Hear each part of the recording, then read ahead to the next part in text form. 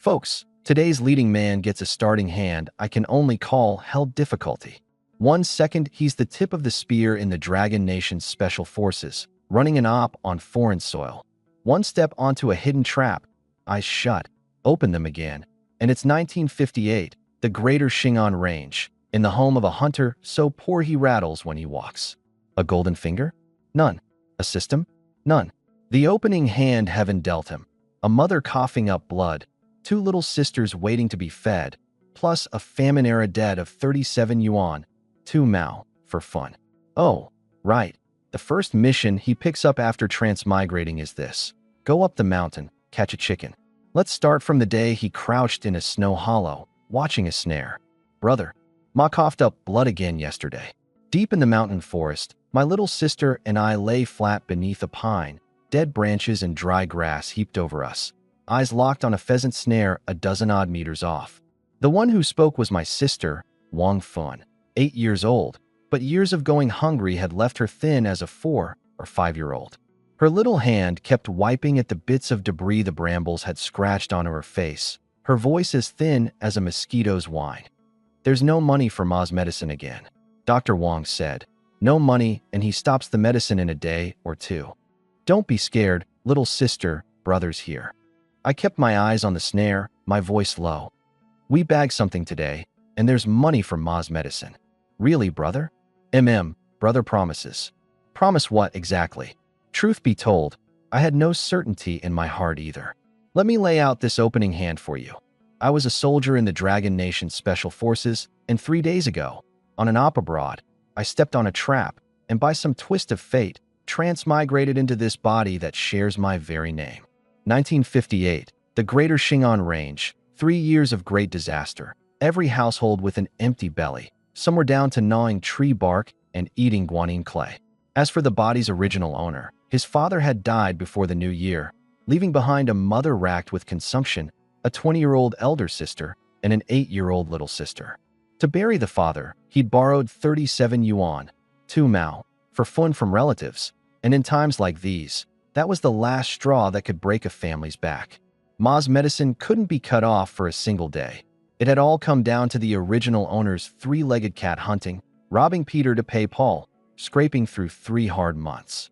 The last half-bun in the house had hit the bottom last night. Whether we ate today rode entirely on this trip of mine. I glanced at that snare and nearly lost it. Well now, the snare the original owner had set was practically performance art. Wrong size, wrong height, not even any camouflage.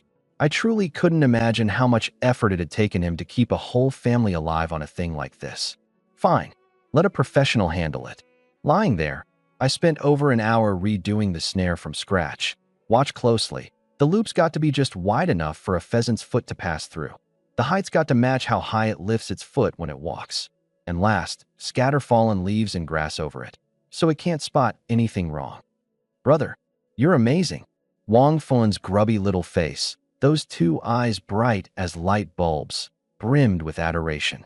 All right, this little sister really did know how to make a person feel good. I ruffled her head, indulgent. Sweet-mouthed you. Brother, eat this. She suddenly propped herself half up and, ever so carefully, drew something out from inside her clothes. Half a cornbread bun, palm-sized, its edges gnawed ragged, wrapped tight in half a sheet of clean oil paper. Last night Ma had us eat buns. I couldn't bear to. I knew you were going up the mountain today and was afraid you'd be hungry. Folks, I'm telling you straight. In my last life I'd walked through fire and over knives, seen it all. And now, an 8-year-old slip of a girl, starved down to skin and bone, breaks me clean apart with half a cornbread bun. I was just about to say something. Not far off, the waist-high tangle of dead grass rustled, the stalks swaying. Shoo, quiet, we've got game. I clamped a hand over Wang Fun's little head, and the two of us pressed flat against the snow. The snow, of all moments, chose now to come down hard. Goose feather flakes, driven by the cold wind, and in no time, they'd laid a white quilt over the two of us. Wang Fun was frozen, her little nose scarlet, snot all but hanging in icicles, yet she made not a sound, just stared into the distance. My heart twisted. I reached out and laid my hand over her head to block the wind for her. The little one nestled closer into me. Today, whatever it took, I'd see Ma get a mouthful of meat. Cheep, cheep, cheep. I don't know how long it was before a pheasant finally darted out of the grass, feathers bright, crest brilliant, glaring against the white snow. Brother, a pheasant. Wang Fun's eyes went round in an instant. Keep it down, don't spook it. My gun hand was slick with sweat. It wasn't that I'd never seen the world. It was that this one bird mattered far too much to our teetering household. 7 or 8 caddies, enough for the whole family to have a meal of meat, and the rest could be traded for cash. Ma's medicine money for today would be covered. But the thing was born timid. In snow half a foot deep, it took a step and looked around for ages, and in 10 some minutes had moved only a few meters. I kept telling myself, steady, wait a bit more, let it walk into the snare. It drew closer and closer, a few steps from the snare now. Soft and slow, I lifted the hunting gun off my back and set it on the snow, in case it broke free, so I could be first to pounce. Just one last step. Crack, a dead branch under the snow snapped. Squawk, squawk, squawk. The pheasant's feathers bristled in an instant, wings beating up a flurry of snow. It was about to bolt. No, without a thought, I drove from waist and legs and shot out like an arrow off the string, throwing up a wave of snow. Brother? Wangfen cried out. But in almost the same instant, a wave of snow burst up on the pheasant's other side too. A lithe, jet-black shadow, carrying a low muffled growl, faster than me, lunged straight for the pheasant. The pheasant shrieked, dove into the dense forest, and was gone. And I, unable to rein in my charge, crashed headlong into that black shadow. I focused, and my pupils shrank. A jet-black wild wolf. Blood-red eyes, fangs bared wide, fixed right on me. Grr. The snow was too deep. My lunge just now had never found its footing, and this collision knocked me down hard, pain and dizziness sending the world black. The wolf pounced like a thing possessed, its claws tearing several gashes in my outer coat in a few strokes. A woo, a wolf howl, shaking the loose snow from the whole forest into a tremble, carrying far, far off. Bad. Wolves are pack beasts. They hunt in groups. This was a lone wolf cut off from its pack, but a lone wolf's howl is a call to its kin. Before long, this stretch of forest would be ringed by a whole pack of red-eyed, starving wolves. A special forces soldier in his past life, first day transmigrated, hadn't caught so much as a chicken, and had first served himself up as meat for a wolf's jaws. But I, Wang Ming, had no intention of meeting my end here. No gun on me, and 8-year-old Wang Fun at my back. If a pack really fixed on us, the two of us were 10 times dead with no way out. In a flash of lightning, the wolf and I tangled into one, white snow flying. Brother! Wang Fun's sobbing cry burst by my ear. A massive force clamped down on my right arm, fabric ripping, the pain piercing. The beast meant to tear my whole arm off. My own temper flared. I forced a savage curse through my teeth, my left hand shooting for the dagger in my boot. Shing! The blade cleared its sheath and drove straight into the wolf's chest. A wet squelch, warm blood spattering my face, the reek of it shooting up my nose. The wolf howled fiercer, its grip on my arm tightening rather than loosening, as if in a last desperate, all-or-nothing fight. Off! I snarled, and the dagger went in another inch. The wolf gave a strange cry.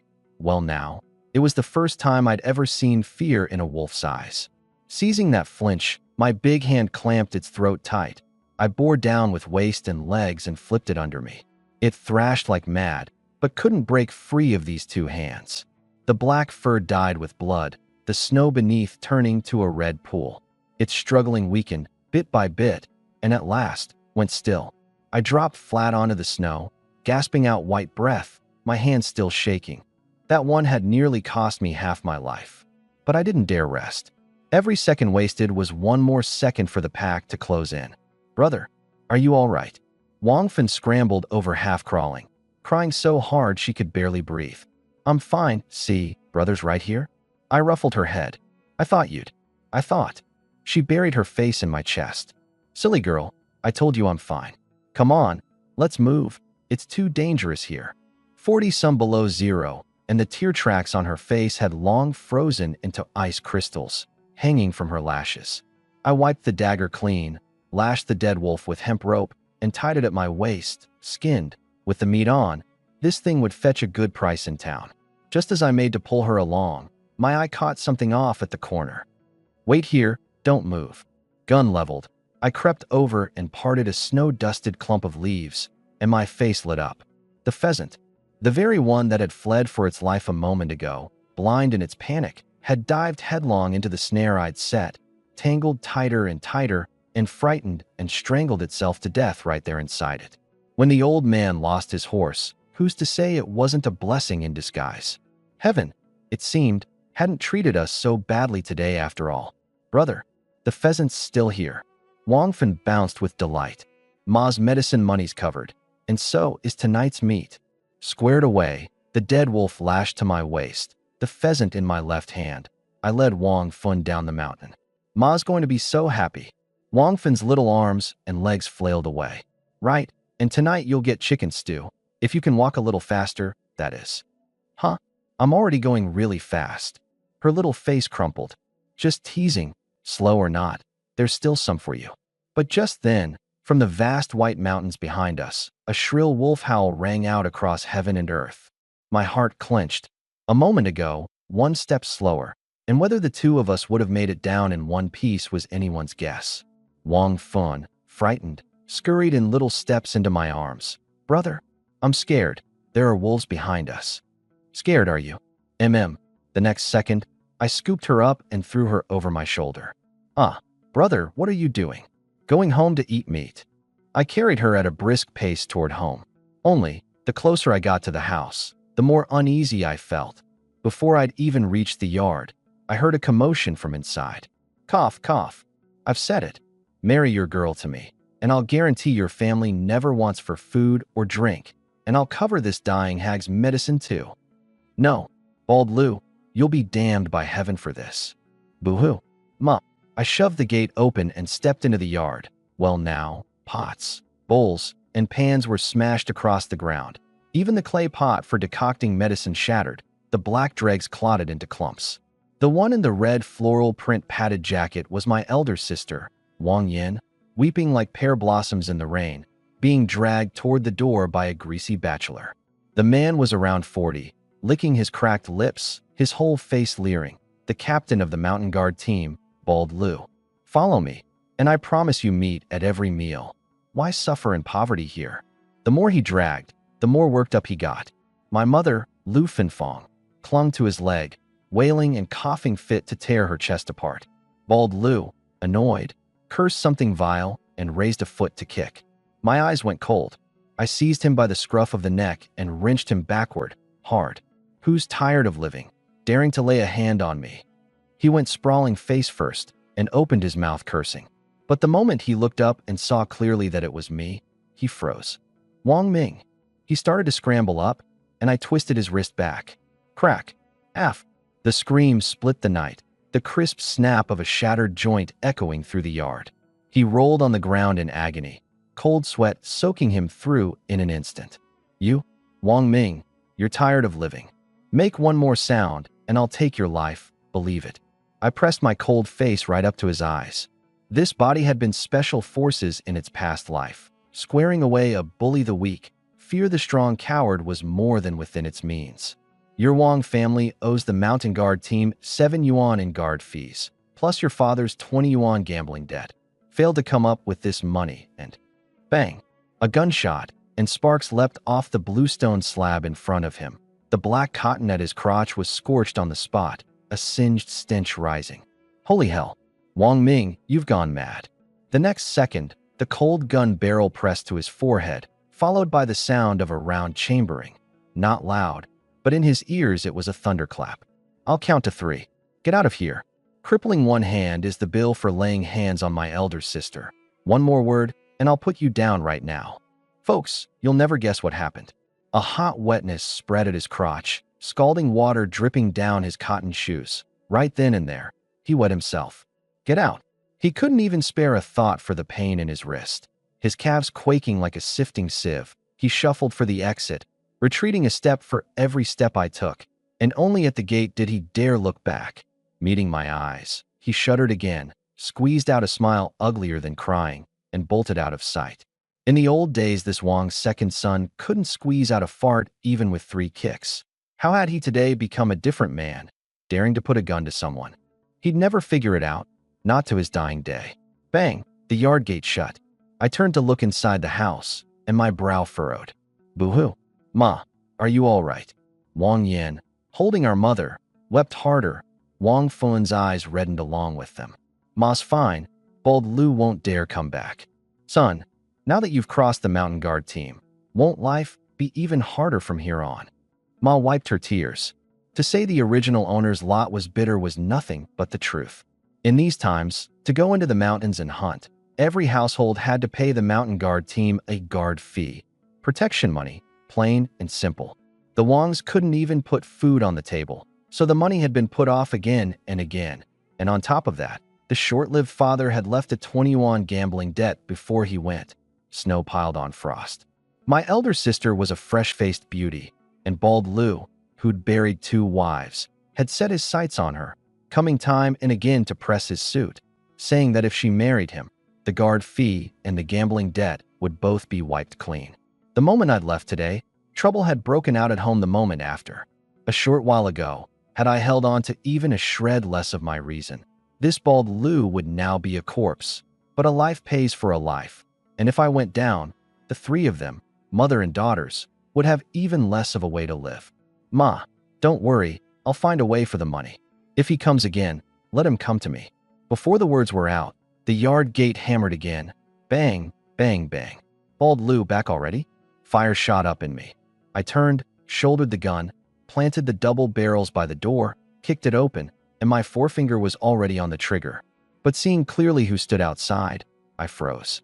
A weasel-faced young man, in a greasy black coat, snow flecking his half-flap cotton cap, the gun barrel pressed to his forehead, so frightened the cloth sack in his hands nearly slipped loose. Guzzi, what are you doing here? Holy crap, Brother Ming, what are you doing? By the memories, this Guzzi had grown up bare-bottomed alongside the original owner. They were close.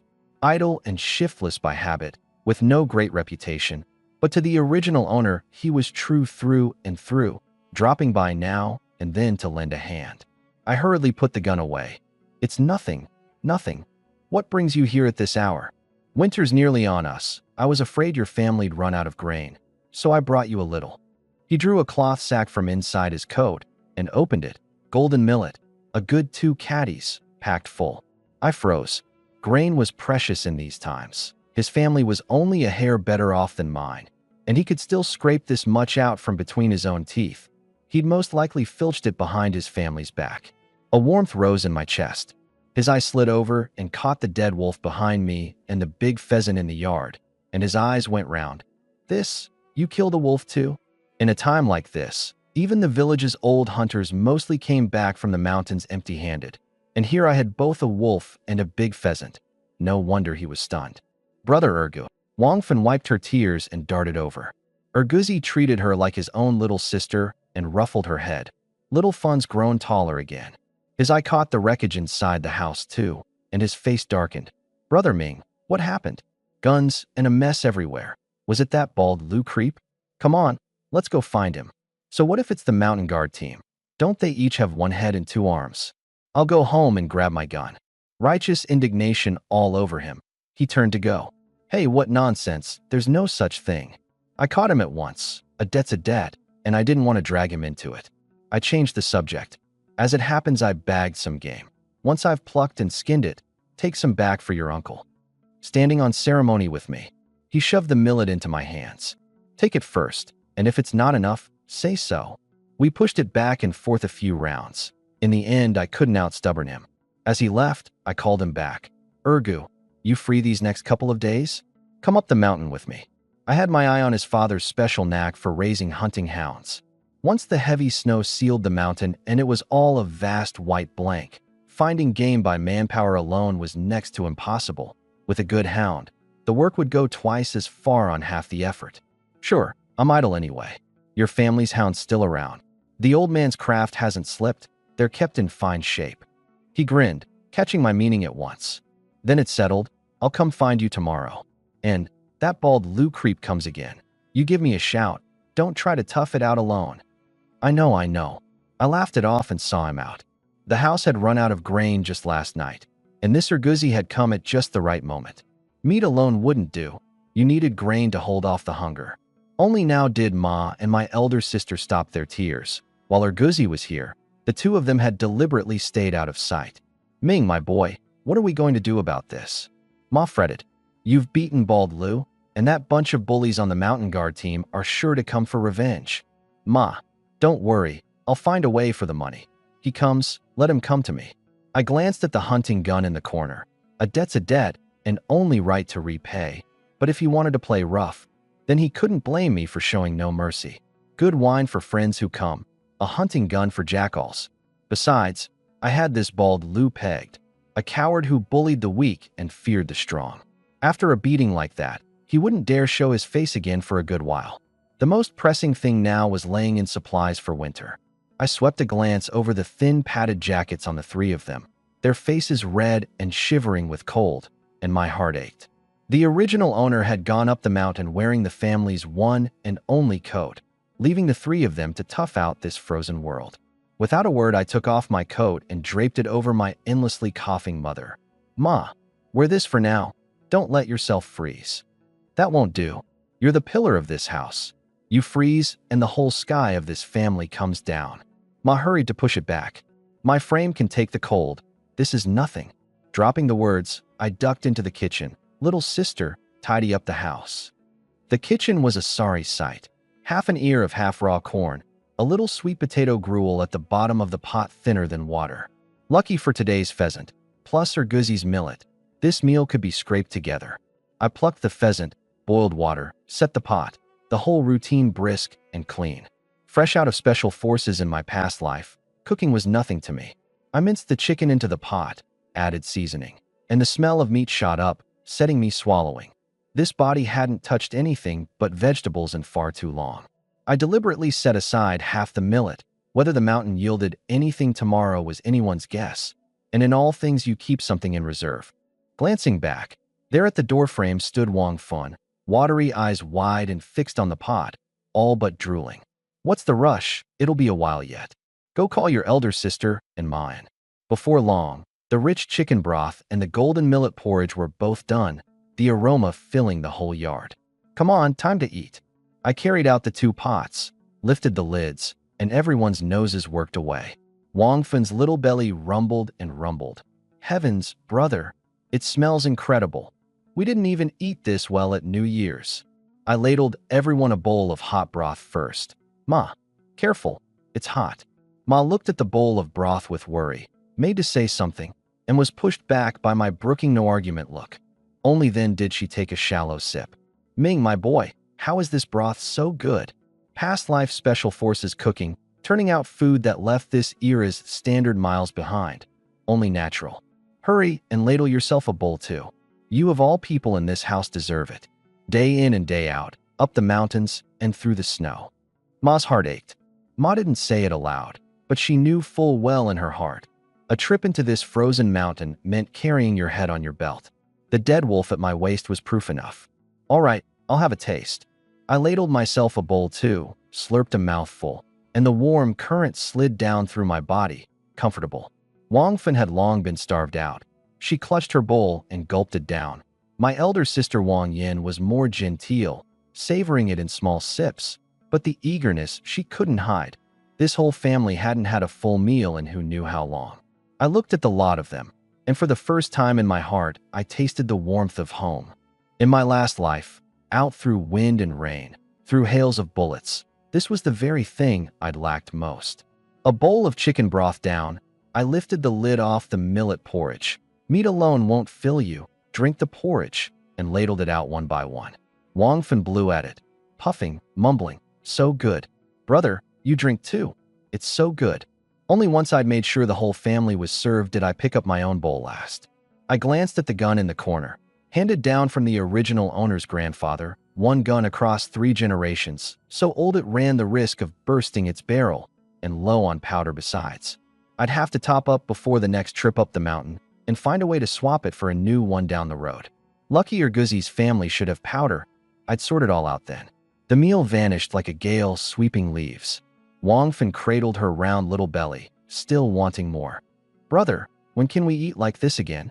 Greedy thing you. My elder sister arched a willow brow. In a dead cold freeze like this, getting one such meal is already a blessing. Brother said, from now on we'll get to eat meat every day. I ruffled Wang Fun's head. Really? Second brother, don't spoil her. Up the mountains and back every day? It's so hard on you. My elder sister's eyes, fixed on me, were full of tender concern. Enough, sis. Finish up and rest early.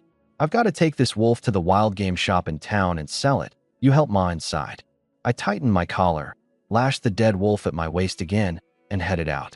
Near the gate, Wang Fun came toddling after on her short little legs, holding up a coat. Brother, Ma says put it on. They've all turned in, they don't need it. As if I didn't know the state of things inside. Drafts on every side, bedding so thin the cotton poked out. The three of them huddled together for warmth and still freezing badly. This was Ma, afraid I'd be cold. Now wasn't the time to stand on ceremony. Go out in a single layer and frostbite was certain. All right. I took it and pulled it on. That little leftover warmth inside the coat was cozy. That's enough.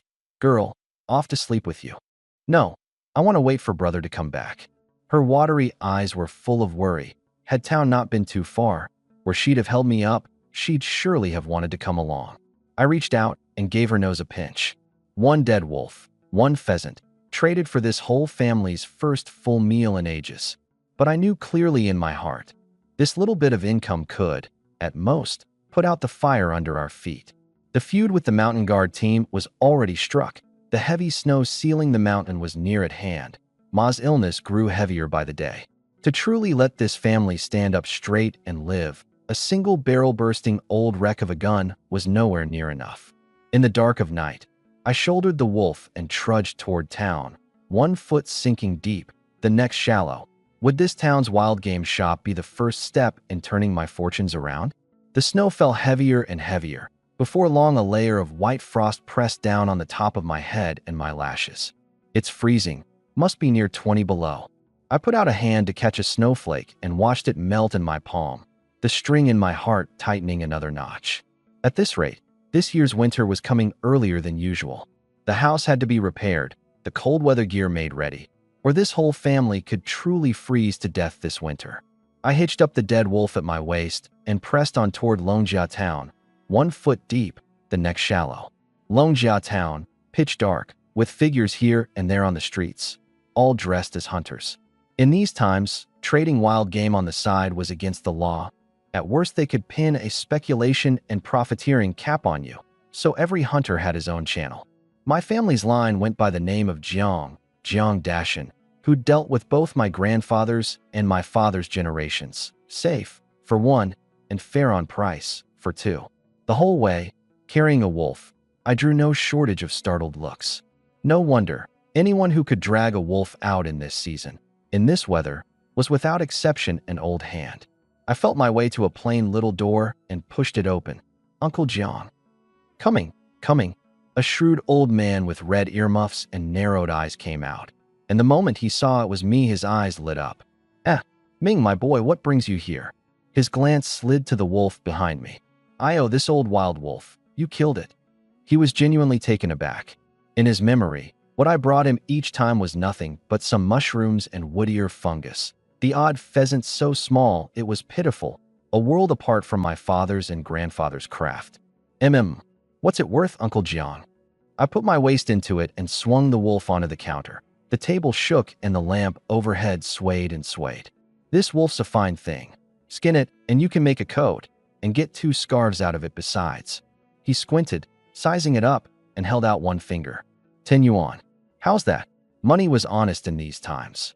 Rice a mao to a caddy. Pork over 4 mao. 10 yuan could trade for 20-some caddies of fresh meat.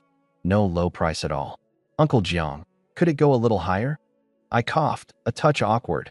Ma's medicine, winter coats, food, money needed everywhere. Jiang Dashin paused, then smiled. All right, 12 yuan. Call it a favor to old man Wang. Deal. He pulled a wad of crumpled bills from under the counter and counted out 12 yuan. I took them, tucked them carefully into the inner pocket of my coat, and patted it again. This was a whole family's lifeline money, not a hair of it to go wrong. Oh, right, uncle. You've got any of, around? My eyes lit up, and I made the motion of squeezing a trigger. In a place like this, with money you could buy anything. The rules were loose in these times, and someone hauling out a light machine gun wouldn't make me blink. That wreck of the original owners was old enough to burst its barrel. For someone special forces trained like me, it sat all wrong in the hand. Oh, didn't your father leave you a gun? Lost it.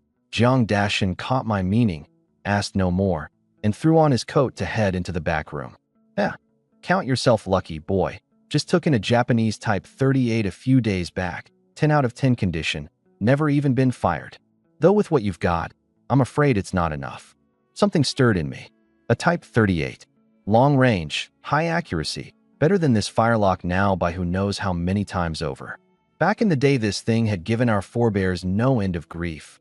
I had an inborn aversion to the little devil's gear, but if it really was 10 out of 10, I wasn't so put off after all. Jiang Dashin dragged a thick wooden case out of the back room, set it on the table, and snapped it open.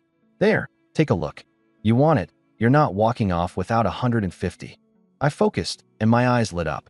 In the black case lay a dark brown rifle, the barrel giving off a cold gleam under the lamp, the body long and slender, kept like new. Beside it, 2 boxes of golden 6.5mm cartridges, stacked neat and even. With this, going into the mountains, never mind hitting every shot dead on. Dropping a dumb roe deer 200 meters out would be no problem at all. I caught up the rifle, worked the bolt and chambered a round in one clean motion, shouldered it, took aim, the whole sequence crisp without a wasted move. Ming, my boy, you.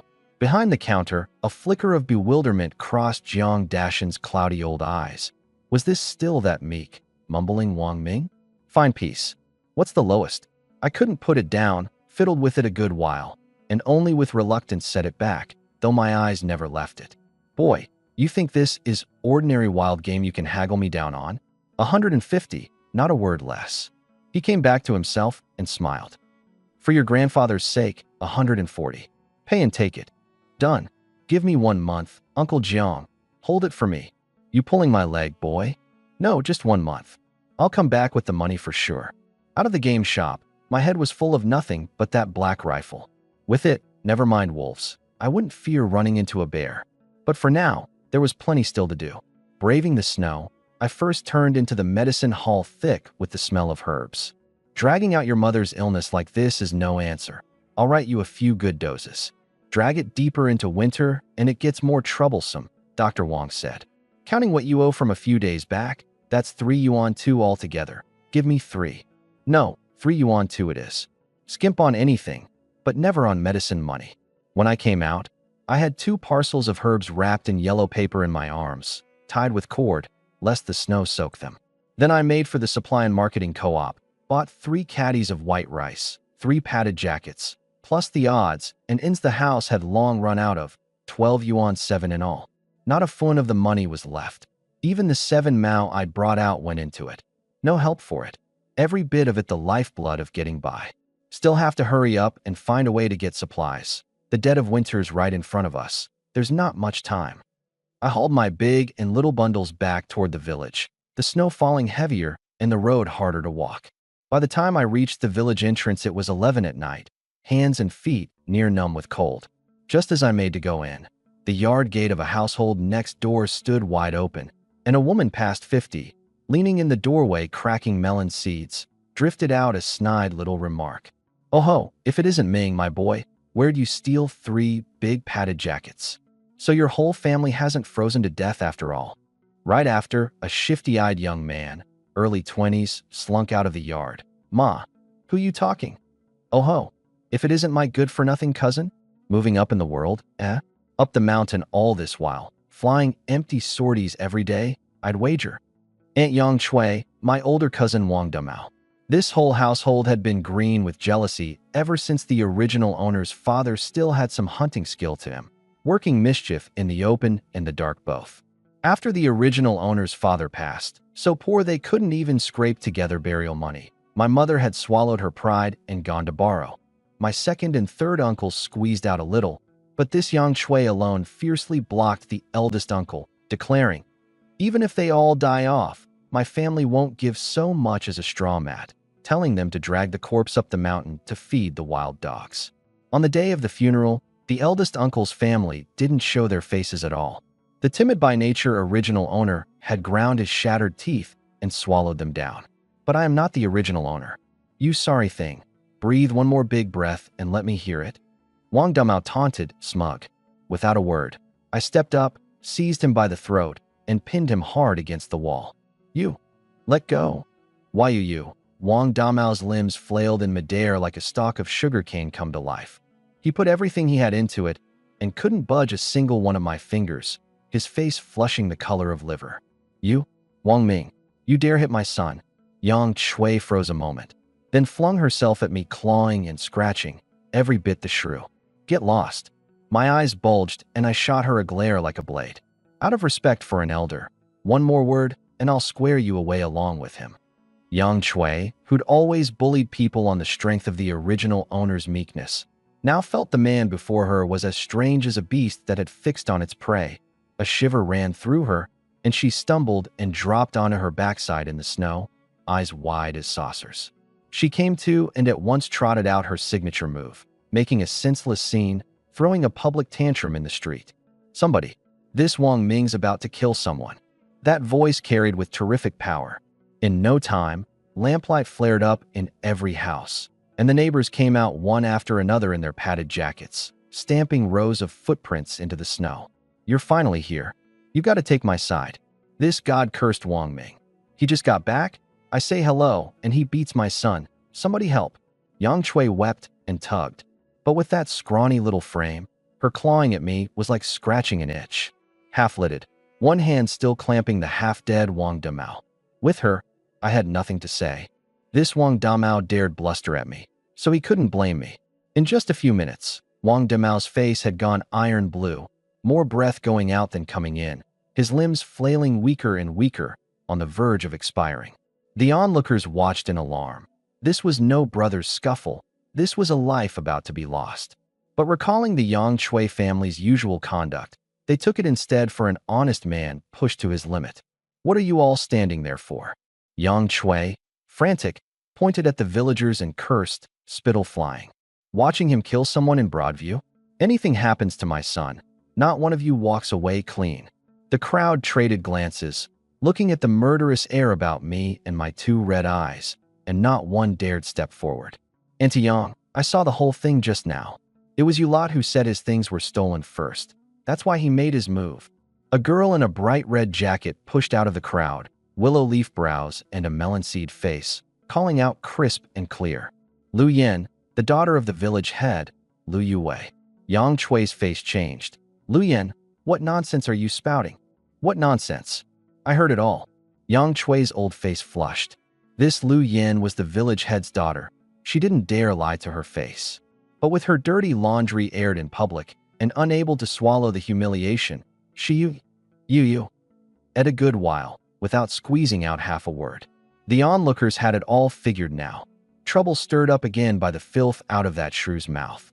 One of the older men in the crowd, seeing things had gone too far, cinched his jacket and stepped out. Ming, my boy, that's about enough. Don't really cause a death. I didn't move. The old man's face stiffened. He turned and barked at Yang Shui, still hollering. Hurry up and apologize, or do you want to watch your son die in front of you? Yang Shui, red to the ears, opened her mouth to curse again.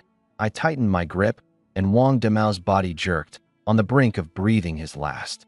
She went soft with fright on the spot, and all but knelt. Ming, my boy, it was Auntie's foul mouth. It was Auntie's fault. In front of all these neighbors, Auntie apologizes to you. Won't you let Damao off?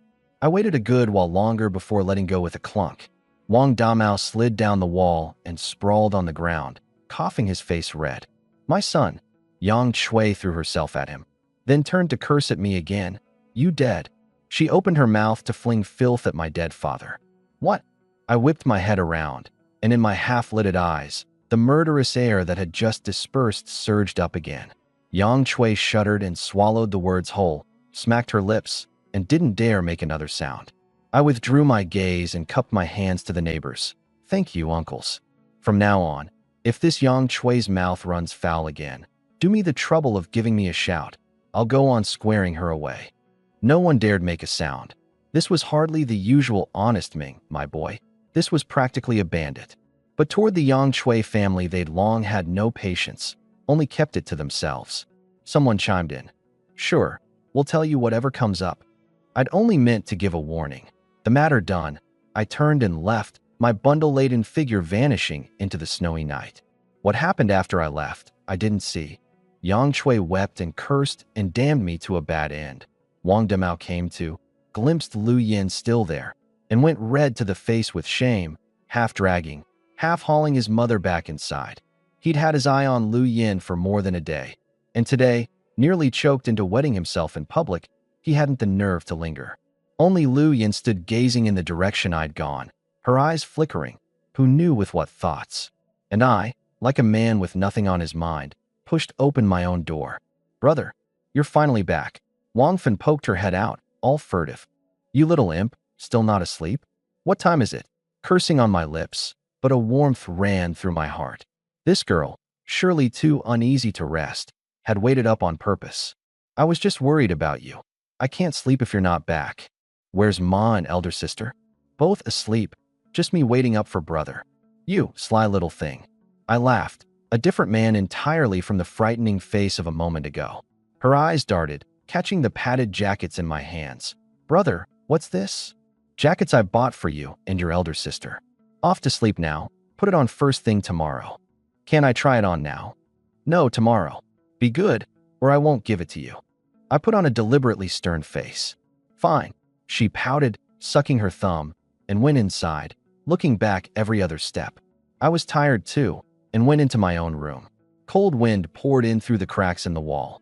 On the mottled earthen Kong lay a thin quilt, patch upon patch. The original owner had warded off the cold these past 2 weeks on this scrap of a thing. No wonder he'd suddenly dropped dead. Still have to hurry and fix the house up. I lifted the quilt, lay down, and in no time sank into deep sleep. The next day, I was woken by Wang Fun's shouts. Pushing the door open, I found my elder sister Wang Yin sweeping snow in the yard, Wang Fun bouncing about. And the moment she saw me, she flung herself over. Brother, you're awake. I caught her and ruffled her head. Just woke up and already trying to bowl your brother over? I am not. Second brother's up? Have a few bites quick. You must have worn yourself out last night. Wang Yin smiled sweetly and brought a small half-pot of millet porridge out of the kitchen, golden and thick, still steaming. Have you all eaten? I didn't touch the bowl. I ate. Elder sister and I both ate. Wang Fen stared at the porridge, swallowing, the words at her lips knocked back by a look from Wang Yin. With that greedy look of hers, did she look like she'd eaten? I knew full well in my heart. Wang Yin and Ma surely hadn't born to eat, and had left it on purpose for me. Here, drink the porridge, you're at a growing age. I ladled a bowl and pushed it into Wang Fun's hands. Her eyes rolled, hunger plain, but she didn't dare drink, her gaze slipping sidelong at Wang Yin. It's fine, elder sister won't let you eat, but second brother says you can. I shot her a wink. Quick, drink it now or there'll be none left. You really? Up the mountains and through the snow all day? How's this life to go on if you don't eat your fill? Wang Yin, helpless and pained. Only then did Wang Fen boldly cradle the bowl and slurp away, eating with relish. I forced the rest on Wang Yin, and only when the two of them had each drunk half was it settled. Right, it's getting colder. I bought jackets to tide us over. Once I've gone up the mountain and bagged a couple of dumb roe deer, I'll have new ones made for you. Done eating, I took out the jackets and rice I bought yesterday.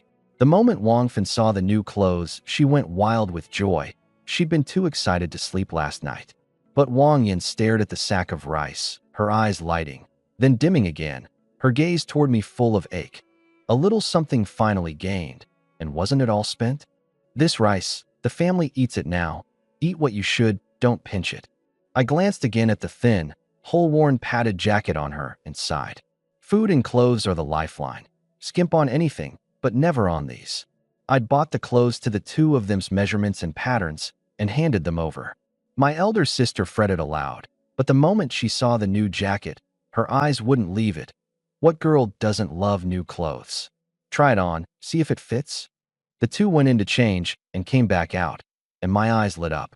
My elder sister was lovely to begin with. In a new jacket, she was like a lotus newly risen from the water, and Wang Fun, with that rosy little face, was a living porcelain doll.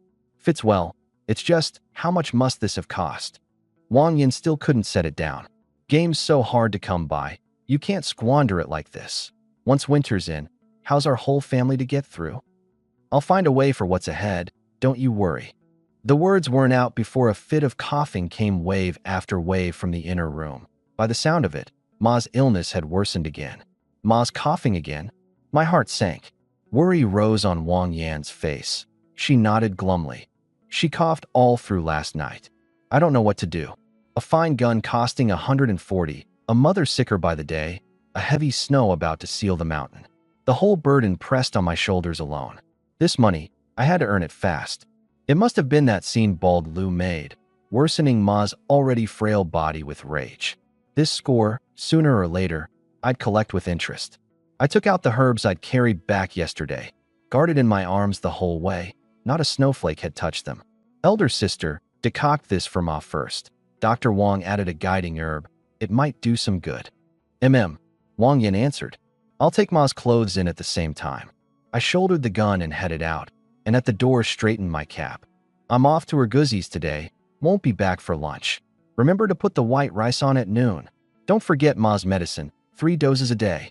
The words dropped and the man was gone, leaving Wang Yin slapping her thigh at the door in a fluster.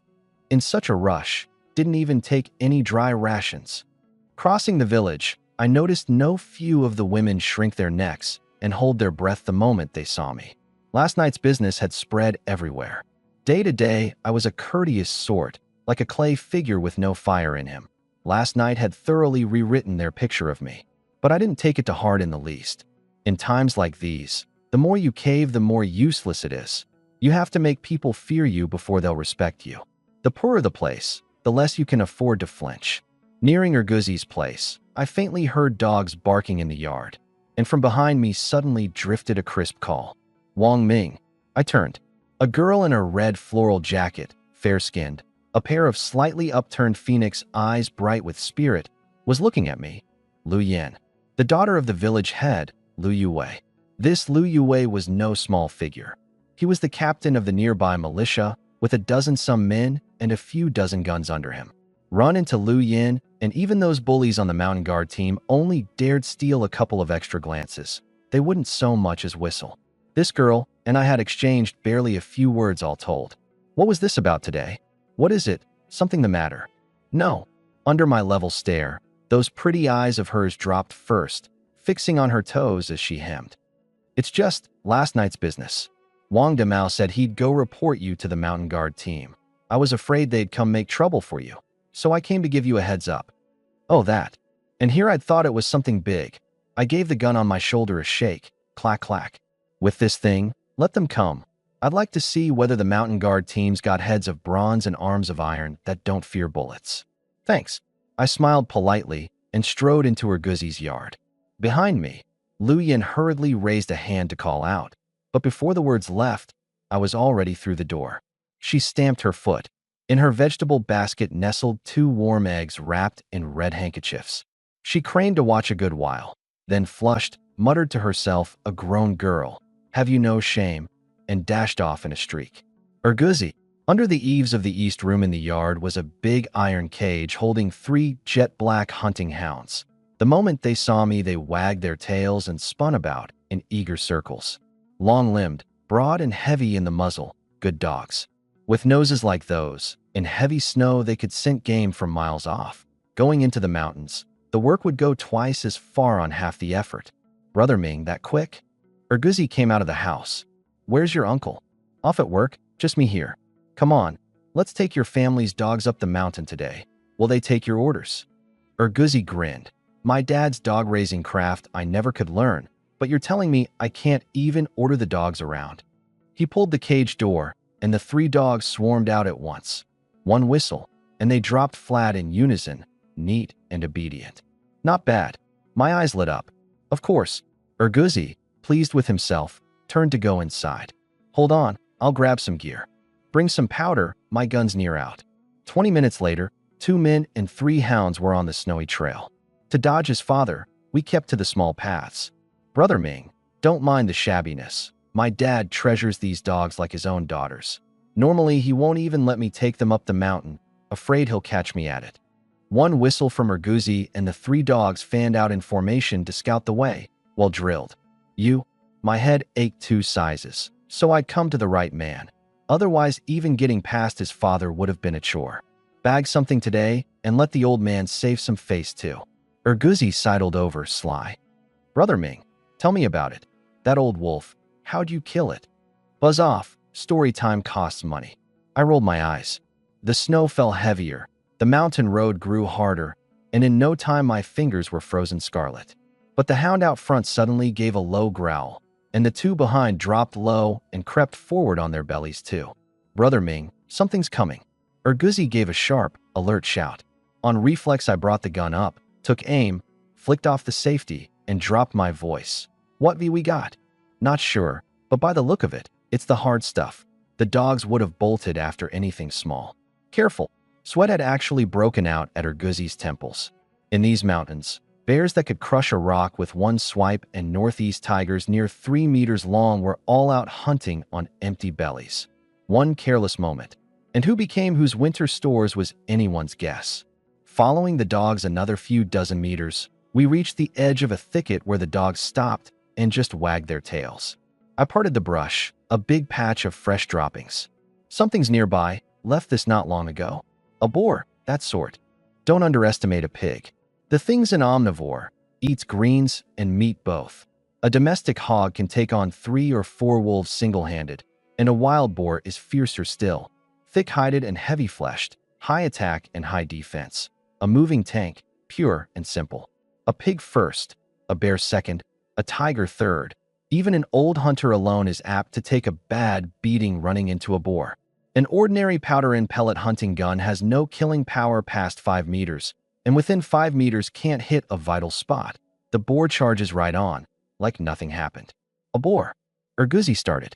Then do we go on or not? Don't rush, let's see how it lies. An adult boar runs over 200 caddies, gutted, still 100-some caddies of fresh meat.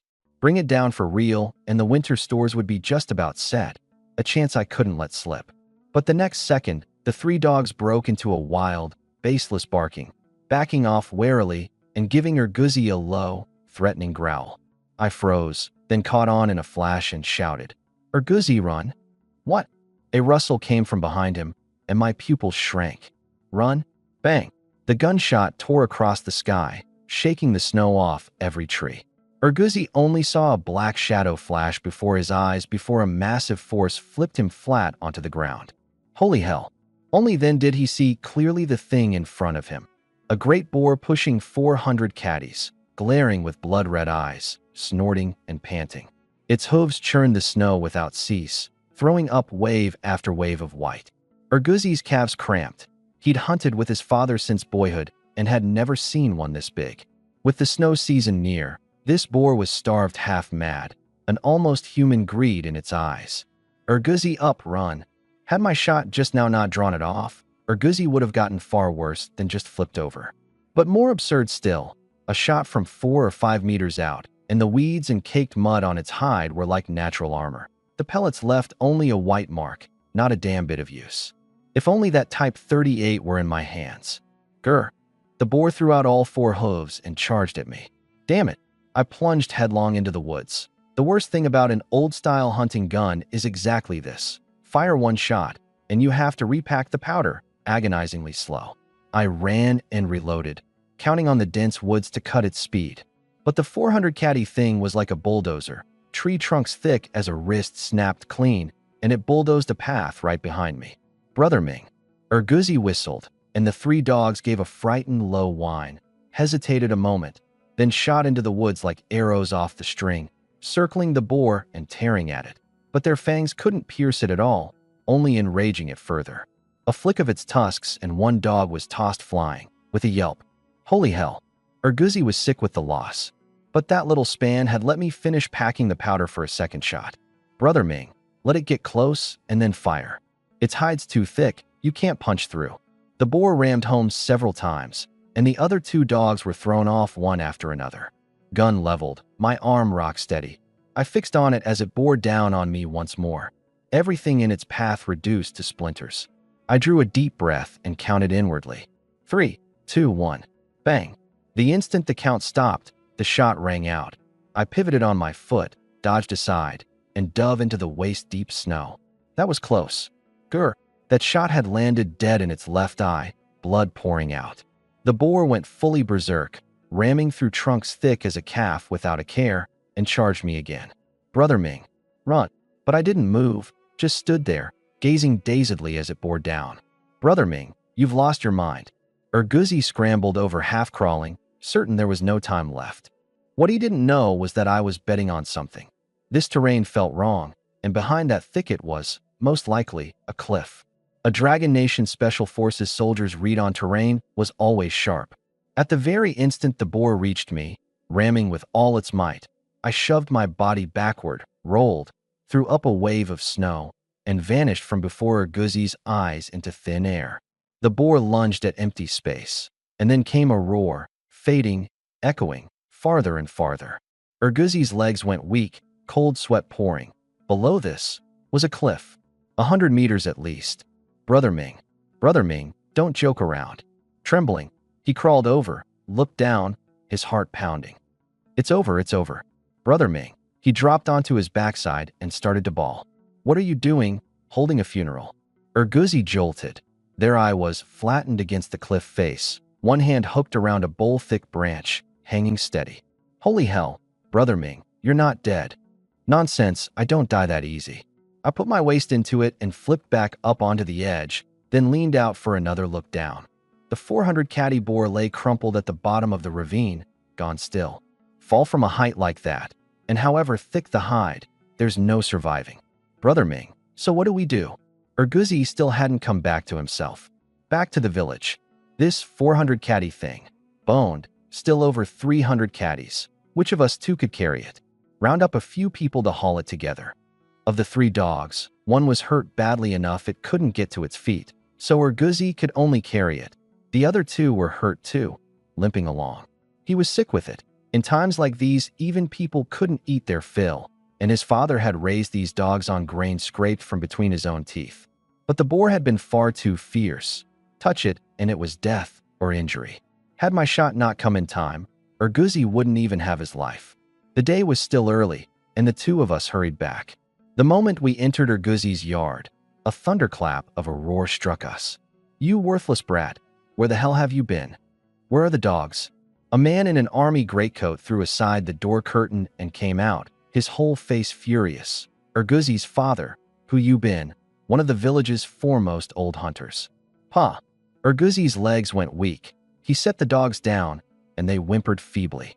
The sight of the dogs hurt this badly had Hu Yubin snatching up a broom to thrash him, giving me no peace. Out for barely a moment, and you sneak off. Anything happens to these dogs, and I'll have your hide. I hurried to block him in front of Urguzi. Uncle, hold off.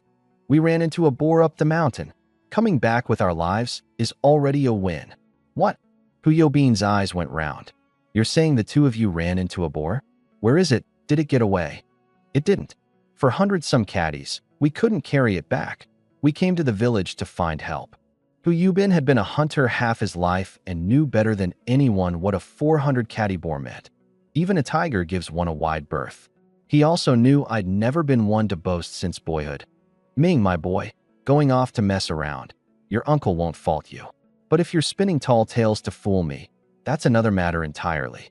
Uncle, you know me. You can't trust my word? Urguzi poked his head out from behind me too. It's true, Pa. For 100-some catties, the one boar crashed at the bottom of the ravine waiting for us to haul it. Don't go now and a beast carries it off. And all our troubles for nothing. Hu Yubin looked the 2 of us over a good while, and seeing we didn't seem to be lying, knit his brows. Fine.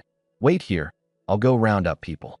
A short while later, he came back leading a lean, dark, wiry man in his 40s, one of the village militia, a man under Lu Yue. He also wheeled out from the backyard a blood-stained wheelbarrow, the one used for hauling wild game. Ming, my boy, lead the way up front. The few of us pushed the barrow, treading the snow, and headed up the mountain again. But after Tinsum Lee, Urguzi, where's this boar of yours? Not so much as a single pig hair. Huyobin's face was ugly. You spinning nonsense again, boy? That's not right. I clearly remember it was here. Urguzi stared wide-eyed at the vast white snow, scratching his head in bafflement. You little wretch, if we can't find this pig in a minute, see how I sort you out. Huyubin huffed, pushing the barrow, his face black, and shot me a glare too. Looked honest enough usually, but here he was leading Urguzi on a fool's errand. I let it wash over me, my mind matching the cliff against where the boar had fallen as I pressed on ahead. Brother Ming, did we take a wrong turn? Urguzi was pouring cold sweat. No, I remember it dead clear, this direction. A bit farther on, the view opened up, a snow-covered ravine. I lifted my head, narrowed my eyes, and pointed at that dazzling white cliff. If I'm not mistaken, the boar went down right from here. It really fell from here. Huyobin's eyes went wide. That's right, Pa. Brother Ming put a shot in its left eye. It charged him in a frenzy. Brother Ming dodged, and down it went. Huyubin sucked in a cold breath, privately thanking heaven for my dumb luck. So where's the pig now? I pointed at the snow ahead. Should be over there. Let's go look. Sure enough, drawing near, we saw scattered bloodstains, half buried by fresh snow but still recognizable. Quick, quick, quick! Huyubin lit up and urged us on faster. The stone in my own heart settled too. This boar was life-saving big game for my family. Split evenly with Urguzi's, and the rest sold, it'd feed us the better part of half a year. Even, the money from it could land me that Type 38. The few of us wound our way to the foot of a snowy slope. Pa, this is it. Huyubin and the militiaman exchanged a glance, each seeing the delight in the other's eyes, set down the barrow, and bent to digging. Urguzi and I joined in too. 4 men working together quickly hollowed out the snow slope. Underneath, nothing at all. My eyes darkened. Urguzi, frantic, was sweating and muttering. Impossible, my brother Ming wouldn't misremember. You two little wretches, fun toying with your old man? Huyobin's face was iron blue. He hauled Urguzi up by the collar. Uncle, I'm certain I didn't misremember. My face cold. I swept the surroundings. Can't find it. Then we've been played. The pot snatched right out from under us. The militiaman counseled. Old Hu, don't get worked up. Look a bit more. Maybe it's buried under the snow. That patch of blood had been spilled not long ago. There really had been something here. The few of us widened the search, risking frostbitten fingers, prying through the snow inch by inch. 10 some minutes later, every one of us slumped down black-faced. But for the blood, nothing. You little Ree. Uncle, there are drag marks over here. At my shout, the few of us sprang up. Well now? So someone really had beaten us to it, and hauled off the 400 caddy haul. In the direction I pointed, straight ahead in the snow, a blood-streaked drag trail ran clear, stretching toward the village. Quick! After it! We might still catch up. Huyubin barked, pushing the barrow along the trail. Urguzi, the militiaman, and I chased after, black-faced. Half a day's hard work, not a pig hair to show for it. And the meat at our very lips snatched away. Who could swallow that? Across the snow, several figures pressed on, 1 foot deep, the next shallow, faster and faster. That blood-streaked drag trail ran straight for the village. Whoever this master was who'd stolen our haul had nerve to spare. Who, exactly, dared dig at the god of the year's head, pick a fight with the wrong man?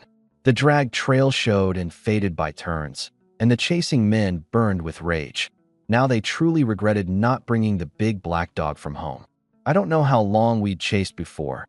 Up ahead, several figures finally came into view, along with that blood-covered boar. Damn it.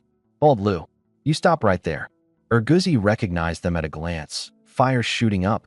The pig had been right there, and now it was gone. So the mountain guard team had gotten there first and taken up petty thieving. The men up front halted, set down the boar, and turned. The one leading, a big strapping fellow, Lu Dezhuang, Bald Lou's lackey, hands on his hips, smug all over. Oh ho, Urguzi. What? This your pig? Cut the crap. This is what Brother Ming and I bagged. Urguzi was iron blue with rage. Just you two? Bag a boar. Don't make me laugh my teeth off. Lu Dezhuang burst into mocking laughter, and Bald Lou shot me a sidelong, scornful look. You say you bagged it, and so you did? Who doesn't know Wang Ming's a famous coward? All the game he's caught in his life you could count on one hand. Urguzi was shaking with fury and about to throw himself at them when Hu Yubin caught him. Hu Yobin's face was grim. Don't push it too far. This pig really is Ming, my boys. They came back to fetch help, and you went and… You say they bagged it, and so they did? Where's your proof? Bald Lu sneered, the few beside him chiming in. Right. Don't go coveting a good thing the moment you see it. Hu Yubin was iron blue with fury, but had no proof to produce. I nudged Urguzi aside and stepped out, and without a word raised my hunting gun, leveled it at Bald Lu, and chambered around. You want proof? I'll put a shot in you right now. Compare the bullet in you with the one in this pig, and won't we know whether I bagged it? Bald Lu's face went sheet white, the fear of being lorded over by my Wang family flooding up in an instant. He couldn't say why, but he knew this Wang Ming, now, truly meant what he said.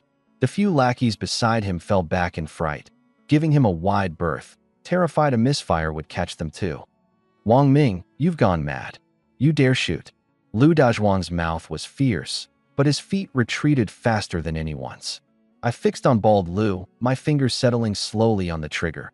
I'll say it once more, the pig is mine. Don't want to die? Set it down. Otherwise I don't mind going down together with you lot. I'd had enough of this rotten life. Couldn't get this pig back, and I truly was past caring. Bald Lu's legs went weak, and a hot stream coursed uncontrolled down between them. Folks, by my count, that's now the second time this fellow has wet himself in public. Just as it looked like he'd give in, Hu Yubin rushed over and pinned my arm. Ming, my boy, don't be rash. You can't fire. Going to jail over scum like this wasn't worth it. My eyes went sharp. I struggled a moment, then slowly lowered the gun. A lost pig could be hunted again, but fire that shot and I was finished, and then the three of them, mother and daughters, could only wait to die. Bald Lu breathed out, and his smugness returned.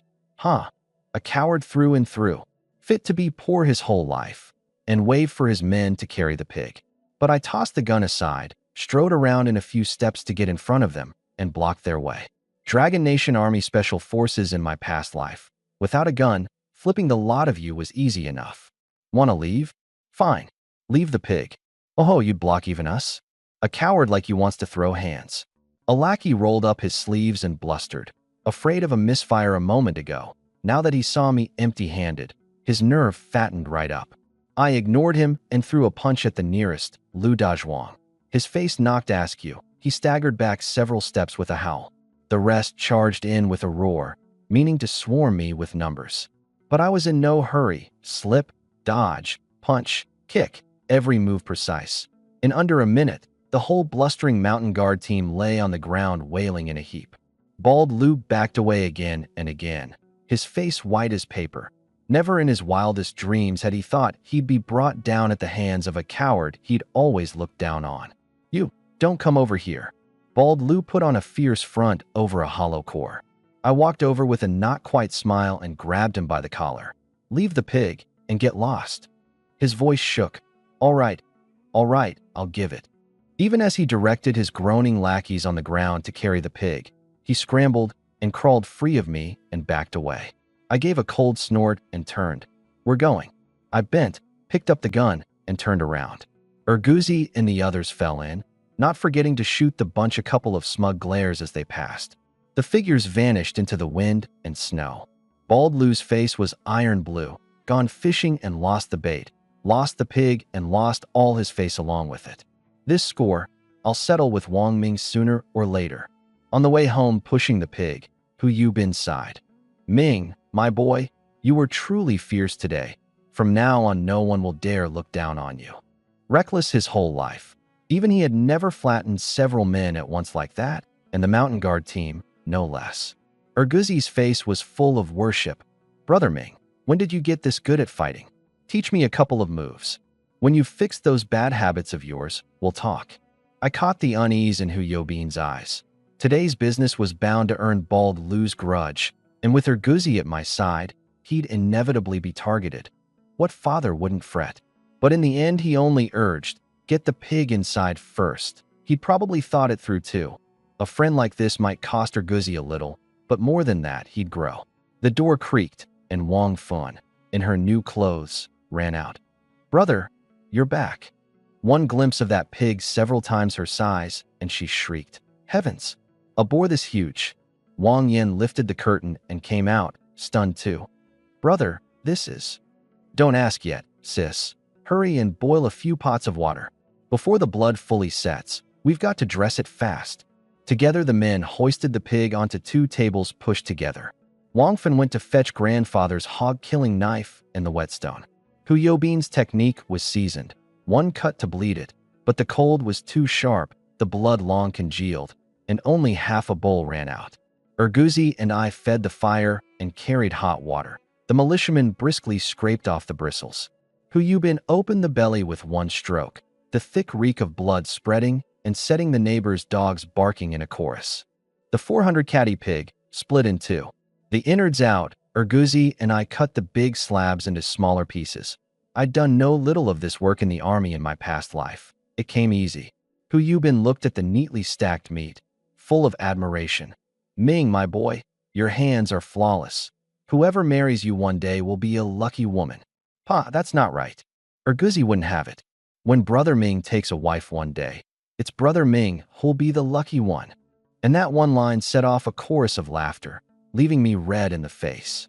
"All right, enough teasing. Take the meat to the kitchen and have your elder sister stew it. Let's have a few bowls first."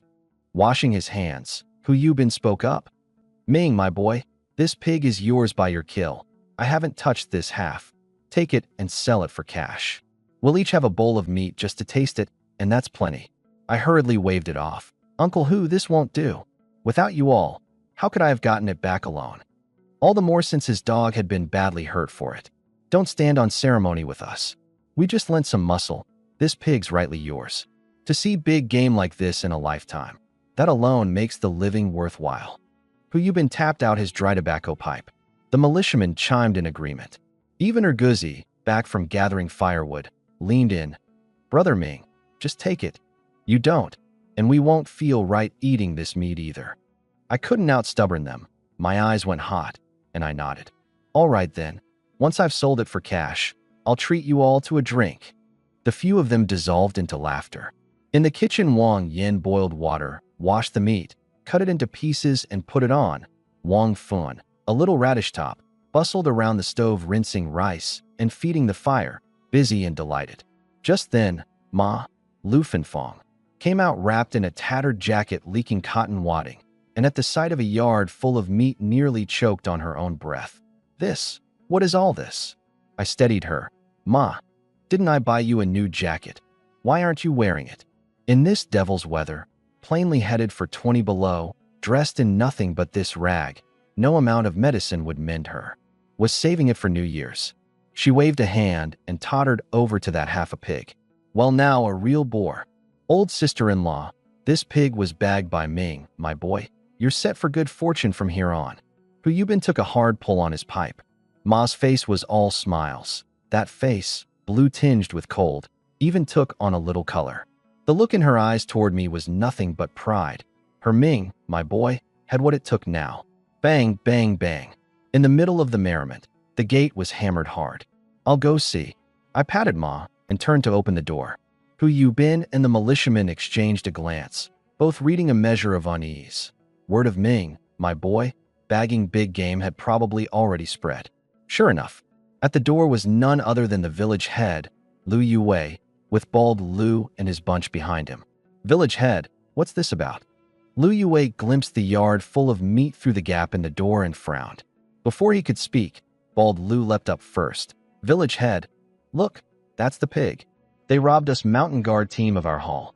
You've got to take our side." Right. We can all testify." The few lackeys hurried to chime in, their looks at me full of gloating.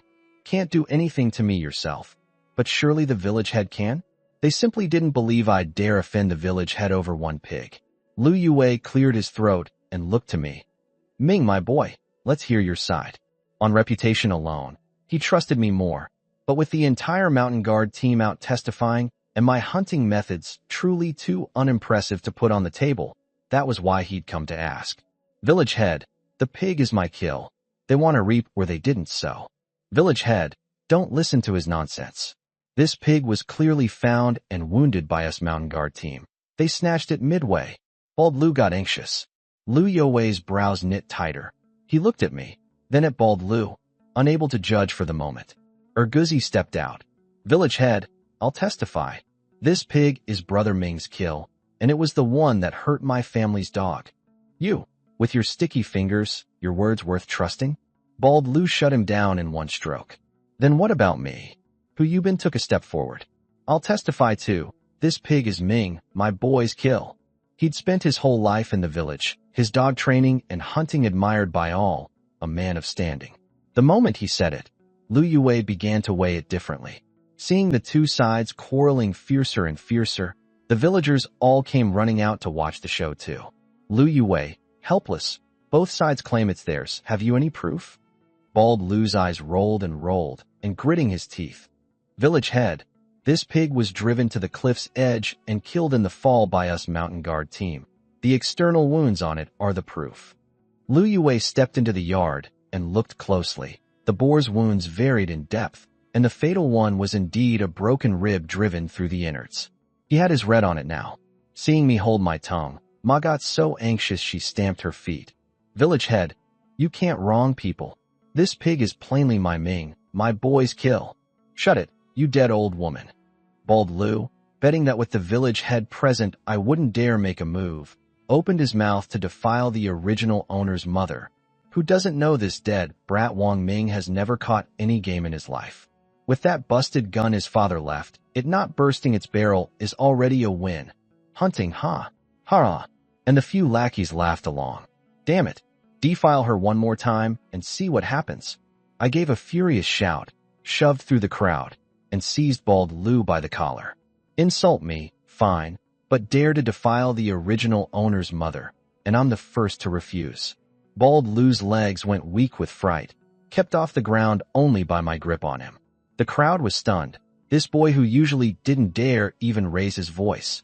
How was he so hard today? Lu Dazhuang's mouth was still stubborn. Isn't the captain right? Wang Ming's a good-for-nothing. If he could bag a boar, I'd twist my own head off and let him kick it around like a ball. Seeing it about to blow up, Lu Yue was just about to bark them down when I marched Bald Lu over to that half a pig and pressed down hard, all but mashing his face against the pig's head. Ming, my boy. Lu Yue was alarmed. I paid no mind and raised my voice. Open your dog eyes and look close. What's in this pig's eye? I didn't deny the fatal wound was from the broken rib, but this one shot was proof enough. The one who'd gone face to face with the boar was me. Forced to stare at that eye, Bald Lu was at first baffled, until he saw clearly the streak peeking out of the socket, a golden bullet. His pupils shrank. I gave a cold snort, let go, and kicked him sprawling. What? Don't recognize it? That's the proof I left when I shot this pig. You're welcome to dig it out and compare it with the round in my hunting gun. This, maybe you stuffed it in after you robbed the pig. Lu Dazhuang still wrangled. Stuffed it in. I laughed in anger. Go find someone who knows their business and have them look at whether this bullet's been fired. No need to look. Lu Yue spoke up. I've looked. This wound was indeed made by a hunting gun. If you won't accept it, by all means compare the bullets. But I'd advise you, don't court your own humiliation. He saw it clear now. Every word of Ming, my boys, was true, while this Bald Lu was shameless in the extreme. Bald Lu lay on the ground, his face flushed crimson, opening his mouth to argue still. Lu Yue waved an impatient hand. Enough. This pig is Ming, my boy's kill. Anyone who talks nonsense again, don't blame me for being rough. Bald Lu was like a deflated ball, slumped on the ground, unable to get up. I looked at him, a cold smile in my eyes. Bald Lu, I'm warning you. Keep a civil mouth. Or one of these days, you'll come to grief on that tongue of yours. I truly wanted him dead.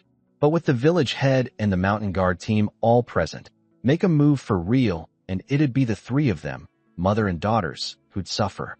I held back. The look in Lu Youwei's eyes toward me carried more admiration now. Ming, my boy, well done. Killing a boar this big. You bring honor to our village. Off to the side, Wang Yan, holding Wang Fun, finally breathed out, a touch of pride on her cold, reddened little face. Ever since their father died, the Wang family had been the sort anyone in the village could trample. Today, at last, they could hold their heads high. Urguzi spat hard in Bald Lu's direction. I knew Brother Ming was the best. As long as it's clear, then, we'll be off, you all eat. Lu Yue, catching the meaty aroma filling the yard, took it on himself to leave. I hurriedly picked out 2 pieces of well-marbled pork belly, wrapped them carefully in oil paper, and chased after him. Village head, a small token. Easygoing as Lu Yue seemed, he was a proper militia captain, a dozen-some men, and a few dozen guns under him. Meat was nothing rare to him. But whether he prized it was one thing, and whether I knew how to conduct myself was another. Lu Yue paused, then smiled and clapped my shoulder. Good lad, I'll take the thought. But keep these 2 pieces for your mother to build her strength back. Don't stand on ceremony. Village head, the pig's no small thing, plenty to nourish my mother. Take it. I pushed the meat into his hands. My eyes suddenly went a little hot. The original owner, soft by nature, had almost no dealings with this seemingly kind, in truth hard kind, village head, and I'd never imagined he could show such consideration for a widow and orphans. This kindness was warm, but a debt of goodwill still had to be paid. Lu Yue sighed, declined no further, clapped my shoulder, and led his people off. Bald Lu, watching this, ground his teeth in hatred. A 400 caddy pig, even kept in his hands, he'd have netted 70 or 80 caddies and picked out 2 pieces to gift around. Instead, he'd gone fishing and lost the bait, and Wang Ming had sent the best meat to the village head besides. Wouldn't the village head favor him all the more now? The glare he shot me grew more venomous. But I didn't care in the least. After today, I'd surely see to it that he had no easy days in the village either. The farce is over, everyone inside to eat. The aroma of meat carried far. Never mind Wang Fun. Even the grown-ups were swallowing. Just before going in, Urguzi caught my arm. Brother Ming, that Bald Lu creep's got an ugly look in his eye. You'd best watch your back. Don't worry, I've got a sense of it. He couldn't kick up any real trouble. Besides, I still had a card up my sleeve unplayed. And there was that iron case Uncle Jiang was holding for me. The thought of that Type 38 set my eyes ablaze. Sell this pig, and landing it wouldn't be far off. A great brimming basin of braised meat came to the table, firm, with a good chew, fragrant enough to leave an aftertaste for 3 days. Wang Fun reached right out to grab it. Brother, I'm hungry, can I eat? Today, eat your fill. I ruffled her head, indulgent. The few of us ate amid warmth and noise, with stir-fried sweet potato leaves and rice broth on the side. Bellies full, Hu Yubin and the others rose to take their leave. I tucked a few pieces of meat on each of them and saw them to the door. Brother, it's this late, where are you off to now? Wang Fun asked, innocent, watching me hoist the other half of the pig onto the wheelbarrow with effort. Keeping this big fellow at home isn't safe. I'll go deal with it. Turn it into cash sooner. Wang Yin, uneasy, threw on her tattered jacket and made to come along. I'll go with you. Bald Lu had eaten a loss today, and knowing you've gone to sell the pig, he's sure to throw a wrench in it. With me along, I can run for help at the key moment. No need. I turned, warmth in my eyes. Once I'm gone, you mind the gate. Watch over Ma and Little Fun. I'll be back soon. Wang Yin wanted to say more, but I'd already pushed the barrow out the door.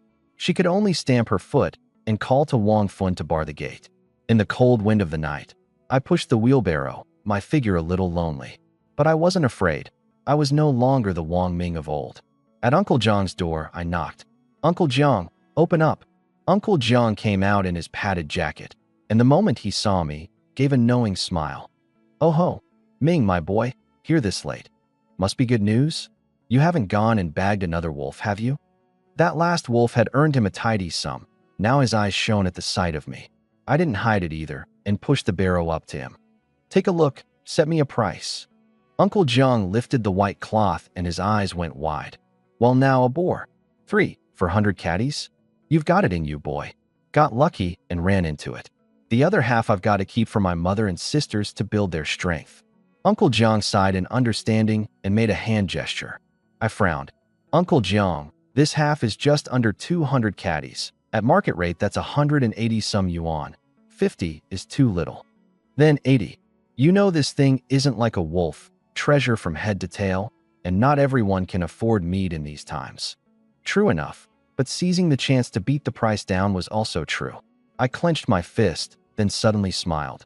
Since it's a bind for you, Uncle Jiang, I won't sell after all. I made as if to throw the cloth back over and go. Hey, don't go. If we can't agree, we'll keep talking. Uncle Jiang got anxious and grabbed me. Boar meat had a market, but no fixed price. When it was scarce, a caddy could be bid up to a yuan. And this place at 20 some below was a natural icebox. Bury it in the snow, and it'd keep a whole year. Fat chance he'd let me leave. Half pushed and half pulled, I went back inside. Here's what. I'll give you this much. Uncle Jiang held up 100. Uncle Jiang, with the wolf last time and the pig this time, my hunting skill, if not the very first, is at least near the top, wouldn't you say? Give me an honest number, and from here on everything I bag comes to you. This trade you profit on for sure. How's that? Uncle Jiang's shrewd eyes spun fast, and he ground his back teeth. 120, not a bit more. Deal. Smiling, I hauled the pig inside. I wasn't greedy, and couldn't be. In these times there was nowhere to sell but the black market, and caught selling on the sly, a speculation and profiteering cap would drop on your head. Uncle Jiang brought out a wad of cash. 120, count it. No need, I trust you. Good lad, you've got nerve. It's late, mind yourself on the road. Carrying a sum this big, he really did worry for me. On the way home, my mood was especially fine. Head down, I made straight for home. That type 38. One more trip up the mountain, and I'd just about have it. Faster than I'd reckoned. Home, and Wang Yin and Wang Fun, who should have been asleep, heard the door and asked cautiously, "Is that you, second brother/brother?" I paused, my heart softening. What is family? This is. Though I'd told them long ago to sleep, they'd waited up until now. It's me. I dropped my voice, afraid of waking Ma. The two opened the door together, and seeing me back safe, plainly breathed out. How much did it sell for? Wang Yin asked eagerly. I drew the wad of crumpled cash from inside my coat and gave it a wave. 120 yuan. That much? Wang Yan's eyes went round. In these times a town worker earned only 20 or 30 a month, and this half a pig had sold for 5 or 6 months of their wages. Wang Fen had no concept of numbers, but seeing her sister so delighted, she beamed too. That's wonderful, brother. We can buy good medicine for Ma, and lots of food to get through the winter. Right, and a few pretty floral jackets for little Fen too. I ruffled her head. No, even with money, we can't spend like that. Wang Yin looked at my gaunt face, her voice quiet but firm. 120 yuan, a good life-saving gun, or first the mother's medicine and the winter grain. If you ran this household, which would you cover first? Team gun, hit 1. Team family, hit 2. Let me know in the comments. So this was the abacus my elder sister was working. I was 19 this year, of an age to be matched. This 120 had to be saved up for my bride price.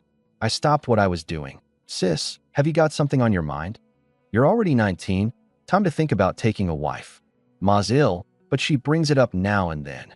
Now that there's money, we've got to see to it first. Her voice caught a little as she spoke.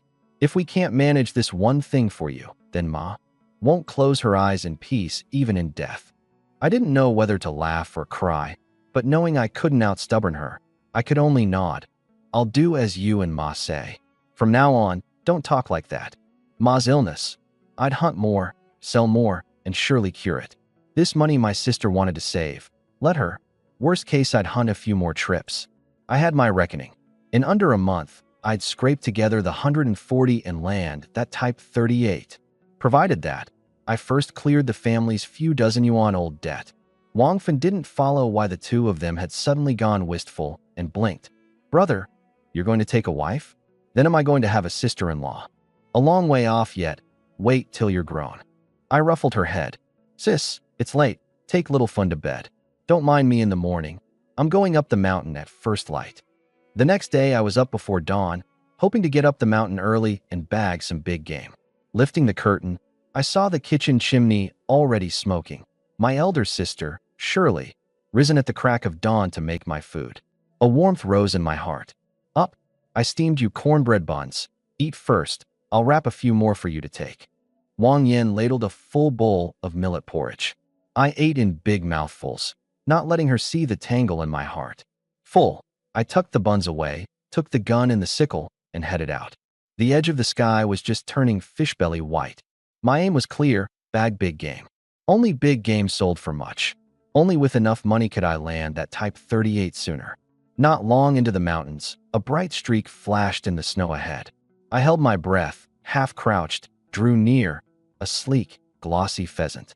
I quietly tossed the snare loop, drawing an arc, looped it square, and rushed up in a few steps to pin it down. A good start. Luck was with me today. I stuffed the pheasant into my back basket and was about to head deeper when the brush rustled. Parting it, I looked. A roe deer just under 200 caddies, head down, nibbling dead grass. A roe deer is treasure from head to tail, fetches a good price, and in snowy weather is a rare delicacy besides. Something stirred in me, just as I made to circle behind it for an opening. Bang! A spray of blood spattered at the roe deer's feet, but it didn't drop, it bolted. Someone had set his sights on the same one as me. My eyes went cold and I gave chase. The roe deer was fast, but special forces trained in my past life. My pace was only faster, and in a few strides I'd caught up. One shot, and the roe deer dropped where it stood. Why you? Wang Ming, you dare snatch my game. A big fellow in a thick fur jacket came striding over, furious. I knew him by his voice alone. My cousin, Wang Damao. Damn, what rotten luck. Anyone else, fellow villagers, and I might have let it go. But that it was him, of all people, then he couldn't blame me for eating it all myself. Quit play acting. I spotted this roe deer first, fired first. On what grounds is it yours? You fired? Then why didn't it drop? Without my finishing shot, would it be dead? Wang Damao was stumped, then hollered again. Even so, it's mine. Don't forget, you're hunting on my turf. Your turf? This mountain is yours. Mountain game is a share for whoever sees it. On what grounds is it yours? Shamed into rage, he reached to grab the roe deer's leg. I shoved him off. On the grounds that you're older? Or on the grounds that you're shameless? He staggered, eyes bloodshot, drew a glinting knife from his waist, and lunged at me viciously. This punk hadn't had enough of a lesson last time. I tossed the gun and the basket aside, sidestepped, dodged it easily, seizing the gap. I sent a kick that sprawled him face first into the snow, his whole face buried in a drift, the knife flying off. With skill like that, he dared snatch from me. He scrambled up to grab at the roe deer again, and a glare from me went so far as to weaken his legs, but unwilling to give up, he simply played the family card. Never mind that I spotted the roe deer first, just on our relation alone. I'm your cousin. You can't hog it all. Cousin? As if you're fit for the word. At the thought of all the eldest uncle's family had done to the original owners, the fire I'd just settled rose again. Were it not that we shared blood, that shot a moment ago wouldn't have been aimed at the roe deer. Who's there? A sharp shout. Several men came striding up fast. One look at the one leading them and my face went cold at once. My dead enemy, Bald Lu and his mountain guard team. They'd been on patrol, heard the shots, and hurried over. Oh ho, Ming, my boy, why are you fighting your own cousin over game? Bald Lu sneered. Your family's in the state it's in, and you still won't settle down? Bent on crossing us. Crossing you? It's been you all along, making trouble for my family. I sneered, my fingers sliding quietly onto the grip. Make trouble for you, and what of it? A penniless wretch like you. Fit to spar with us? A team member beside him blustered. Uncle Lu, you take my side. This wretch Wang Ming snatched my game. Wang Damao shouted. Bald Lu shot him a sidelong look. Who do you think you are, that I'd take your side? Then waved a hand. Just one roe deer. Here's how it goes. The roe deer's mine, and you two get 10 yuan each. Wang Damao cursed him to ribbons inwardly. The roe deer would sell for 40 or 50 at least, but hadn't the nerve to challenge him, only stole an unwilling glance at me, hoping I'd step up. I didn't even spare him a look, just fixed coldly on Bald Lu. Bald Lu's face darkened, his hand moving to the gun at his waist. What? Not satisfied? Then I won't stand on courtesy. And signaled 2 team members to go grab the roe deer, the meaning plain. I make a move, and this shot goes to your forehead. The members swaggered over, ramming me hard as they passed.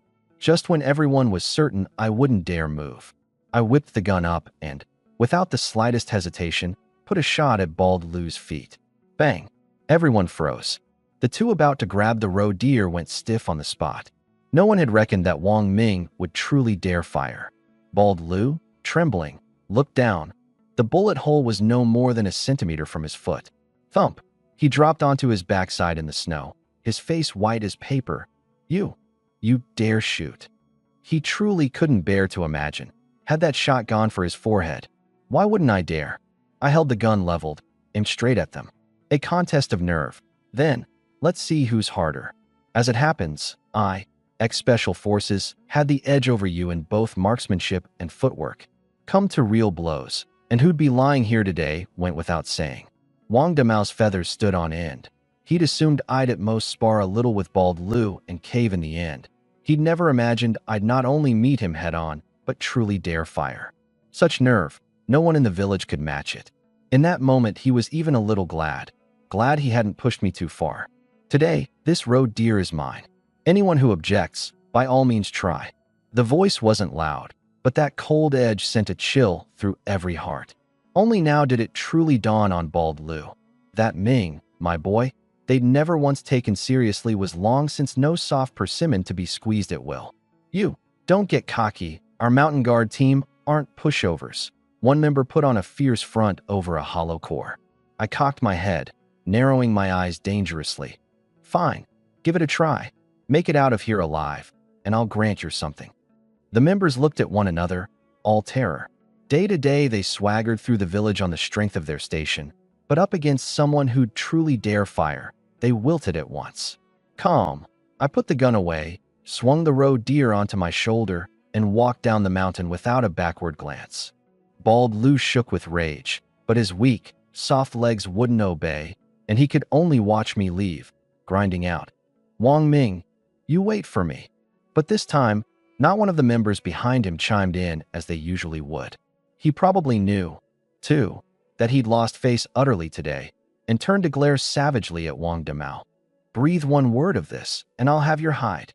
Wang Damao shrank his neck and shook his head over and over. "I wouldn't dare, wouldn't dare. It'll rot in my belly." His heart was a tangle. He envied Wang Ming the nerve to go head-on with Bald Lu, and feared being dragged into the revenge. Hauling the just under 200 catty roe deer down the mountain, my mood was excellent. Sell it, and the old debt could be cleared, with enough left over for a fine new year. But this roe deer couldn't be let my elder sister see, or however much it sold for. She'd clutch it tight to save for my bride price. The debt could be cleared, but my Type 38 would have nowhere to come from. Before entering the village, I found an old tree and buried the roe deer well, and with my past life skills, made a point of flinging the bloodied rope off in the opposite direction to keep wild dogs from following the scent. Patting the snow off my hands, I picked up the pheasant and headed home humming a little tune. Just at the door, I heard a burst of laughter and chatter inside, my elder sister's voice and a girl's. Pushing the door open, I found the stove burning warm, and my elder sister, Wang Fun, and Lu Yin. The three of them gathered round the table stitching shoe soles, three rosy little faces and bright watery eyes turning to fix on me in unison. A grown lad like me looked at this way, went red in the face. "Sis, I'm back." I cleared my throat and scratched my head. I really hadn't expected Lu Yin to be visiting. A flicker of delight crossed Wang Yan's eyes. She stole a glance at Lu Yin and teased, "So you do still know to come home? How was your luck today?" Luck was SOSO, bagged a pheasant, chicken soup tonight. I set the back basket down. "Wow, second brother, you're amazing. This pheasant's even bigger than last time's." Wang Fun leaned in, her dark eyes full of longing for that oil-glistening chicken of 2 days back, setting everyone laughing. But the laughter passed. Wang Yin suddenly tied the pheasant's legs with cord. "Yin, my dear, take this fellow with you when you go." "Me? This really won't do." Lu Yin froze. "What won't do?" "Ming, my boy, bagged a pheasant 2 days back. A boar yesterday. Our family doesn't lack for fat in the pot. Today you brought little Fin such a pretty jacket. I can't take it for nothing." Wang Yin stuffed the pheasant into the basket. I opened my mouth to say something and was pushed back by a look from my sister. I could only sigh. I'd meant the chicken soup to build Ma's strength. Knowing full well there was pork at home and still bringing the chicken back, and now it had gone to make someone else's wedding clothes. Unable to refuse, Lu Yin bashfully accepted. We sat round the stove and talked a while more. With me there, she felt a touch awkward and rose to say she had work waiting at home and would head back. Wang Yin at once nudged me in front of Lu Yin, smiling brightly. Ming, my boy, see Yin home. I froze, then in a flash understood my sister's intent. Awkwardly scratching my head, I picked up the back basket all the same and walked her out. The snow lay silver white, moonlight spilling down. The two of us walked side by side, the snow crunching underfoot, a sound that set a faint restlessness in the heart. I know the way, you needn't see me off. Lu Yin kept her head down, her little face faintly red. It's late. It's not safe for a girl to go back alone. I'll see you to your door. She looked up, met my eyes square on, flushed, and didn't refuse again. Thank you for the floral jacket you bought, Little Fun. She loves it. On this I was truly grateful. I didn't know how to pick clothes for a girl, just minded buying them thick, and gave no thought at all to whether they looked nice. Little Fun's so adorable, it's only right. Besides, the big piece of boar you gave my dad yesterday, he says it'll fetch a fair bit of cash. Next to that, what's one jacket? She tucked her hair behind her ear and smiled. My regard for her warmed a few more degrees. At the Liu family door, she lingered, reluctant. I'm here. You head back. I set the basket down by her feet. We've got another basket at home. Bring it back whenever it suits you. With that I turned and left, not the least bit lingering. I could wait, my roe deer couldn't. Passing the eldest Uncle Wang Baogua's house, a sudden clatter of smashing pots and bowls and a quarrel came from inside. The door opened, and Wang Baogua came stumbling out. What sin did I commit in my last life to marry a useless thing like you? Yang Chui's cursing drifted clear into my ears. Wang Baogua, embarrassed, patted off the snow. Ahem, Ming, my boy. Out this late. Seeing someone home. Remembering his family's heartlessness back then, my face was none too pleasant. Ah, Ming, my boy. The moment Yang Chui saw me, her eyes lit up. Heard you bagged a 400 catty boar yesterday. Come over today to bring your eldest uncle some meat. Eh? And saying so, she hurriedly looked down at my hands, and seeing them empty, her face changed. I looked at her calmly. Auntie, it's been a while since you've had any fat in your diet, hasn't it? You've thinned out quite a bit. The sarcasm, not a bit of it spared. Yang Chui's face sank, but at the thought of carving up the pork, she put on a fawning smile. Isn't that the truth? That boar of yours, after innards and bone, must be 300 catties at least. Greed all over her eyes. A fair bit, yes. After clearing the debt, there's a little left over. You child, with so many relatives, you don't think to share some? Whatever else, we're your elders. You ought to cut some meat to honor us. Honor, I sneered. To honor elders, the elders have to be worth respecting first. If I remember right, when the family split, the eldest uncle said the two households would have nothing to do with each other from then on. And last time, you and Wang Damao defiling my father and mother in public. How long ago was that? And Auntie's forgotten clean. Yang Chui was wrangled speechless, her face iron blue.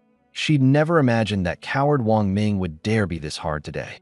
But recalling the savagery with which I'd choked Wang Damao last time, she didn't dare step up and could only vent her fury on Wang Baogua, pinching him hard. You useless thing. Same surname Wang, same hunting. How does someone else bag a boar while you can't bag so much as an egg? Wang Baogua bared his teeth in pain but didn't dare talk back. Yes, Ming, my boy's grown capable. We can't compare. In the middle of her cursing, Wang Damao came out cracking melon seeds to watch the show, and the moment he stepped out and saw me, his legs went weak, his eyes near instinctively hunting me for a gun. Seeing my hands empty, he actually dropped straight onto his backside. Heaven knew how scared he'd just been of seeing that gun. I laughed, so this punk wasn't fearless after all. I crouched and looked at him, mocking. What? Too overcome at the sight of your cousin. And no, my legs went weak. He stammered. Enough acting. I'm not here to make trouble for you. He let out a heavy breath. But Yang Chui, feeling her face slipping, glared at him, turned, and blocked my way. Today we settle this clear, or you don't leave. Wang Damao went white and tugged her sleeve. Ma, hurry home. Stop making a fool of yourself. He was truly afraid that, pushed, I'd put a shot in her the way I had balled Lu. But Yang Chui's heart and eyes were full of nothing but that pork. A broken bone still joined by sinew. Since you've bagged a boar, you ought to share with your uncle's households. Hand over the meat today, and we'll call it even. Don't blame me, your auntie, for forgetting all kinship. A broken bone still joined by sinew. I nodded. Auntie's got a point of sorts there. She propped her hands smugly on her hips, thinking 2 lines had cowed me. So then, shouldn't you lot help me clear my debt too? What rot are you talking? She blew up. What's your family's debt got to do with us, that we'd help you pay it? The Wang family's debt was a few dozen yuan, the better part of a year's take for an ordinary hunter.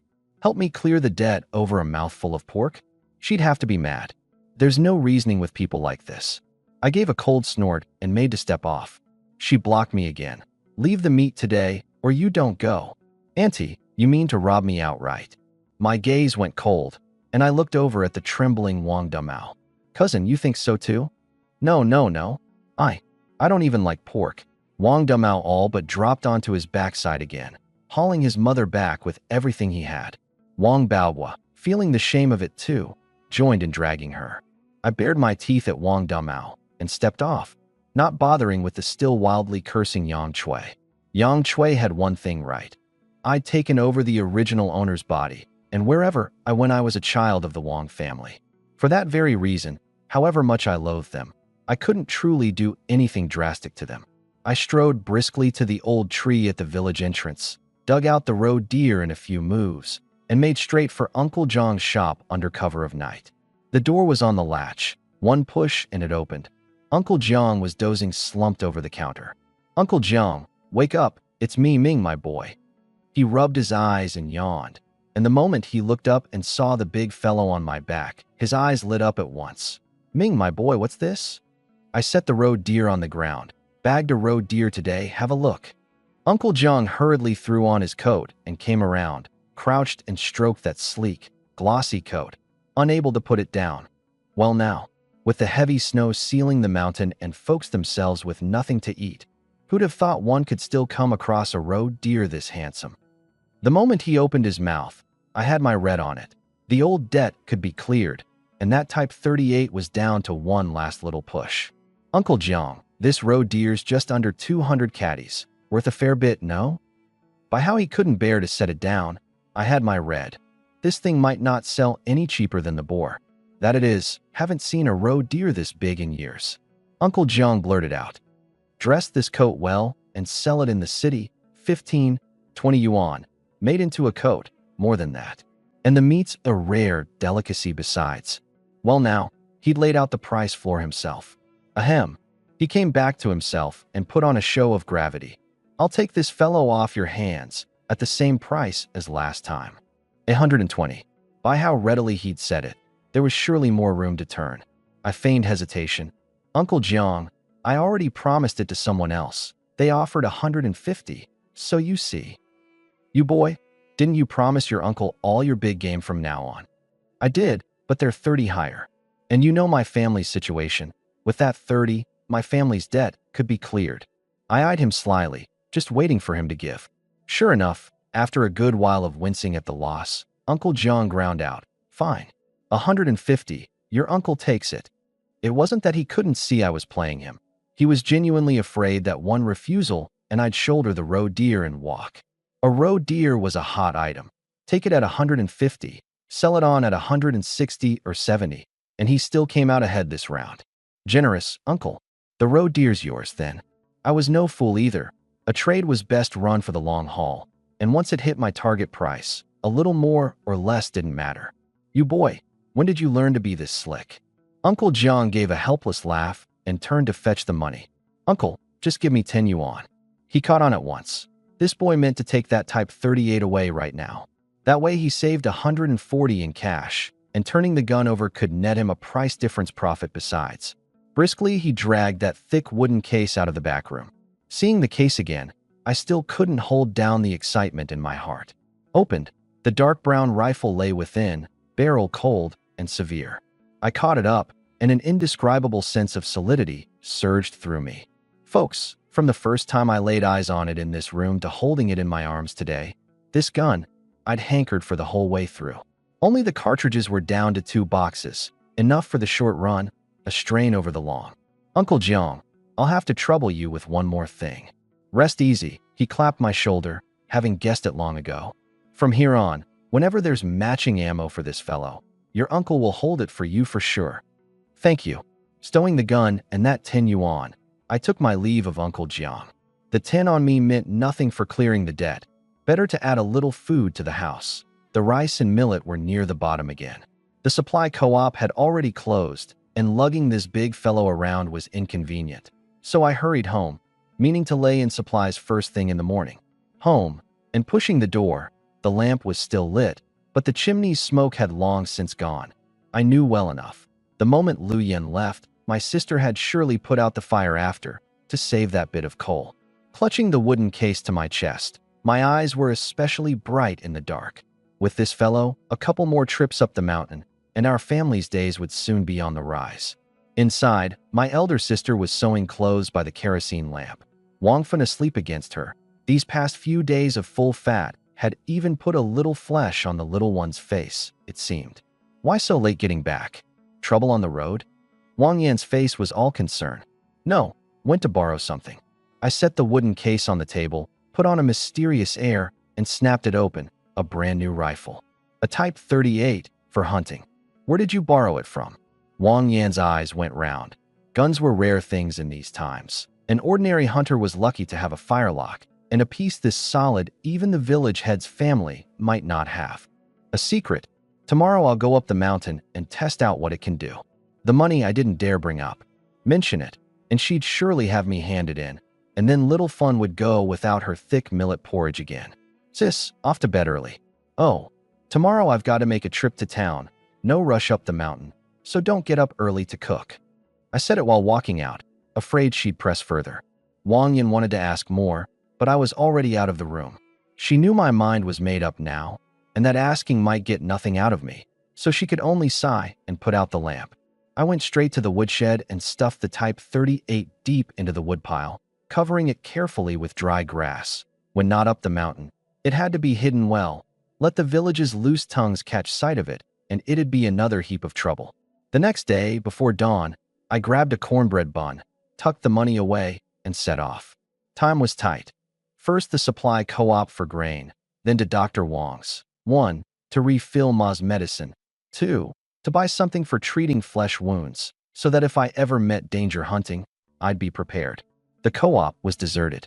I asked for 10 caddies of rice and 10 of millet, and seeing the white flour, hesitated a moment. 3 years of great disaster. Every household with an empty belly. This white flour was precious.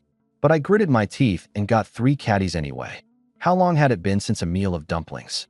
With meat plentiful at home, buy a little white flour to make things nicer, even if it was only a meal of white flour buns. 3 yuan 2 altogether. I handed over the money, and out of the corner of my eye something small caught me. A dainty hairpin, set with a few pale pink flannel flowers, especially bright in the dim co-op. Comrade, how much is this? Just in, 5 mao apiece. 5 mao. In these times pork was only 4 mao a caddy, and this little trinket cost 5 mao. I clenched the bit of change left in my hand. But at the door, I stopped my feet again. Money gone could be earned again, but little fun smile. Miss it, and it'd be hard to see again. I turned back and had the clerk wrap it up, 2 of them. By the time I got home, it was full daylight, the chimney smoking. Second brother, where have you been? Wang Fen bounced out. To the co-op for some food, and got Ma's medicine. I drew out the oil paper parcel. Bought a bit of white flour specially.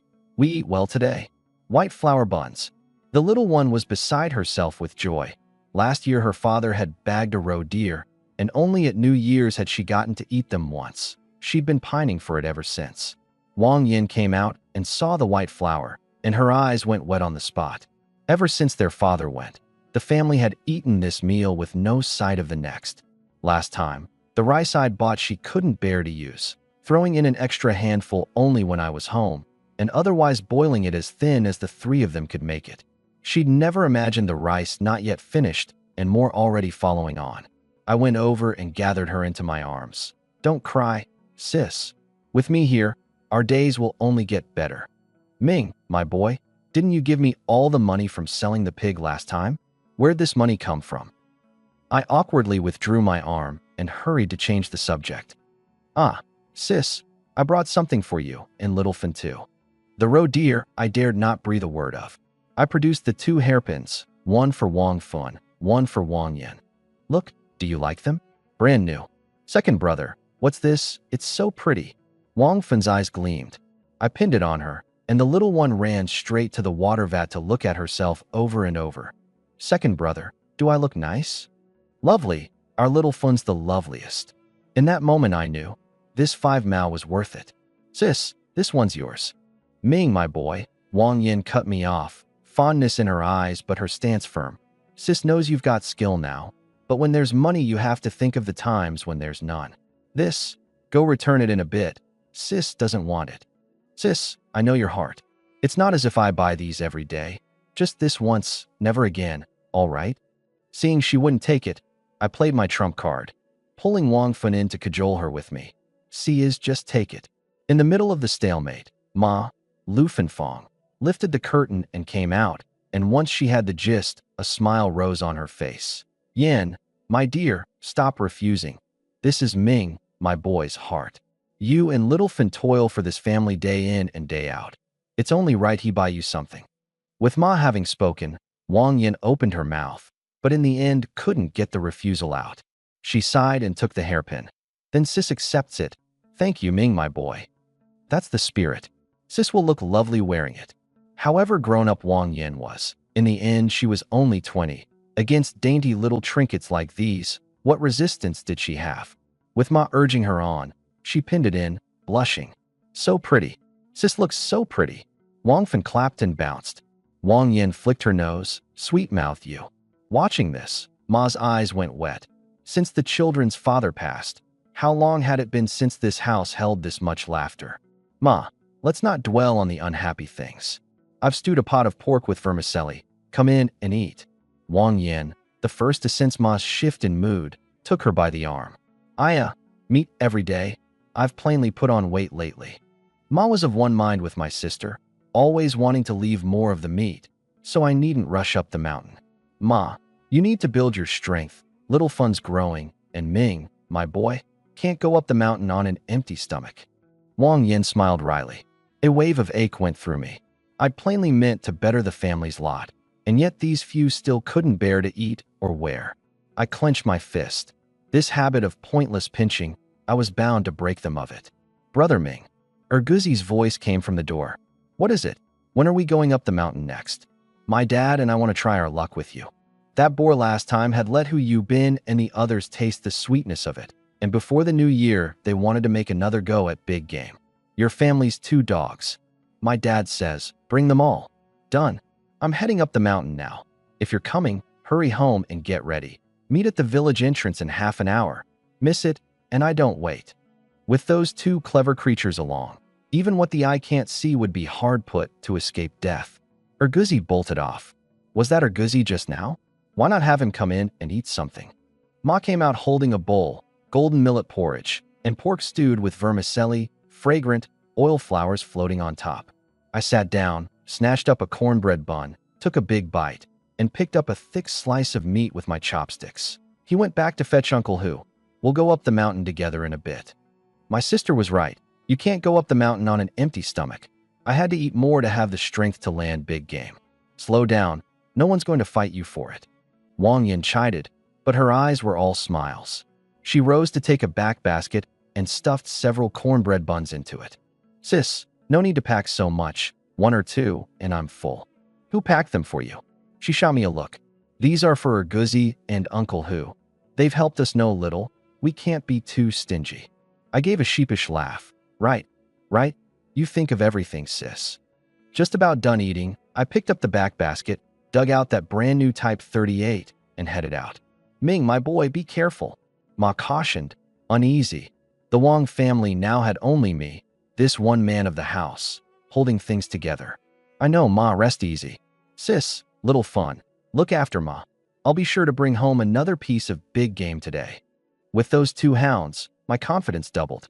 Couldn't land big game, I wouldn't come back. Barely halfway there, I met Erguzi and Hu Yu Bin. Well now, I'd left 10 minutes early, and this father and son were quick too. Brother Ming, all set, let's go up. I looked to Hu Yu Bin. He patted the hound at his leg and nodded with a smile. Then let's set off. But in my heart, I'd set another reckoning.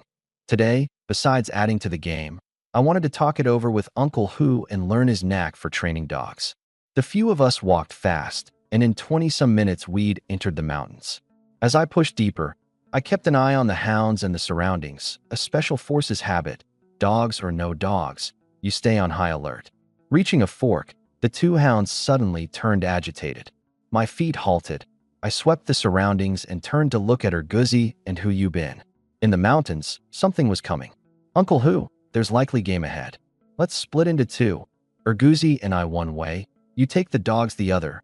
We might net more. All right, but what do we use for a signal? Who You Been worried that, split up, if we really met big game, one of us might come to grief in there. Run into danger or bag game. Fire 3 shots. Hear the shots and head that way for support. No game. Regroup where we are. 3 shots meant 3 wasted cartridges, but in this snowy forest with no village ahead and no shop behind, those 3 were worth the waste. Meet a big fellow for real, and one of them traded for several boxes of ammo. Settled. Then, you two mind yourselves. As he left, Who You Been paused and gave Erguzi a long, deep look.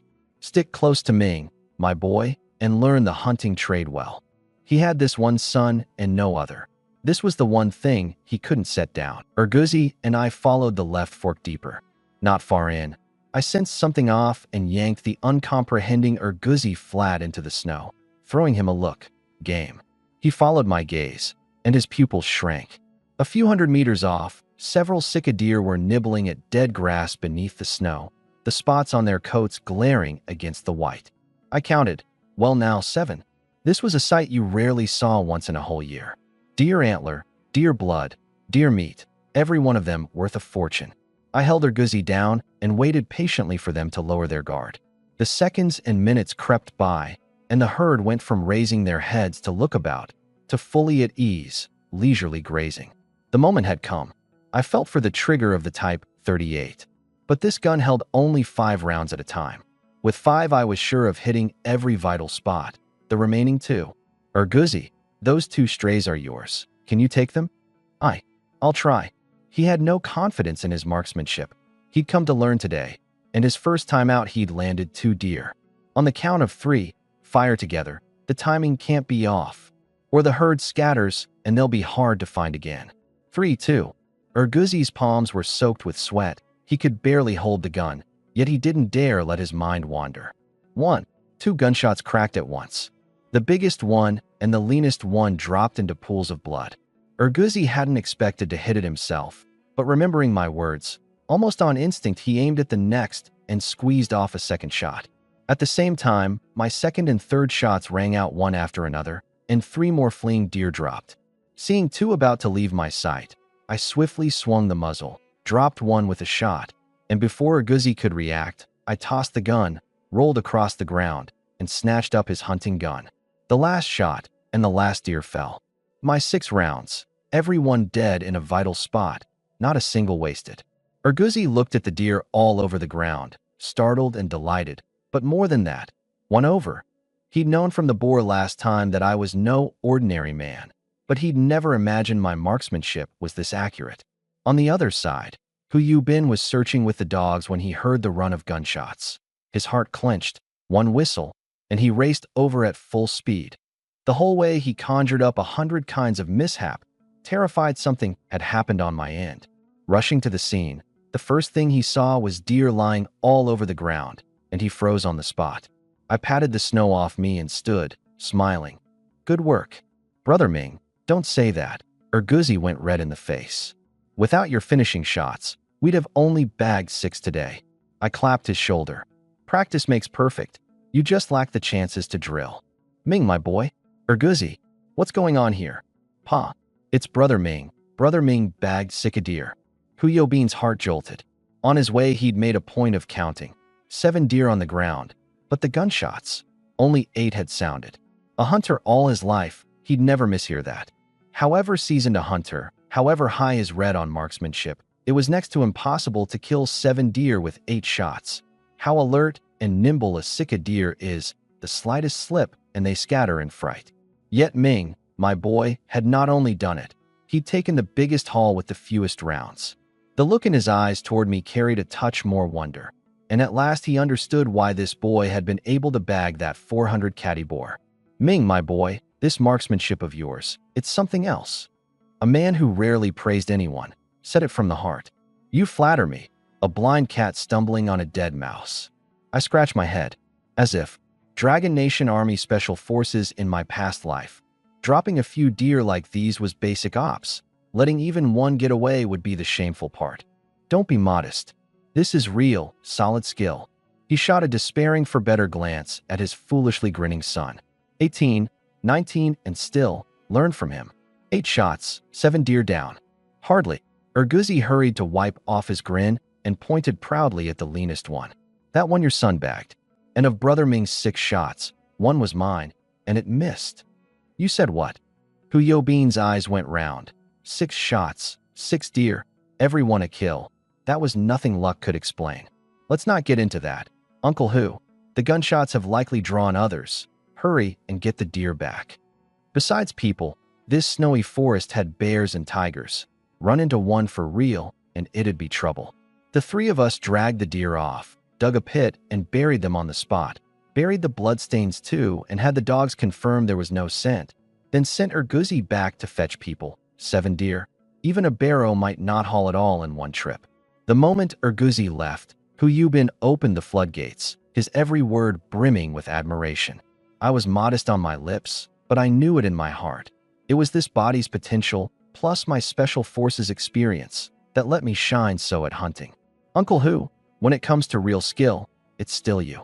Who in all the villages around doesn't know you've got a hand for training dogs? Haha, that's the truth, handed down in the family. Plenty have wanted to learn it, and I've taught none of them. He patted the dog beside him, and the dog at once sat obediently, in its eyes a shrewdness and loyalty you'd only see in a person. Uncle Hu, how about you teach me to train dogs? With hounds to help, hunting would go a lot easier. He hesitated. For one, a family secret method wasn't passed to outsiders. For 2, training a dog took a year and a half just to get through the door. Even his own no-account son, taught hand-to-hand for several years, was only half-baked. I stated my terms at once. I won't learn it for nothing. From here on, of everything I bag, I'll give you half. How's that? The corner of his mouth twitched. He was tempted. He was getting on in years, and find no heir to this craft, and it'd die out. Besides, on his and Urguzi's hunting alone, even a full New Year's meal wasn't guaranteed. But Ming, my boy, was different. Stick with me, and they could net at least a pheasant a day to fatten the pot. Forget it. You're a kindred sort. Boy, I'll teach you. But understand, this is no work of a day or a morning. You've got to learn it with care. Rest easy, I'll learn it well for sure. The 2 of us settled it, and on the spot he began passing on the knack, picking out a pup, making friends with the dog, drilling obedience and the hunting instinct, and I listened, rapt. As we talked, Urguzi came hurrying back with 2 men. Together they dug out the deer, and all 3 were dumbstruck. This many sick a deer. Ming, my boy, you've really got it. The last time anyone bagged this many deer was the village head's lot 10 years back, and that was only 3 or 4. Uncle Pooh, Uncle Lee, quit teasing me. Without Uncle Hu and Urguzi, I couldn't have bagged this many. Today, I'm treating everyone to a deer feast. The 2 men's eyes lit up at once. Among hunters, no one could be sure of coming out of the snowy mountains in one piece, and lending each other a hand was a common thing. They'd come today expecting no share, and my generosity delighted them, privately glad they'd come along. On the way back, I drew Hu Yubin to the rear.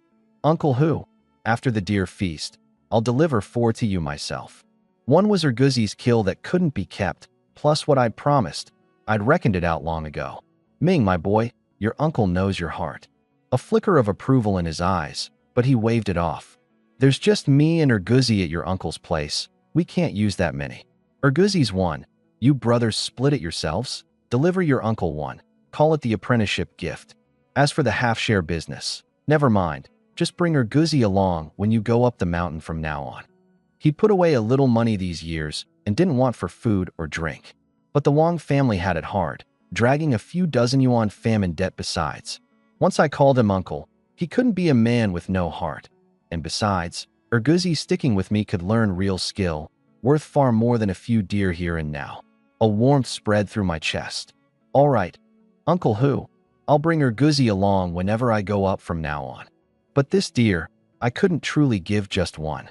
In my past life, I'd led a recon squad and understood teamwork, with Uncle who placing her Guzzi in my hands. Naturally, I'd bring him along. 1. To repay the kindness, and 2. To bank a helper for myself. Hauling the deer back to the village set off an uproar at once.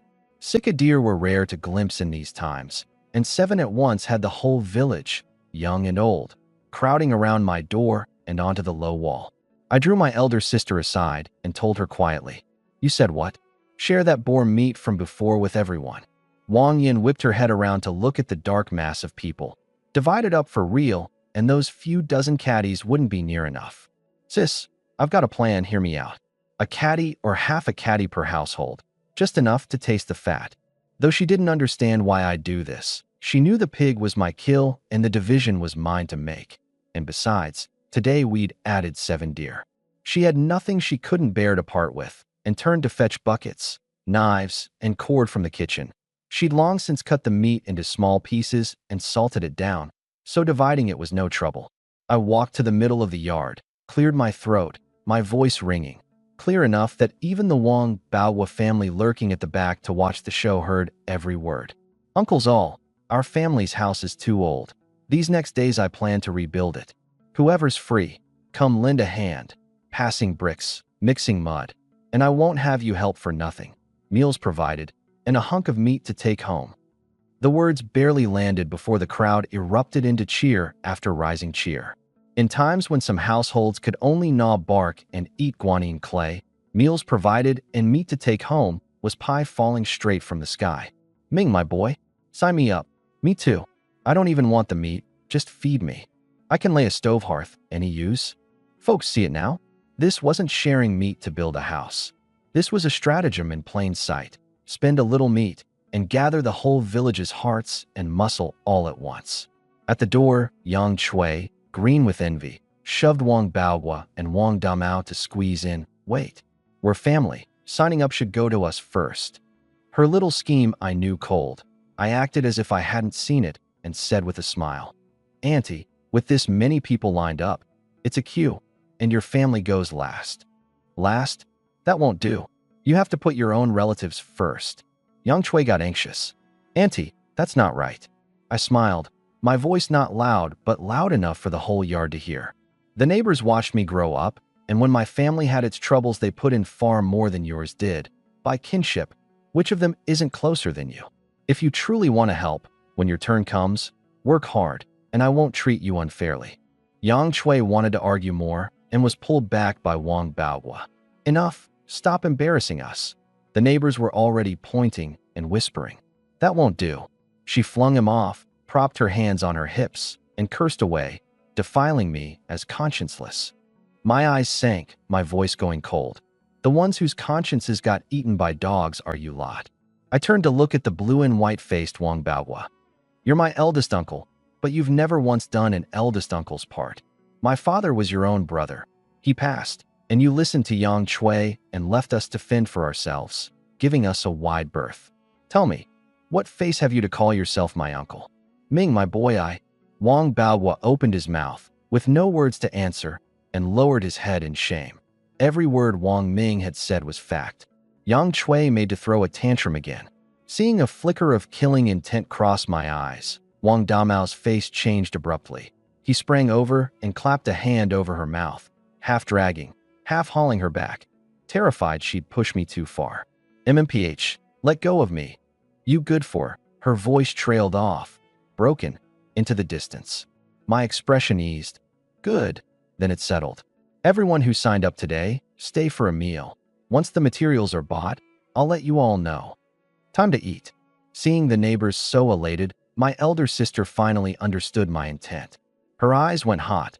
She said not another word, turned, and lit the stove in the kitchen. She'd already divided the meat. Whoever I gave it to, she backed me with all she had. The 2 big iron pots bubbled and steamed, the smell of rice mingling with pork stewed with vermicelli driving straight up the nose. I drew Uncle Pooh and Uncle Lee aside again. "It's a bad time to lay out a proper deer feast. You two stay and eat, and afterward I'll cut each of you a haunch of venison to take home." The two men's eyes lit up. To taste venison in these times was already a rare thing, and to be given a haunch besides, the wives and children at home could break their meatless stretch too. Uncle Pooh clapped my shoulder. "You're a stand-up fellow. Your uncle will go straight back and call your auntie over to help you in, my dear. With the cooking, she's no good at much else, but at cooking and keeping house, she's a fine hand." My eyes lit up. Right, the rebuilding days ahead would need no end of cooking, and my sister alone couldn't manage. With Auntie Pooh to help, it'd be much easier. How had I forgotten something so important? As we spoke, Ma came through the crowd leading Wang Fun, and the sight of the scene threw her into a fluster. "Ming, my boy, what's happened?" "Nothing, Ma. I plan to rebuild the house, and I'm just talking over the help with everyone." I went up and steadied her. "You gave me a fright. Wait, rebuild the house." Ma took a good while to react, and her eyes reddened. She thought of how, at my age, I ought to be matched, and these few drafty wrecks of rooms truly wouldn't do. But fixing and building a house was rightly a parent's task, and now it all pressed on me. Her heart ached. "I'm sorry, Ming, my boy. Second brother, our family's rebuilding the house." Wang Fin tugged my sleeve and shook it. "Then do I get a new room?" "Right, we'll fix up the prettiest one for little fun." I bent and gave her little nose a pinch. "Not just a new house. I'd kit it out with furniture too. Whatever the town children had, my little fun would have as well. Ming, my boy, it's nearly time to eat, and there aren't enough bowls at home." Wang Yin lifted the curtain and came out, and seeing Ma, hurried over to steady her. "Ma, you're not even well yet. How have you been out so long?" On the one hand, 7 deer bagged. On the other, the whole village's hearts gathered in at the door. The old Wang family's days were about to turn a page. But the higher our days climbed, the harder Bald Lou's venomous eyes fixed on us. Behind all this merriment, trouble, it seemed, was quietly brewing too. "Ma's much better. There's plenty of meat at home, and your second and third uncles helped us no little. While it's fresh, I sent them 2 pieces, Ma said with a smile. "Right, brother. This is candy third aunt gave me." Wang Fin opened her palm. 3 pieces of candy in floral wrappers, her eyes curving into crescents with her smile. The second and third uncles, and that kick-you-a-year-down eldest uncle, were 2 different breeds of people. My elder sister ruffled her head. "Little Fun's the best. Third aunt is good to you, so you must be good to her in return from now on." My sister's "not enough bowls" just now had been heard by the neighbors, who turned and headed home for bowls, calling along their wives and children, hoping to catch a hot mouthful.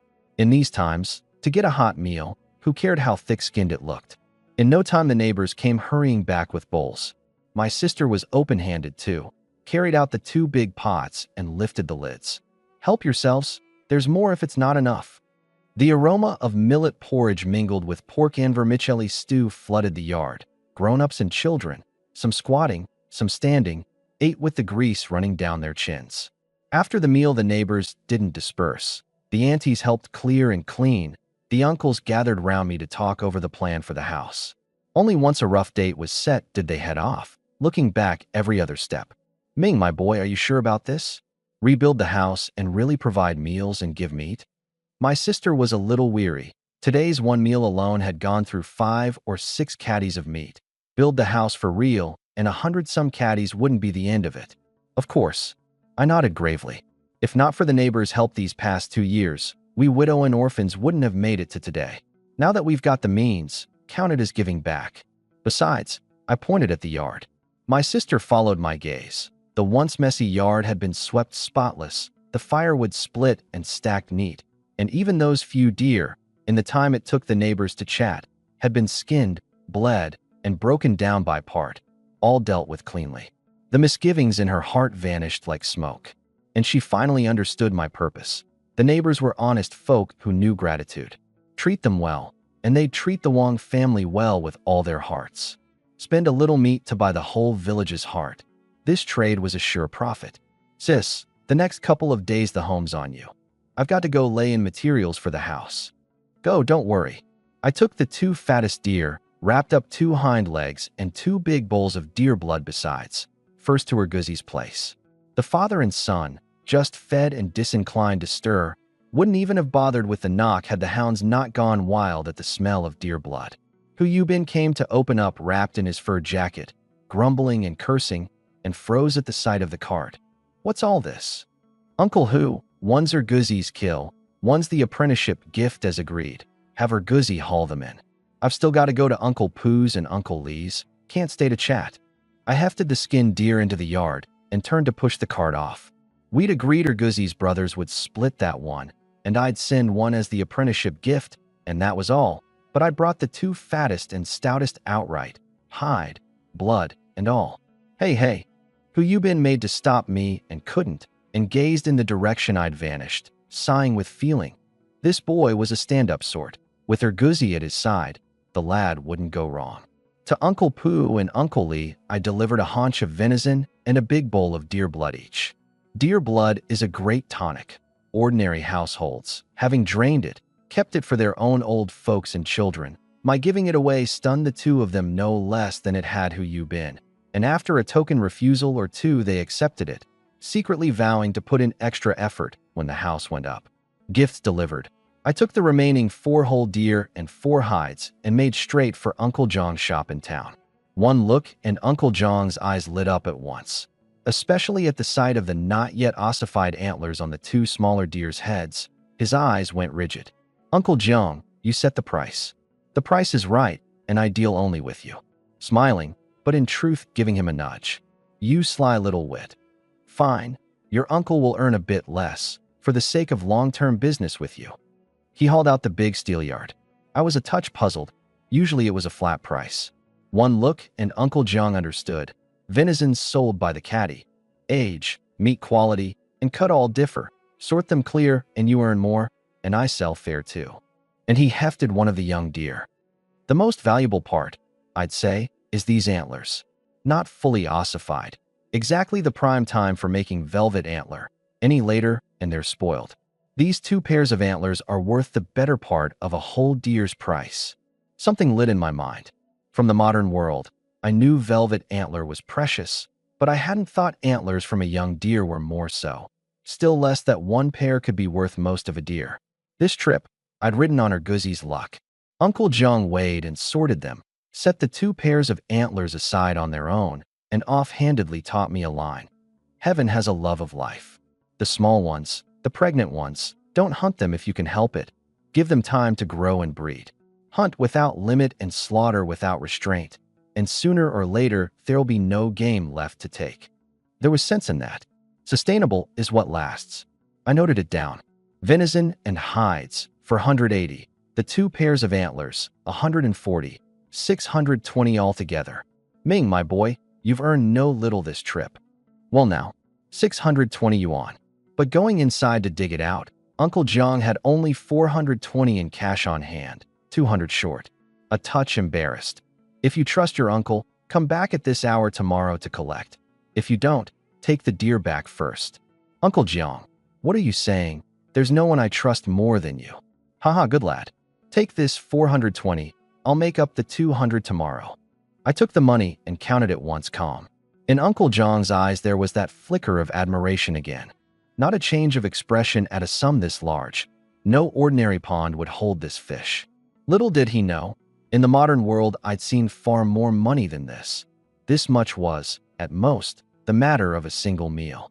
But to be safe, I still split the money into 3, 1 part in the inner pocket, 1 in the sole of my shoe, 1 in the cuff. I was confident I could get out clean if something went wrong, but in all things there's the 1 in 1,000. I don't gamble.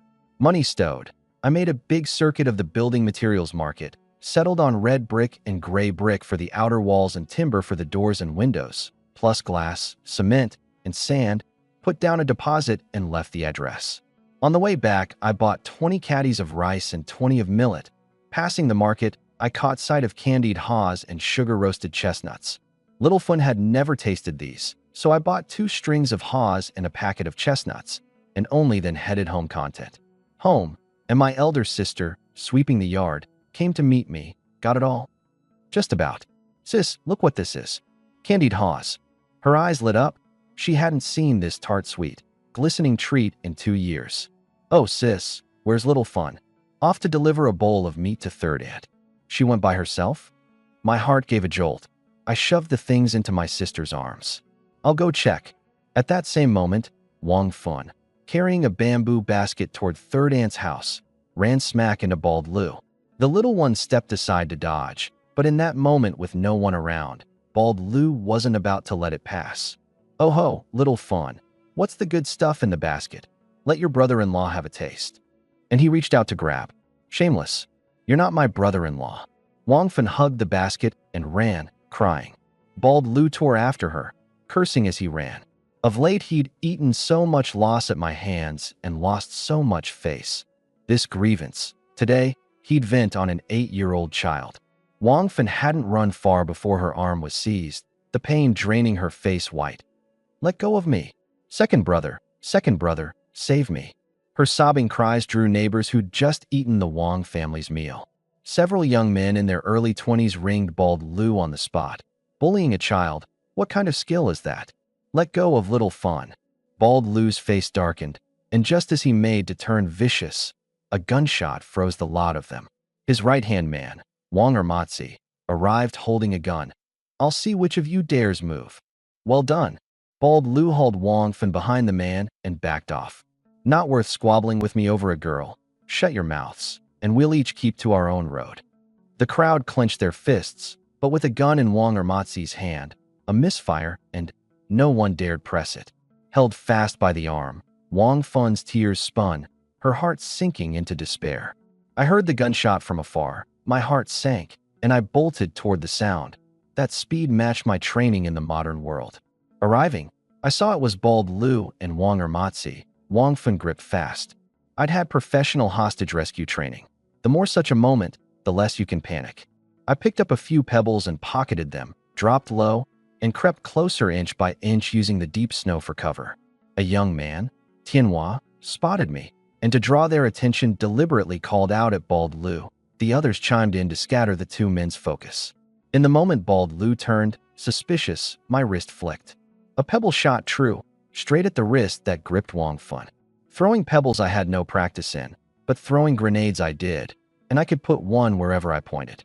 Bald Lu's wrist stung, his grip loosening on reflex, and Wang Fun pitched forward into the deep snow, unhurt. But it also drew Wang Ermatzi's muzzle onto me. "You little wretch, what are you up to?" I slowly rose, raising both hands. "Don't you lot find me an eyesore? Let little Fun go, and I'll come with you." The high-grade hunter often shows up in the guise of the prey. The question was whether they dared bet. Wang Ermatzi's eyes rolled, and he was about to agree, but Bald Lu said no, and made to grab Wang Fun again. The neighbors hurriedly pulled the child behind them. "Uncle Lu, that's about enough. Do you really mean to fight me to the death?" Seeing Wang Fun safe and sound, my smile deepened.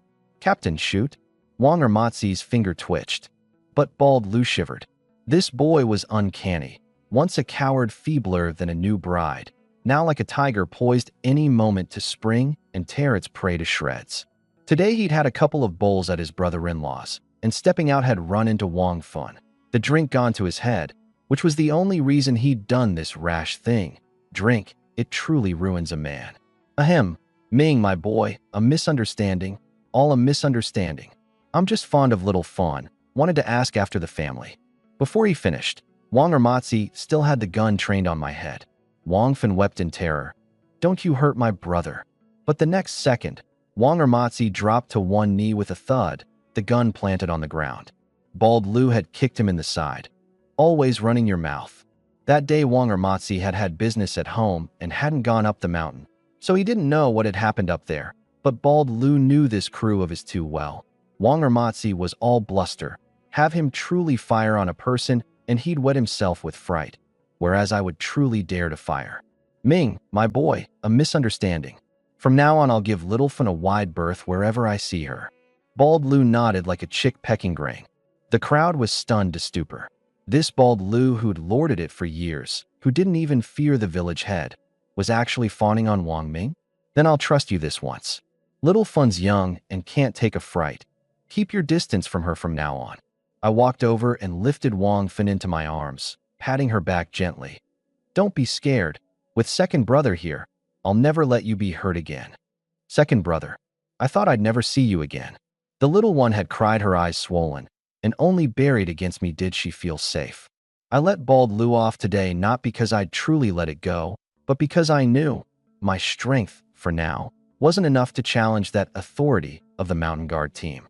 But this I noted down. One day, I'd make Bald Lou kneel before Little Fun himself and apologize with his own mouth. Before getting Wang Fun home, I carefully brushed the snow off her and told her not to mention it to Ma or our sister. Inside, with a couple of lines, I talked her tear-swollen eyes back to normal. My sister chided me. It was just a sugar cake. Was it worth making her cry her eyes red in the dead cold?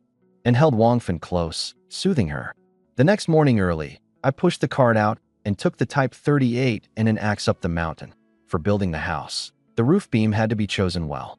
After a big circuit, I fixed on a thick, straight tree, felled it with no little effort, stripped the bark, hoisted it onto the cart, and planned to push it to town the next day to be sawn into stock. Just about to head down, a flurry of rushing rustles came from up ahead. Two sallow, gaunt hunters came tearing toward me, shouting as they ran, "Help! There's a bear!" In this devil's weather, a bear should long be in hibernation. I half took it for them playing me. But the words weren't out before a low, deep roar rolled out of the woods. By the moonlight, I saw it clear. A giant black bear, 2 men tall, green eyes glowing, growling a warning to all around. The two hunters went soft with fright on the spot, collapsing to the ground in a mess of tears and snot. My first thought, run. But one step and I stopped. I run, and these two are sure to be torn to shreds. I spat, fired a shot at the bear, and bolted in the opposite direction to draw it off. The black bear, enraged, charged straight at me, at 60 miles an hour at the least. I ran for all I was worth, fixing on a steep slope ahead. Fierce as the bear was, its bulk was clumsy and it couldn't climb. Using the terrain, I threw it off and slumped down panting. Only then did I find a gash an arm's length long on my right shin, the trouser leg soaked through with blood. I tore off a corner of my clothes and bound it roughly. But looking back down the slope, the bear was nowhere in sight. My heart tightened. With it in view, I still had my bearings. If it hid and struck from ambush, that would be the real end of me. I just propped myself up when a rustle came from behind. A gaunt, bony gray wolf, a newborn pup in its jaws, fixing me with deep green eyes. Well now, my luck today was rotten to the core. I leveled the gun, ready to fire the moment it moved. The gray wolf set the pup down, growled low, fangs bared and glinting. But that pup huddled trembling in the snow, a pair of watery big eyes, pitiful in the extreme. This mother wolf, perhaps, only wanted to take her pup and go. She meant no harm. I hesitated a moment, then slowly lowered the gun. The gray wolf, as if it understood, lifted its head and gave a low howl, took the pup in its jaws, and turned to leave. The next second, the bear charged out from who knew where and lunged straight at the gray wolf. Caught off guard, the gray wolf took it full on. The bear's bloody maw came down. The gray wolf, in pain, let go, and the pup dropped hard into the snow, howling without cease. A bear is thick-hided, heavy-fleshed, and immensely strong. The gray wolf was no match at all, and in 2 or 3 exchanges was savaged bloody all over. But this gray wolf, fighting to the death, hearing her pup's wails, suddenly recovered a sliver of reason. She gave the pup one long look, gave me one long look, and turned to flee. That look struck something in me. It was no longer a beast's gaze. It was a mother's reluctance at the end, and the entrusting of an orphan. She meant to drag that broken body of hers and lure the bear away, to buy a path to life for me and this pup. I clenched my fists and charged forward. So be it. Without her, today I'd likely have fed this bear too. Call it repaying the debt. No sooner had I tucked the pup into my coat than a shrill bear roar came from behind. I turned, gun raised. At some point the bear had been blinded in one eye and was flailing its claws in a frenzy. Quick of eye and hand, I squeezed the trigger again and again. The bullet struck its other eye dead on. The bear wailed, blood pouring, all sense of direction gone, thrashing about in the snow. Just then, that gray wolf, her lamp run dry of oil, summoned her last shred of strength and shot out, clamping down hard on the bear's shoulder. She gave me one last look, a gurgling, breath-ebbing sound in her throat. The next second, she was flung off savagely. Eyes brimming with hot tears, I seized the moment, aimed at the bear's head, and fired several rounds. The bear shuddered and crumpled to the ground. Reloading, confirming it had stopped breathing. Only then did I sag down, gripped by the aftershock of fear. Had it not been for that gray wolf, I'd not have made it down the mountain today. I walked to the gray wolf's side. She was covered in blood, motionless, no breath left. I crouched, gently stroked her head, drew the pup out from my coat, and set it down beside her. This is your mother. She's the one who saved us. I tucked the pup back into my coat, my voice very soft. Rest easy. From here on, as long as I, Wang Ming, have a mouthful to eat, there'll always be a share for you. I gave silent thanks in my heart and limped toward the cart. Back at it, the two hunters had long since vanished without a trace. I gave a bitter smile, a knot in my chest. I'd enraged the black bear to buy their lives, and in the end they'd shown less heart and loyalty than a wolf. So be it. I unloaded the tree trunk, pushed the empty cart, and made my way step by step toward the bear. This big fellow, I would absolutely not leave on the mountain. On the other side that night, bang, bang, bang. Wang Yan, rubbing her cold reddened hands, hammered frantically at Erguzi's door. Erguzi came to open up wrapped in his jacket, grumbling, and by the moonlight saw, "Sister Wang Yan, why are you here at this hour?" "Erguzi, I had no other choice but to come ask you." Her voice trembled. "Ming, my boy, went up the mountain at dawn to pick a roof beam, and it's this late, and he's still not back. I'm afraid. I'm truly afraid he..." And she dissolved into sobs. In truth, she didn't fear for his hunting skill. What she feared was that he'd run into Bald Lou's bunch. Those people were cruel and merciless. If something happened, she didn't dare think further. "Sister Wang Yan, rest easy." Erguzi's heart clenched, but he put on a show of ease. "Brother Ming's plenty capable. Go home and wait. I'll take the hounds up the mountain right now, and I'll bring you back a whole and complete Brother Ming for certain." He turned into dress, said a couple of words to Hu Yu Bin, and went out to whistle twice toward the dog kennel. "Big Black, come up the mountain with your grandpa." Passing Wang Yan, he didn't forget to add, "It's late. Don't go wandering about. Go home and wait for my good news." In the snowy night, the figures of one man and one dog vanished into the vast black mountains. That man who'd willingly drawn off a black bear to save strangers and gone red-eyed over a mother wolf was at this moment dragging his wounded leg, walking alone the snowy road home. He didn't yet know that the lamp at home was burning for him, that the dog in the mountains was tracking his scent. In the snowy night, Erguzi raced down the mountain with Big Black, the silence setting hearts pounding. Nearing the mountains, the usually steady Big Black suddenly barked ahead, unease in the sound. Erguzi pulled it into his arms. This was the dog his father had trained the longest, unflinching even before wild wolves. This reaction wasn't right. The figure coming toward him paused. "Who's there?" "Brother Ming." "It's me, Erguzi." At the sound of Erguzi, the hard I'd had hanging all night dropped with a thud. My whole body went slack and I sat down hard in the snow, gasping out white breath. Behind me on the cart was the bear, long gone cold. "Brother Ming, you're finally back. What is this?" Erguzi caught sight of the bulging big fellow on the cart, his eyes going round. "A bear. Today your brother nearly left his life on the mountain." I gave a bitter smile, recounted the gist of it, and rolled up my trouser leg to show him the arm-long gash. Without that gray wolf, I'd surely have gone up never to come down. Lucky I came to find you. "Here, sit on the cart, I'll push you home." I'd long run out of strength and didn't stand on ceremony. On the way I touched the prickly bear fur behind me, my eyes setting firm. The mountain I had to keep climbing, only more carefully. Today had reminded me of something too. The Type 38 packed a punch, but its magazine held only 8 rounds, far from enough. I'd have to ask Uncle Jiang about that pistol. Effective range of 60 meters, 8 rounds, no accidental discharge. Carry one on my body, and at the critical moment, it could save my life. Home, and Wang Yan, who'd kept watch all night, rushed out in her coat at the sound, and the sight of me sitting on the cart had her clapping a hand over her mouth, weeping without a sound, rushing up to pummel my shoulder. "You Ming, my boy, do you mean to worry your sister to death?" This, her punch jolted the wounded leg I'd dodged. She looked down and saw the trouser leg on my right leg, frozen stiff and soaked through with blood, and her face drained white in an instant. "You're hurt." By the moonlight, Erguzi too saw the big fellow on the cart clearly. No wonder it had been so brutally heavy the whole way. This bear was 1,000 caddies at least. He swallowed. The look in his eyes toward me changed. Hurt this badly, and he could still get the thing onto the cart. In his place, he could only have gone down to call for people. Come, let's unload it together. I hopped off the cart. Ex-special forces in my past life. The matter of leverage was no trouble to me. No, you're hurt. Urguzi and I will unload. You direct. Wang Yin wouldn't have it. Enough, quit jabbering. I drew the pup, sleeping soundly, out of my coat and pressed it into her hands. Sis, you've got something more important.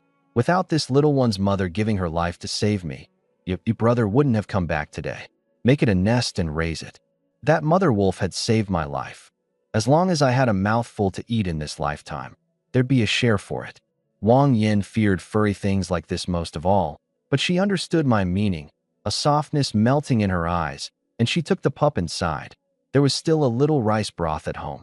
Drizzle some fat over it, and the little fellow should be able to eat. The moment she went in, Urguzi and I unloaded the bear in a few moves. Urguzi spread a handful of dry grass to seat me steady and pushed me to Uncle Zhang's place. Uncle Zhang was the village barefoot doctor. In the dead of night, he came to open up wrapped in a padded jacket, and one look at my leg gave him a fright. How'd you get hurt this badly? Any later, and you'd have to go to the big hospital in town. These next days stay off your feet, walk as little as you can, nurse it poorly, and you may be on a crutch the rest of your life. Brother Ming, did you hear that? Lucky we came in time. Yes, yes, yes, all you're doing. Tomorrow I'll have your sister-in-law stew a pot of meat to thank you. One line, and the few of us laughed together, the earlier heaviness gone. I made to pay. Uncle Zhang waved it off. These past days you've treated the whole village to meat and meals. Your auntie and your little sibling got a share of it too. How could your uncle take your money? And he pressed an anti-inflammatory powder into my hand, telling me to change it daily, and if it was inconvenient, to have my elder sister come fetch him. I kept the kindness in my heart. Once my legs healed, I'll catch you a couple pieces of wild game for a change of taste. On the way home, Urguzi was preoccupied with the bear. Brother Ming, what do we do with this big fellow?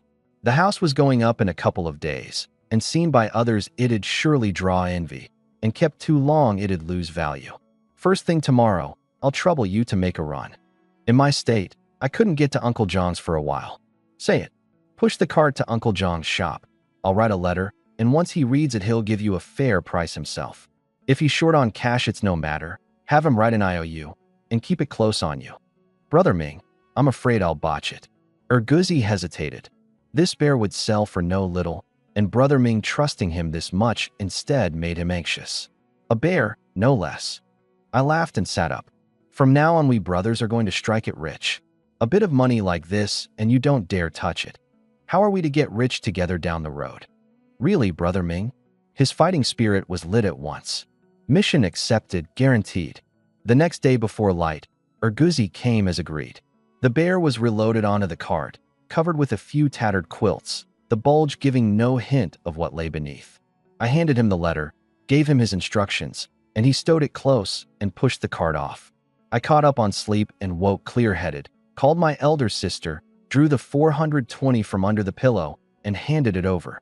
The money from selling the deer last time, plus 200 still owed for clearing the debt.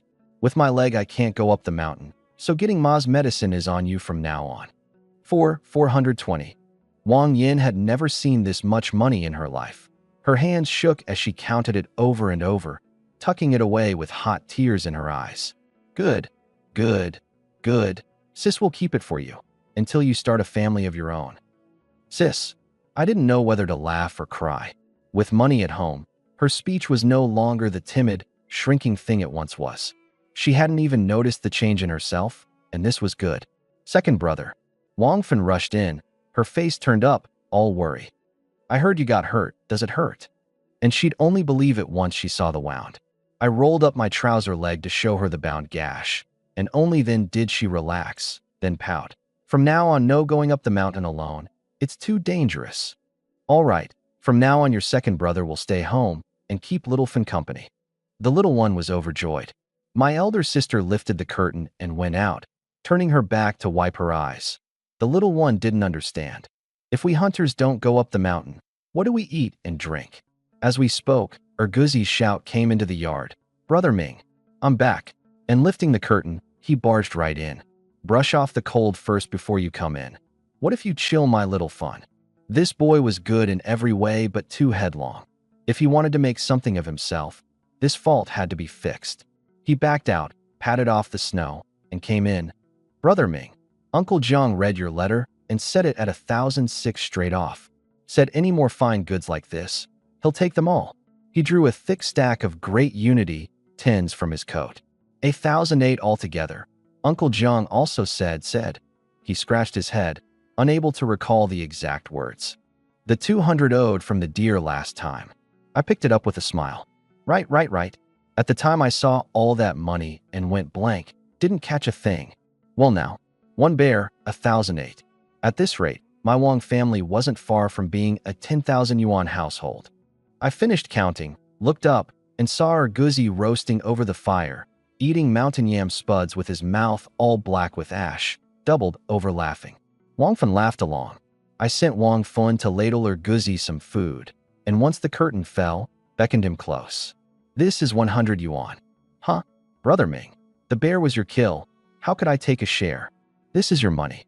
Remember that young deer you bagged? This is from selling its velvet antler. The 2 pairs of antlers came to 140 total. By rights, giving him 70 or 50 was fine, but in the dead cold he'd come for me in the middle of the night and run another trip before dawn. Truly not easy. And besides, we brothers were going to earn big from here on, so a little money like this I didn't fuss over. Erguzi's eyes went hot, nearly weeping. His mother had passed early, and he and his father had leaned on each other. His father kept a strict hand, and at 17, 18, no one had ever treated him this well. Brother Ming, rest easy. From now on you say east, and I'll never go west. You say beat the dog, and I'll never chase the chicken. I was tickled into a laugh and waved a hand. I'm not done. I counted out another 200. This 100's yours. Keep it safe. This 200 is for Uncle Hu. My leg's no good, so take it back for me. That won't do, my dad said. He teaches you to train dogs and you take me hunting. He won't accept this money. My face went cold. If you won't take it, then don't come to my place anymore. This. Erguzi, one thing at a time. We're close, and even without Uncle Hu saying so, I'd take you hunting and we'd get rich together. But training dogs is something many beg to learn and can't. That he's willing to teach me. I'm already content. Give Uncle Hu 200 first, and once we've earned more, I'll give him more. I forced the money into his hands. Erguzi's eyes went red-rimmed, and with trembling hands he took it. Brother Ming, from this day on, you're my own brother. This money I'll put into my dad's own hands for sure. Folks, I'll spare the chatter on this part. A half-grown boy no one had ever doted on, who'd scraped by on petty thieving, treated this sincerely for the first time. That own brother weighed far more than the 1,800. Cut to the other side, the Liu household. Village head Liu Yue sat in the seat of honor, smoking his dry tobacco pipe, a ring of young men around him. Uncle Liu, that Wang Ming's been riding too high lately, bagging all those deer without a thought of honoring you, and treating the whole village to meat besides. Shouldn't we take him down a peg? Right? He doesn't hold you in any regard. Liu Yue tapped his pipe and his face darkened. It's always you lot with the most to say. When real skill is called for, not one of you can produce any. What he loathed most in life was tongue-wagging behind backs. If you've got the goods, show them. A steady young man around 20 chimed in. Lin Zhong, the best shot and bowman of the Lin family's generation, the heir Liu Yue prized most. He kept his head down wiping his gun, but in his heart he was reckoning something else. Just then Liu Yin lifted the curtain and came in. The young men's eyes went rigid. The village head's only daughter. Whoever married her was as good as taking over the whole Liu family. Lin Zhong's face went black. He tossed down his gun and planted himself in front of her, glaring at the few of them. At the table, Liu Yue asked, Xiao Zhong, what do you make of Ming, my boy? Pa, you think Wang Ming's all right too? Before Lin Zhong could speak, Liu Yan's eyes lit up and, blushing, she cut in. Lin Zhong's heart gave a jolt. Yan, my dear, this delighted just at the mention of Wang Ming. His face went black, but outwardly he stayed calm. Uncle Liu, what kind of man Wang Ming is, The whole village knows. These 2 times, he just got lucky. Lucky or not, we'll know by testing it. Lu Yue set down his bowl and looked at Lin Zhong. These next days I'll call on Ming, my boy, and we'll go up the mountain together. Whether there's real skill, one look will tell. Lin Zhong nodded, but a flicker of displeasure crossed the depths of his eyes. He could see Lu Yue's regard for Wang Ming, and could see all the more the coquettish change in Lu Yin when she mentioned Wang Ming. For that very reason, he hated him the more. All these years, how much had he done to win Lu Yue's favor? Every hunt. When had he not sent the best to the Lu family first? That Wang Ming, father dead, mother ill, a little sister to drag along, a backside of famine debt. In what respect did he measure up? This fellow's sour reek, I could smell it through the screen. He vowed silently. This trip up the mountain, he'd outdo Wang Ming at every turn, and let the Lu father and daughter see who truly had the skill. And on my end, I was looking at a yard full of neighbors helping build the house, warmth rising in my heart. Oh, Yin, my dear, what brings you here? Lu Yin burst into the yard, and the sight of me reddened her pretty face. She hurriedly looked away. Sister, I heard your family's rebuilding the house, so I came to see if I could help with anything. Wang Yin took the whole scene in, delight on her brows, and pulled her straight into the kitchen, assigning her the light task of tossing mountain yam spuds into the stove. In this dead cold, she couldn't bear to have the delicate Yin, my dear, do heavy work and catch a chill. As it happened, Annie Wong from next door came in to lend a hand shredding cabbage, the village's famous big mouth. Working as she went, she chatted with Lu Yin. This Ming, my boy, I had a good feeling about him since he was little. He's really made something of himself. Rebuilding the house this open-handedly, his days ahead are sure to flourish. Though, I hear several families want to make a match with the Wongs. Coming in just now, I even saw lame Lu from the East End bending Yin, my dear's, ear nonstop. Lu Yan's heart inexplicably tightened, and she said anxiously, Auntie, don't talk nonsense. Brother Ming's so young. It's not time for matchmaking yet. Besides, if there really were matchmaking, lame Lu ought to see Annie Fanfong. Her voice dropping lower and lower. Auntie Wong paused, then laughed heartily, teasing on purpose.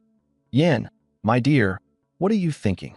I meant lame Lu's legs aren't nimble, and he wants to come help and get on good terms with the Wongs. Ha! Lu Yin flushed crimson with embarrassment, stammering. Auntie, I didn't mean that. Bad? This was the village's big loudspeaker. If she went blabbing it around. All right, I know you didn't mean that. You're a sensitive-hearted child. Auntie Wong waved a hand and looked her over. But, Yin, my dear, you're 17, 18 this year, aren't you? Given any thought to what sort of family you'd want? Auntie, Lu Yin gave a coquettish cry and rose to leave, running smack into Wong, Yin carrying a great basin of pork. Wang Yin guessed at a glance it was Auntie Wong running her mouth again, sighed, and caught her. Yin, my dear, Auntie Wong means no harm. Don't take her to heart. Lu Yin bit her lower lip and made to go, but at the thought of other families seizing the chance to come matchmaking, she couldn't lift her feet. I'll go out and see what needs doing. Wang Yan's eyes rolled, and she leaned to Lu Yan's ear and said a couple of low words. Lu Yan froze, turned in disbelief. Really? Really? That boy nearly scared us to death yesterday. Go on, you help your sister keep an eye on him. Folks, listen to the drift of this. On one side, that lemon-sour Lin Zhong of the Lu household stewing to outdo me up the mountain. On the other, my sister, with a couple of lines, nudging Lu Yin toward me. The mountain examination hadn't even begun, and the village's whole show was already heating up first. My sister, telling Lu Yin in her ear about my injury, had her come keep an eye on me, keep me from heavy work, and, on the side, warm up the rapport. Who knew? It might just work out. Lu Yin kept her head down, her fair, tender cheeks flushed crimson. I'll go now. I was sitting in a chair directing the neighbors hauling materials. Laid up like this, there was much I couldn't do, but luckily the neighbors all understood, not one complaining, and instead every one of them worked away with gusto. Brother Ming. Lu Yin came up before me, her little face bashful.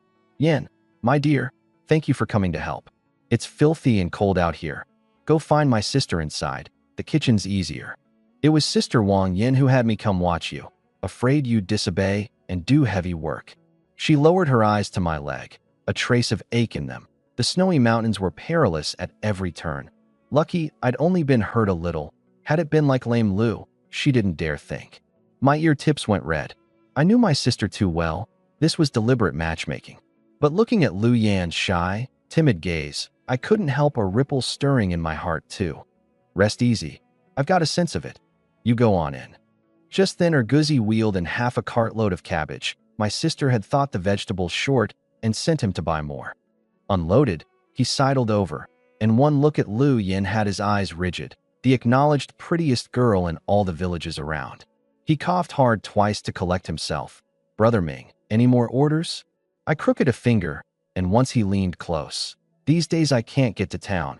Ask around about the prices of mountain goods for me. And keep in mind buying a donkey. A donkey. We can't rely on manpower every trip up the mountain, can we? Idle, it could turn the mill. Busy, it could work the fields and haul game from the mountain. Many uses in one. Leave it to me. Erguzi thumped his chest, though he had no experience buying a donkey and feared he'd have to call on his father. Once he'd gone off, Lu Yan spoke up. Brother Ming, my uncle's family has a donkey they want to sell before the new year. If you want it, I'll ask for you. Family, so the price will be fair. Really? That'd be wonderful, thank you. The good of a known party was that if something went wrong, you could find the person. It's no trouble. I'll go ask tomorrow. She smiled bashfully. The moment she went into the kitchen, Lu Yue came in smoking his dry tobacco pipe. Outside the door, Wang Fun was leading a pack of children at play. Inside the door, it was all bustle and heat. Lu Yue could hardly believe it. With the Wang family's mainstay gone, by rights they shouldn't recover in 10 years. And yet this Wang Ming's methods were so deft that in a few months he'd set the whole village, old and young, in motion. He gave me a long look, and in the depths of his eyes, besides shock, there was a measure of admiration. This boy was a match for his own younger self. Uncle Lu, what brings you here? I propped myself up on the crutch and hurried to rise. He was the village head. I wouldn't dare slight him for all the nerve in the world. Lu Yue came into the house with me, and the moment he entered, he was taken aback by the sight inside. Not a single decent piece of furniture, not even a quilt without patches. He glanced sidelong at me, a trace of sympathy rising in his eyes. This boy was probably gritting it out to build the house. With that one bore so brutally burned through, the house would be harder than ever to put up. In truth, he'd overthought it. I had my own plan. Once the house was rebuilt, I'd take Ma and the two sisters to town to pick things out together. A family. Everyone should like them. Ming, my boy, I'd meant to set a time with you to go up the mountain. But seeing you like this, you can't go for a while, eh? It's nothing, Uncle Lu. A small wound. 2 or 3 days, and it's healed. Whenever you want to go up the mountain, just say the word. I was a poor lad. Now that I had the village head's regard, how could I let it slip? Lu Yue smiled, satisfied. Poor as he was, this boy had backbone. All right, once your leg's healed, we'll go up the mountain, and you show your uncle a thing or two then. Brother Ming, the food's ready. Pa. Lu Yan lifted the curtain and came in, and seeing her father there too, froze, her little face going crimson. Bad. Her father didn't yet know she'd come to help at the Wangs. Lu Yue wore a helpless look too. This girl was grown, with a mind of her own, running off to the Wangs on her own. He put on a stern face. Weren't you off visiting your aunt? How'd you end up here? I saw something was off and couldn't watch father and daughter fall into a misunderstanding, so I hurried to smooth it over. It was my sister, afraid she couldn't manage and the food wouldn't keep up, who asked Yin, my dear, to come help. Don't fault her. Lu Yue took the offered step down and shot Lu Yin a glare. Next time you go out, tell the family. Lu Yin stuck out her tongue in assent, then smiled. Pa, stay for a bowl. Sister Yan's stewed meat smells wonderful. Your aunt's home by herself. Your uncle won't stay. Lu Yue rose, and as he left, charged me again to nurse my leg well. I saw him off on the crutch, and Lu Yin instinctively moved to help me. Then, glimpsing her father ahead, blushed and drew her hand back. Seeing off the village head, the feast began. A yard full of men, women, and children, eating the oil-flecked meat dishes. This was all made by Yan, my dear. Whoever marries her one day will be a lucky man. Uncle, don't tease me. It was all the aunties and the elder sisters helping. Wang Yin blushed. I raised my bowl to everyone. I, Wang Ming, thank you all with food in place of wine. From now on, anything comes up, give a shout, and I'll help with all I've got. Ming, my boy, don't say that. If there's any thanking, it's us thanking you. Working at your place, we don't come out short. Any other household would have fed only the few who actually worked, but I was open-handed, calling even the old and young who hadn't put in any work over to eat here. This largeness, they'd never seen even in the village head. The mood crested. Lu Yan, watching me amid the crowd that pressed around me, could no longer hide a maiden's heart, a few more degrees of shyness in her eyes. Cut to the Wang Baowa household, where it was all chaos. Pa, it's just rebuilding a house. When my son Damao makes something of himself, he'll build one finer than theirs. Yang Chui jabbed a finger at Wang Damao, cursing. You and your father, learn from that dead wretch Wang Ming. All those trips up the mountain, and you can't bring back so much as a chicken feather. Wang Damao, cursed into a corner, blurted out. Who says I can't bag anything? That roe deer last time, I spotted it first, fired first, if Wang Ming hadn't suddenly. The words out, his face went white. It was over. He'd promised not to tell, and in the heat of it, it had slipped right out. But how would Yang Chui let it go? She grabbed him by the collar. Explain yourself. What roe deer? That wretch Wang Ming had snatched her son's game? That was beyond bearing. Wang Damao, fearing Bald Lu's revenge, didn't dare give details for the life of him, threw her off, and turned to go. Yang Chui stamped her feet in rage, threw on a thick jacket, and stormed off straight for the Wang house. Damao wouldn't talk, so she'd go ask that little wretch herself. And on the Wang side, it was all fine food and merry noise. Even Ma was hemmed in by the aunties, seated out in the yard. Perhaps it was joy meeting a person, perhaps the medicine taking effect, but her color truly looked much better.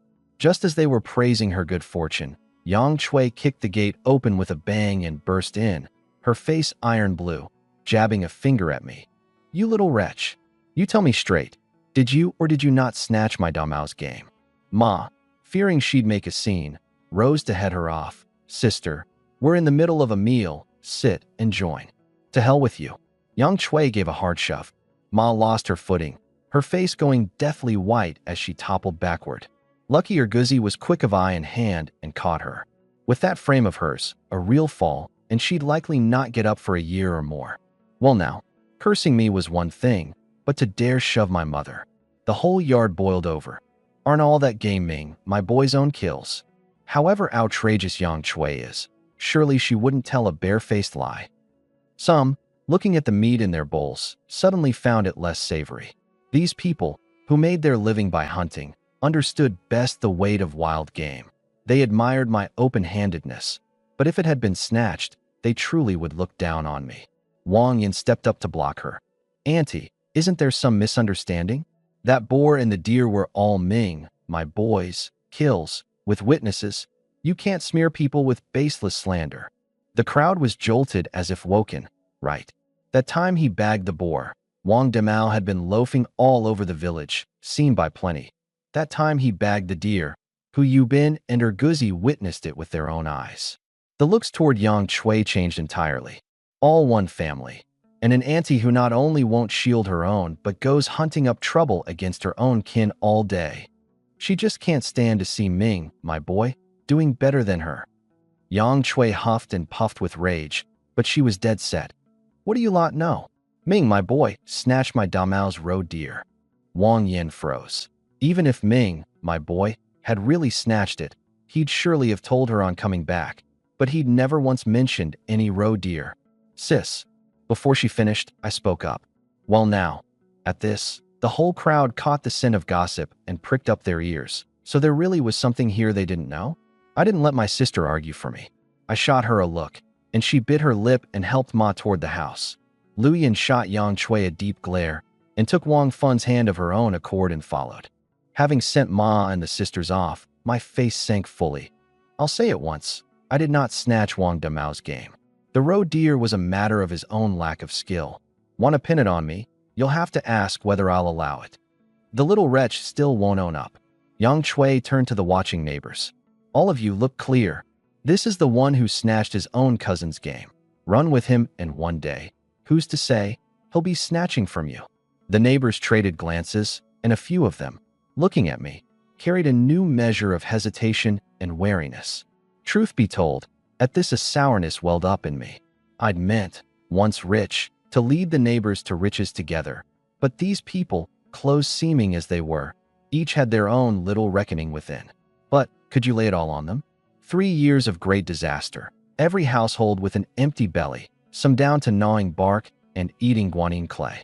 In times like these, those who didn't look out for themselves had long since died without a scrap left. You'd best shut your mouth. That Wang Damao couldn't bag so much as a pheasant and a roe deer, huh? Erguzi stepped out. Right after, 3 more of the village's young men. What kind of man Brother Ming is, we know best.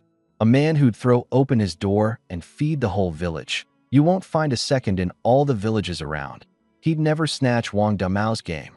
You say it was snatched, then where's the man? Why doesn't he come himself? My dimming eyes brightened again. Sincere giving is not, after all, entirely wasted. You few little wretches. I'm your elder, daring to speak to me like this. Born of a father, raised by no mother. That line of Yang Chui's enraged the crowd, and she only cursed the more brazenly. Ming, my boy, no money today, and I won't let this rest. I gave Erguzi a look, and he turned and went into the house. Yang Chui smiled smugly. She'd known this little wretch would meekly cough up cash the moment she made a scene. But just then, Wang Damao, having gotten word, came scrambling up half-crawling. Others didn't know my ferocity, but how could he not? A man who feared neither Bald Lu nor the mountain guard team. Surely his mother didn't truly think I'd fear her. Reaching the door and looking up, the sky fell in on him. A yard full of people, his mother seated smack in the middle, hands on hips, blustering at me. Ma, past caring about face, he lunged to drag her. Hurry home with me. You coward, home? Today it's not settled. I'm going nowhere. Yang Chui flung off his hand. Smack. A ringing slap landed square and solid on Yang Chui's face. Well now, his own son, a slap to his own mother's face. The whole yard was stunned, one thought in every mind. Wang Damao's gone mad. He prized his own little life more than anyone. Wang Ming might, for the sake of shared blood, stay his hand from killing, but Bald Lu was another matter. Let his mother keep making a scene, and let Bald Lu learn about the roe deer, and he'd be in danger. You little wretch, you dare hit me. Only then did Yang Chui come to, leaping into a fury, reaching to twist his ear, and now she had no mind to spare for trouble with me, her whole head set on sorting out her son. In a village of honest, simple folk, who'd ever seen such a spectacle as a mother and son brawling in the street. The neighbors pointed and whispered at Wang Damao. Ma, stop making a scene. You don't understand what's inside. I'll tell you at home. Keep this up and your son's life is forfeit. Wang Damao's voice trembled, on the verge of tears. Say it here. That little wretch snatched your roe deer, and your mother can't swallow it. Seeing her stubborn past all reason, Wang Damao was nearly apoplectic. You too, mother and son, have you performed enough? My cold voice suddenly rang out. The crowd jolted back to themselves, and as their eyes turned, they paled in unison. At some point I'd taken up that Type 38, my face grim as still water. Yang Chui fell silent on the spot. The grown-ups swiftly gathered their children into their arms. The timid ones hurried their steps and backed toward the exit. The whole yard was still as death, even the wind seeming to halt. Gun in hand, I closed in on the mother and son step by step, my eyes ice cold, with a clear killing intent in them. Folks, don't get worked up just yet. A vile relative who'd shoved a sick mother, slung filth in public, and meant to extort a sum for nothing. Now facing a Wang Ming who'd just raised a gun with murder in his eyes. You tell me, is he about to put her down for real, or just put a scare in her? And under this muzzle, what sort of scene will play out? Let's watch on. In my past life, in that line of work, the men who'd passed under my hand could be strung on a thread. In my eyes, killing a man and killing a beast were not much different. Yang Chui and Wang Damao backed away again and again, until there was no backing further. The neighbors wanted to mediate but feared being dragged in, every one of them swallowing their words. In the end, Yang Chui didn't believe I'd truly fire. She clenched a fist and stepped forward. Ming, my boy, don't do anything rash. We're family. Killing is against the law. But the stammer and the trembling betrayed her fear. Family, I sneered, swinging the muzzle to the ground. When have you ever treated me as family? You'd bully my mother right in front of me. With me gone, wouldn't you bully her to death? I jerked the gun up. Wang Damao wet himself on the spot, his legs giving way, dropping to his knees with a thud. Brother Ming, we're in the wrong. My mother lost her head for a moment. You're big-hearted. I beg you. Get up. A man's knees hold gold. Look how scared you are. Yang Chui cursed and went to haul him up. But Wang Damao didn't dare rise. He'd seen with his own eyes the way I fired on a man. One misfire and his life was gone. I was out of patience, the black muzzle aimed straight at Yang Chui. Apologize to my mother, or this muzzle doesn't recognize faces. Yang Chui went rigid all over, her words coming out a jumble, near to wetting herself on the spot. Final warning. Pull your nonsense in front of me again and watch me put you in the ground. Get out. Wang Damao, as if granted a pardon, scrambled and crawled, dragging the stunned Yang Chui off. The villagers were just hunting for an excuse to slip away when I broke open the breach and set the gun down in the very center of the dinner table. Everyone, that just now was a scare for them. There's no round in the chamber. I'm a reckless sort, but I'd never do murder and robbery. Today, in front of you all, I'll set the roe deer matter straight. And after, whoever goes and whoever stays, I won't stop a soul. The whole table was stunned again, the gun with no round in it. I told the whole story of that day's roe deer, start to finish. It was Wang Damao's own lack of skill that let the roe deer get away, and without my finishing shot it would never have been his. The reason I didn't explain just now was that Yang Chui pushed too far and laid hands on my mother. That's why I fell out with her. Anyone who wants to leave, leave now. That said, I sat down with a thump. The effect of kill the chicken to scare the monkeys was achieved. From then on, no one in the village would dare harbor other designs against my Wang family. Most stayed. Only one or two made excuses to leave. I didn't keep them, and even had Erguzi pick out 2 pieces of meat for each to take. But from then on, at the Wang family, they could forget getting another scrap of benefit. I raised my bowl. Thank you all for your trust. From here on, as long as I, Wang Ming, have a mouthful to eat, the neighbors will have a mouthful to drink. I tipped back the rice broth in my bowl, and the crowd drank theirs down too. Porridge for wine, the mood warmer than before. Earning money. How could it ever be the same earning it with just anyone? I called Erguzi over and had him bring into the house the 3 young men who'd spoken up for me. Lu Shuzhong, Wang Taijun, and Wang Taidao, near my own age, who'd known hardship, with good reputations in the village, and looked like men who could bear up under things. Brothers, I'll keep it short. I sent Erguzi out to see to the guests and dropped my voice. In times like these, a trip up the mountain doesn't always bag anything. You know that deep in your bones, don't you? That's the truth. Went up the mountain a couple of days ago, got nothing, and nearly didn't make it back. Then I've got a venture here. Our village is remote, cut off from news. Rather than relying on hunting, better to haul the mountain specialties out to sell, trade for grain, and earn money. Are you in? The 3 men's eyes lit up, then clouded with worry. But this goods, where do we find it? At 25 below, you couldn't even dig up a wild grass root. I've got a lead on the source. I gave a mysterious smile. In a couple of days, when my leg's better, I'll take you up the mountain. But first, this can't be breathed to anyone, not even the aunties. The 3 nodded over and over.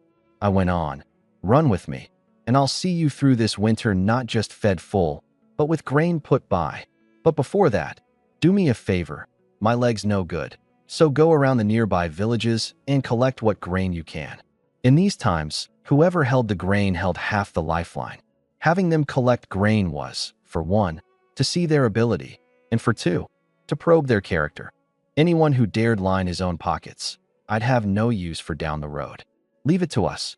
Lu Shuzhong thumped his chest. Remember, collect the grain fair and square. No shorting the scale or cheating folk. Anyone who plays games, don't blame me for being rough. There was a smile in my eyes, but no one dared not take it to heart. Watching the 3 of them head out, I had my red on it. As long as their character held and they'd eat hardship, these few, brought along well, would sooner or later be able to stand on their own. Cut to the Lu household. Lu Yue sat in the main room smoking, waiting for his daughter. Lu Yan's mother, Zhou Meihua, drew her aside. Tell your mother the truth. Have you got, well, other feelings for Ming, my boy? I don't know. Lu Yan lowered her head and wrung her hands, her little face crimson. She couldn't put it into words. The fact was that the moment she saw Wang Ming, joy rose in her. Her breath went tight. At any rate, she didn't dislike the feeling. You'd marry him just because he's a good man? Lu Yue slapped the table in anger. Look how eager you were at the Wang place today, all but handing him your heart on a plate. Outside the door, Lin Zhong caught every word of this. He'd come today with 2 hares he'd bagged to better Lu Yan's table, never expecting to walk into this. He clenched the hares, went home black-faced, and told his mother, Lu Hua, the whole thing word for word, finishing with a hard slam on the table. What's so good about that, Wang Ming? Before, in front of me, he didn't dare breathe loud. How did Yin, my dear, take a fancy to that coward? Lu Hua's eyes filled with scorn. Just a penniless wretch who jinxed his own father to death. Rest easy, son. Your mother has a way to make that girl marry into our family of her own accord. Well now, this mother and son scheming had reached all the way to Lu Yan's chastity. The next day, I stuffed 1,000 yuan into my elder sister's hands. From selling the bear, keep it safe, and when you've a chance take it to the credit co-op to deposit. 1,000. Wang Yan's eyes went rigid. How many days had it been? And out came another 1,000. At this rate, the old Wang family would be the village's first 10,000 yuan household. Keep some to clear the debt. Just deposit 800 for me. I've got the money for the debt. You keep this. Afraid she'd only save and never spend, I added a line. And don't pinch this money. Your brother's a money-making hand now. The more you spend, the more I earn. She was tickled into a laugh, but her eyes reddened. What ought to be spent, sis won't pinch a fun of, and I'm keeping accounts. When you marry, I'll hand the ledger to your bride. At that my face sank, but knowing it was useless to say more, I sighed. I'd let her change slowly. Just as I was fretting that my bad leg kept me from going out to fetch Dr. Wang for Ma, Lu Shuzhong's shout came from the yard. Just in time. I had him first go to town to fetch the doctor from the hands of Healing Hall and stuffed 5 Great Unity tins into his hand as the capital for collecting grain. Be our brother Ming, this 50. Lu Shuzhong had lived near 20 years and seen this much money in one go for the first time, his legs going weak. Take it. Money like this isn't money. Remember, collect the grain fair, no games. With that, this lad's heart was thoroughly won. And on the other side, Lu Yan had told her father first thing that she was off to her eldest uncle's, Tin Li away, in truth to ask about that donkey. And just at the village entrance ran smack into Lin Zhong's mother, Lu Hua. Yan, my dear, on your own? Lu Hua's eyes rolled, and she peered behind her again and again, confirming no one was about. Auntie's got a new bolt of cloth she can't cut. Come give your Annie an idea, won't you? And forcibly pulled her toward the Lin house, saying besides, I'll have Xiaozhong walk you there. Lu Yan's heart drummed. Auntie Hua today was too off, like there was some urgent matter she was bent on. But it was hard to refuse outright, so she could only follow, reckoning on finding an excuse to slip away. The moment she entered the Lin house and was pulled into the main room, behind her, the big door went click, bolted from outside. Lin Zhong was back, and the sight of Lu Yan in the room sent a flicker of unhideable delight across his eyes.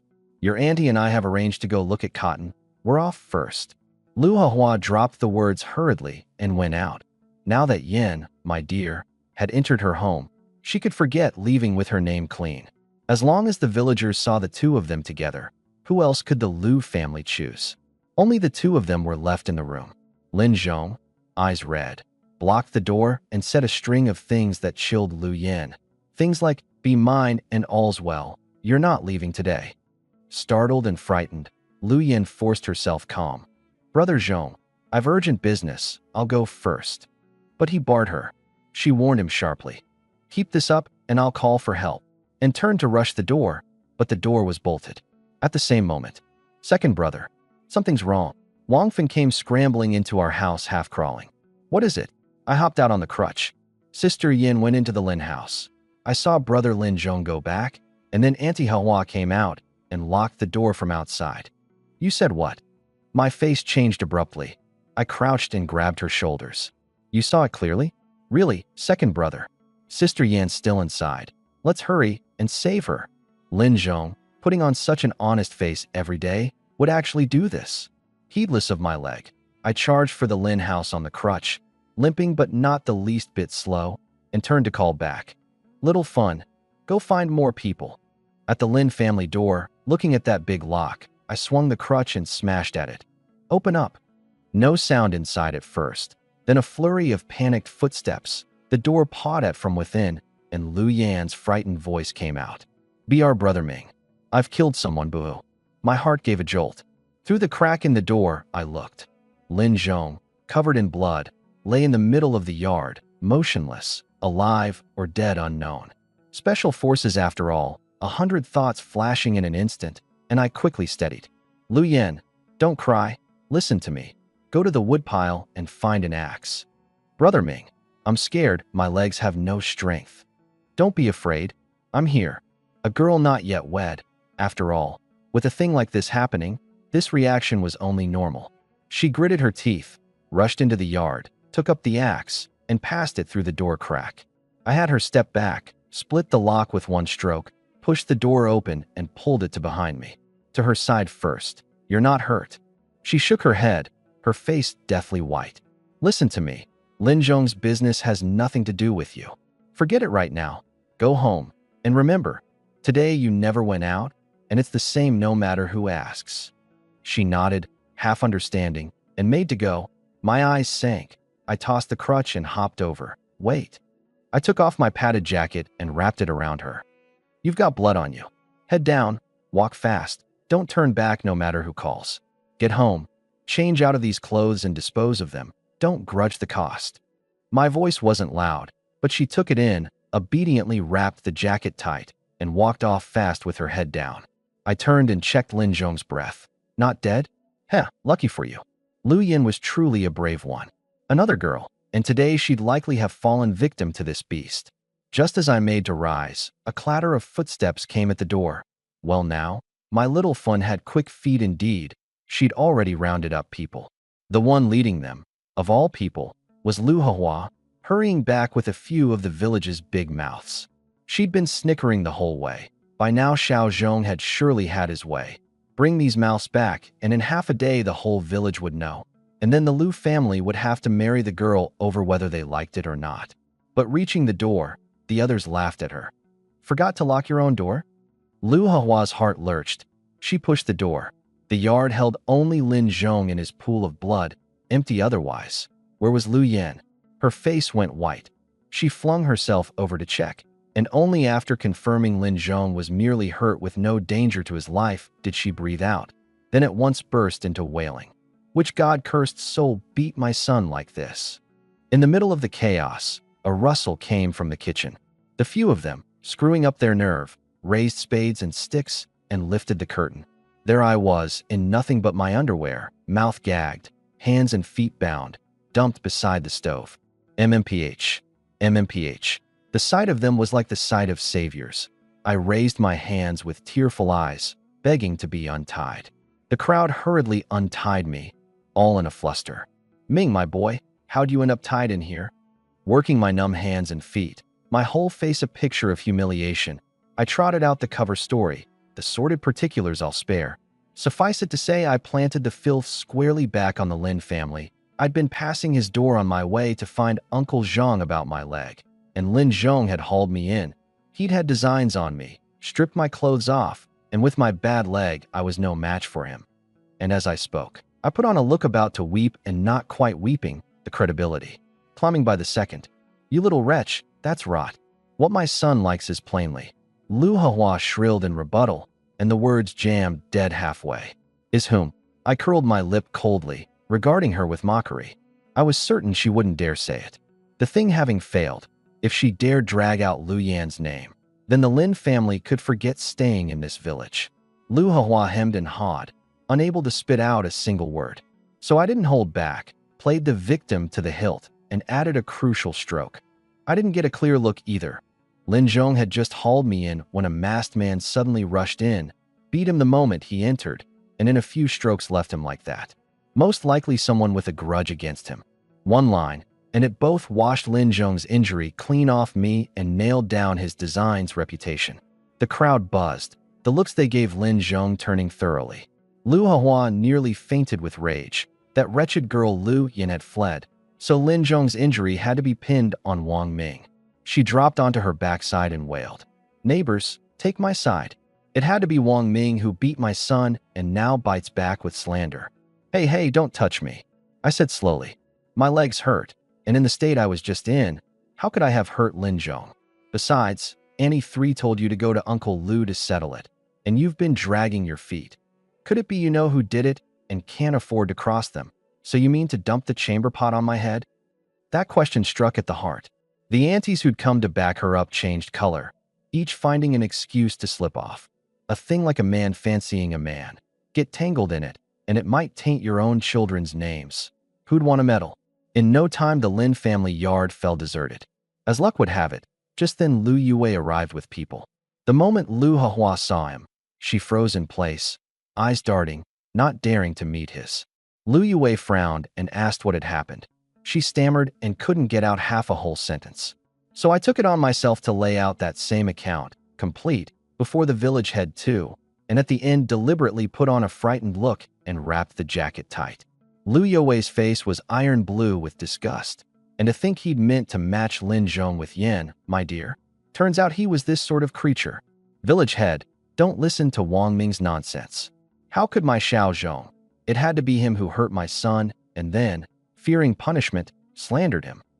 Lu Hua stamped her feet in a frenzy. "Auntie," I said with a not-quite smile, my voice low but every word barbed. "Are you sure you want me to tell Uncle Lu the whole inside story?" Lu Hua's face went white in a flash. This little wretch surely knew something. She stole a glance at Lu Yue. He was already thoroughly disappointed in Xiao Zhong and wouldn't favor him again. But that was still better than having those dozens of guns leveled at her head. A shudder ran through her, and she slumped to the ground. "Achoo," I rubbed my nose, chilled, the picture of innocence. "Uncle Lu, you know the gist of it now. My frame's a thin one. I'll head back first. Anything comes up, just send someone to find me at home." I waved a hand at Lu Hua, and on the crutch, limping, leisurely walked off. Folks, let's review this round. The Lin mother and son had meant to set a snare to trap Lu Yin and force the Lu family's hand. Instead, Lu Yin broke free herself and turned the tables, and I rode the current, planting that whole basin of filth right back on them. Gone fishing and lost the bait, and threw in their son's good name besides. This trade was a loss all the way back to Grandma's house. Only I knew well in my heart. The feud with the Lin family was now sealed to the death. Lu Yan's fright hadn't yet settled. Bald Lu's old score wasn't yet squared. The mountain examination, the out-of-village venture, the donkey to be bought. One after another, all still waited ahead. The water in this village had only just been stirred muddy. Heading back out of the Lin house, halfway there, Wang Fen popped out from behind a haystack. I checked that no one was following and walked over. "Why are you here?" "I brought people to the Lin house, but I saw a second brother in the yard and was afraid something would go wrong, so I didn't dare go in." No wonder, besides Lu Hua's bunch, a few more neighbors had come hurrying over after. This little girl, mischievous as she was, at the crucial moment, she truly knew what was what. "Well done. Back home, I'll have your sister stew you meat. Second brother, let me support you." Seeing me limping and still holding her hand, the little one grew worried. "You're too small to hold me up. You hold on to your second brother, and your second brother walks steadier. See?" I gritted my teeth and walked a few steps, and indeed it was a bit steadier, which set her at ease. Home, I changed into my old padded jacket. The new one had gone, wrapping Lu Yin away. In the yard, my elder sister was laughing as she picked dry grass off Wang Fen. This picture was a fine thing. Ease, quiet. Wasn't this exactly the life I'd always wanted? In the midst of the thought, Dr. Wang came in with his medicine chest on his back. I'd sent someone to ask him to come look Ma over. This Dr. Wang had once dreaded coming to my house most of all, a wasted trip and an empty account to carry back besides. Now that I'd cleared the dead in just a few days, this visit, in his heart, was a glad one. I asked him in to warm up and told my sister to set aside a piece of meat for him. He refused over and over. I said, "You looked after my mother no little before. Meat is meat, The doctor's fee is the doctor's fee. Don't stand on ceremony. After taking the pulse, he breathed out. Your mother's constitution is plainly much improved. I'll write a few more tonic doses. Take them on schedule, and come spring she may well be fully better. Mind this. Don't let her take any more frights, or it'll come back again. Noted. Thank you. He said the fee could be settled together when I bought the herbs, so I didn't press it. After all, dealing with him wasn't the matter of a single day. Seeing Dr. Wong off, my sister was about to go fetch the herbs. I stopped her. Things aren't peaceful these days. Wait for Erguzi to come and walk with you. I'd just offended the Lin family and feared they wouldn't let it rest. Listen to you.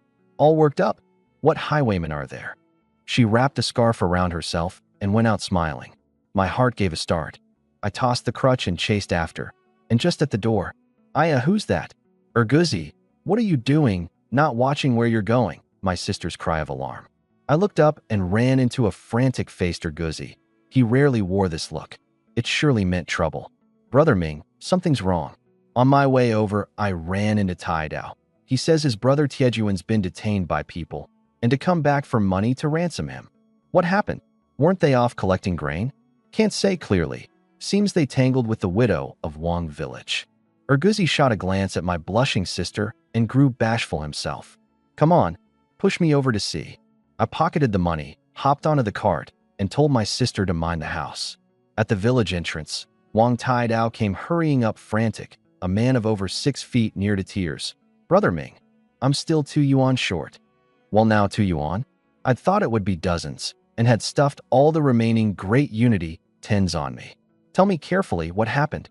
We went to Wang Village to collect grain and caught the Wang Village widow and the Wang Village headman in an affair. We'd all moved on, but that mouth of Tiejuan's, he told it as a joke on the road, and it just so happened the headman's son overheard, said he was slandering his father, and the two of them came to blows. Taijun broke the lad's head open. Now he's being held. They want 5 yuan to ransom him. I frowned. Taijun was usually sharp. How did he turn fool at the key moment? 5 yuan I could put up, but if this temper didn't change, there was no telling how much trouble he'd stir down the road. I've got the money. I looked at Wang Taidao. But Tiejuan's temper has to be ground down, or however capable he is, I won't dare use him. Brother Ming, rest easy. I'll go back and beat the lesson into him. The money, we brothers will pay back for sure. No need to pay it back. You keep that mouth of his in check and work hard with me. That's enough. 5 yuan was no money to me now, but to trade it for a brother loyal to the bone was worth it. At the Wang Village headman's house, the couple were quarreling fit to bring the roof down in the main room. The headman's wife smashed a teacup and cursed him for being shameless. The headman slapped her across the face. It's just betting a woman. Keep making a scene and I'll divorce you, and cursed on. Our son's had his head cracked open and you've still got time to carry on. Hurry up and think of something. With things in chaos in there, we knocked. In the woodshed, Wang Taijun was hunched in a corner with his head drooping, and the sight of us was like the sight of saviors. He flung himself over. Brother Ming, you're finally here. I looked to the headman. Taijun got into a scuffle with your son, but it doesn't warrant holding him like this, does it? How does it not? He cracked my son's head open. Not beating him is already letting him off easy. The headman gave a cold snort and lit his dry tobacco pipe. If I weren't holding it down, it'd have gone to the Public Security Bureau long ago. You understand? Blow it up and it won't end at just this. Scaring me with the Public Security Bureau? Headman, you can't put it that way. I said mildly. Taijun did hit someone, but there was a cause. Take it to the Public Security Bureau for Real, and if he says a thing or two, we can't keep a lid on it. Wouldn't you agree? How would the old fox not catch the threat? His face sank. You're threatening me? Of course not. You said pay to ransom the man, and we've brought the money.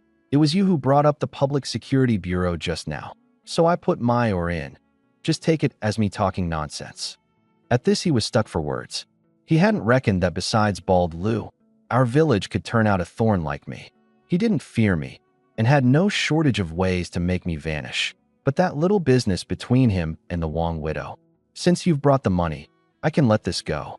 He smiled without smiling. But if you lot dare ruin my name out there, don't blame me for being rough. Rest easy. As long as you don't deliberately make trouble, that matter rots in our bellies. I drew out 2 5 yuan notes and handed them over. This is 10, the extras for the medical fee. The moment the headman saw the money, his eyes went rigid.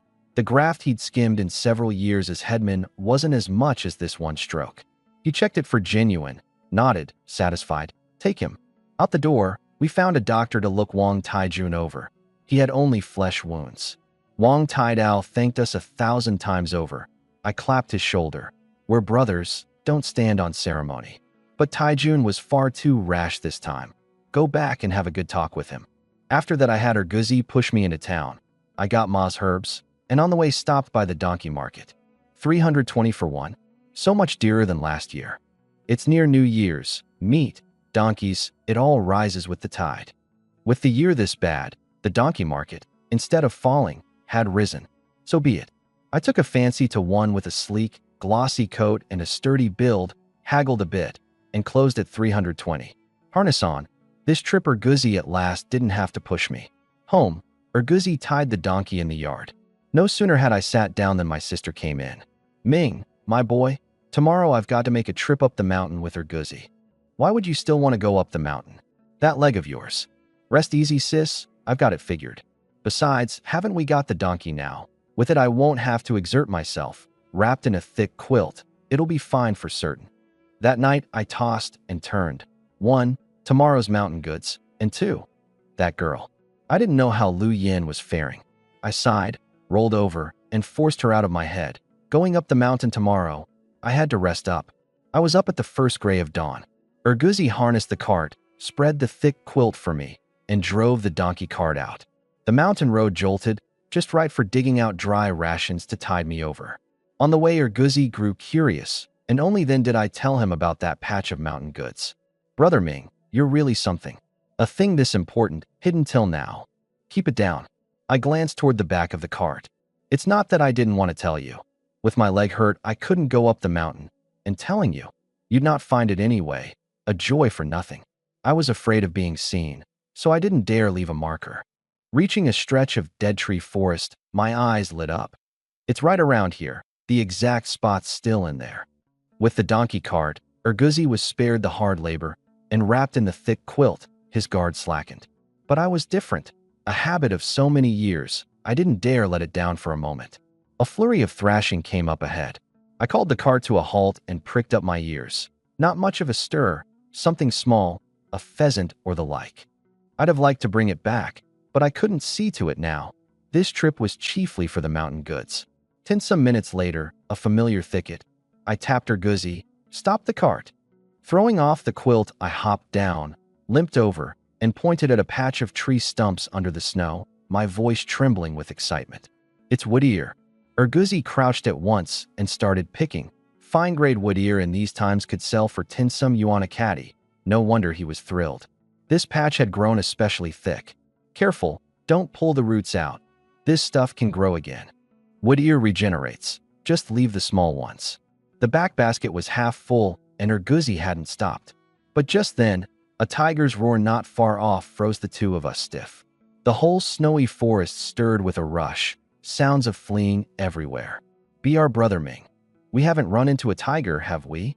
Erguzi's face went deathly white, and he grabbed my arm. This was a snowy forest. Running into a northeast tiger was the most natural thing.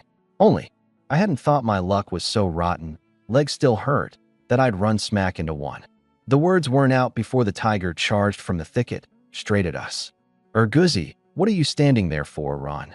He scrambled, half crawling for the donkey cart, while I held the gun trained on the tiger, not daring to give half a step in disorder. The tiger, startled, didn't pounce at once. It only glowered not far off, growling low, pacing circle after circle, hunting the best moment to strike. A tiger is a solitary beast with a fierce sense of territory. Not starved to the extreme, not pushed to the brink, it won't lightly pounce on a person. Its circling meant it hadn't yet crossed its own threshold. But sharp-eyed, I caught something off. Its right hind leg bore weight feebly. Walking, it labored. Injured. Something stirred in me. I shot Erguzi a look and dropped my voice. This tiger's hurt. Right? The right hind leg's not right. Erguzi's eyes lit up. Don't get careless. It's a tiger. Hurt or not, we might not beat it. Leg unhurt. I'd have had a 50-50 chance of taking it down, but now, hard-pressed to fend for myself, I didn't dare gamble. Slowly backing toward the cart, I murmured, "Erguzi, find a chance to drive off. Don't mind me." "Brother Ming, what are you saying? Is your Erguzi that kind of man? If we leave together." Folks, this line I've got to give a close-up. A no-account boy nobody had ever doted on, his legs gone weak this very moment, and still he stiffened his neck and said, "If we leave together." I made to dissuade him again, but the tiger wouldn't wait. With an ear-splitting roar, it suddenly pounced. I squeezed the trigger. The bullet grazed past its ear.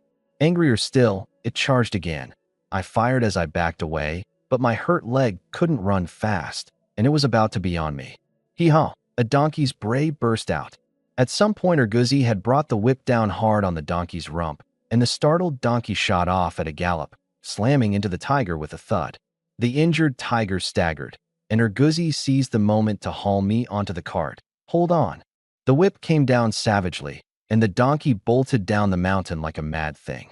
The tiger, rammed seeing stars, came to and chased without let-up. I curled my lip in a cold smile. "Want my life? Can't slaughter you today, but I'll have an eye off you at least."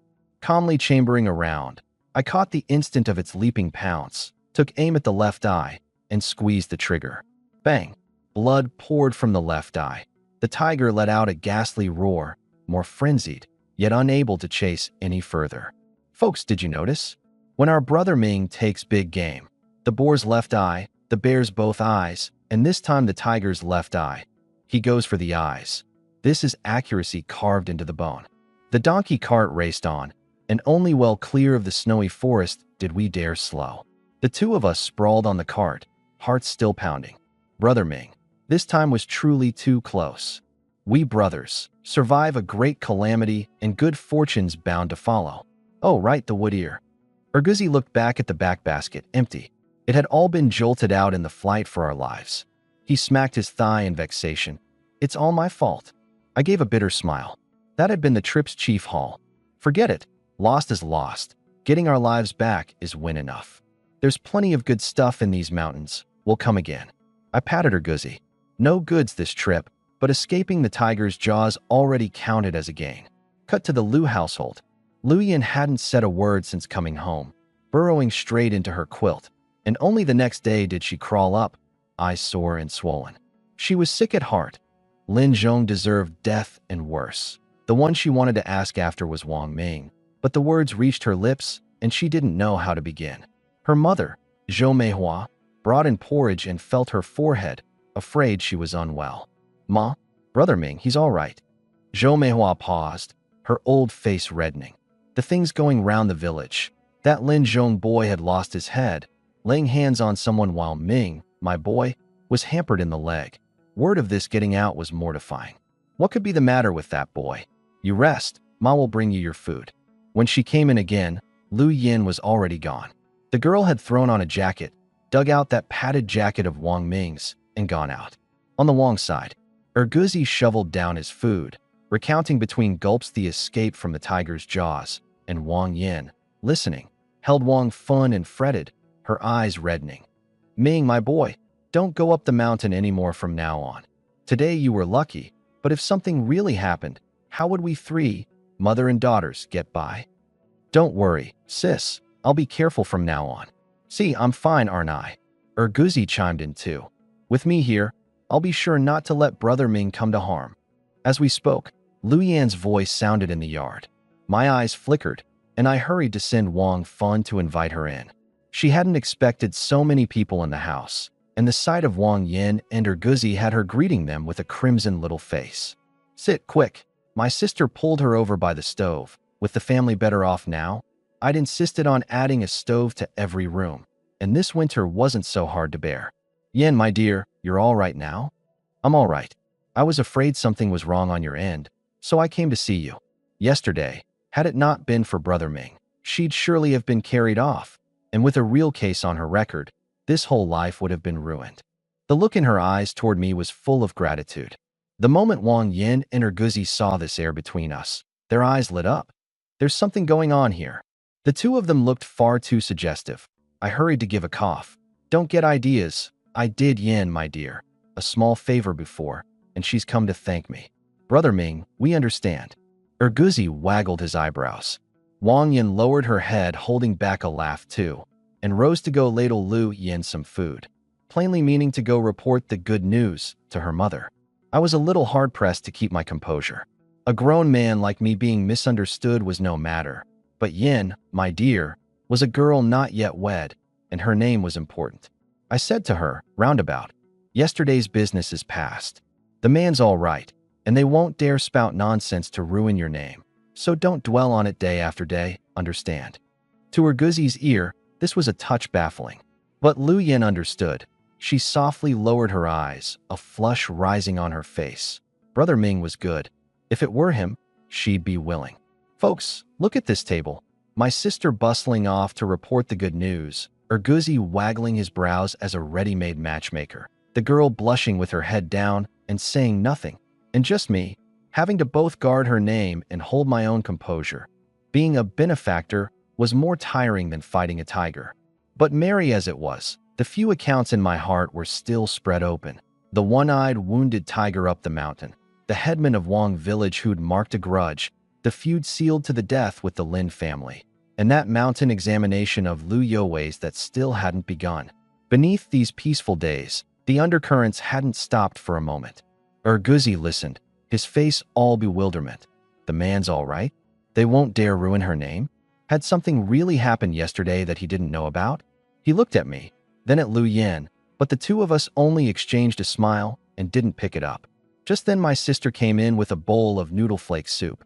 The white flour bought a while back hadn't yet been made into dumplings, so today she'd pulled a few noodle flakes. The Lu family's circumstances were among the best in the village, yet all year round they couldn't get a mouthful of white flour.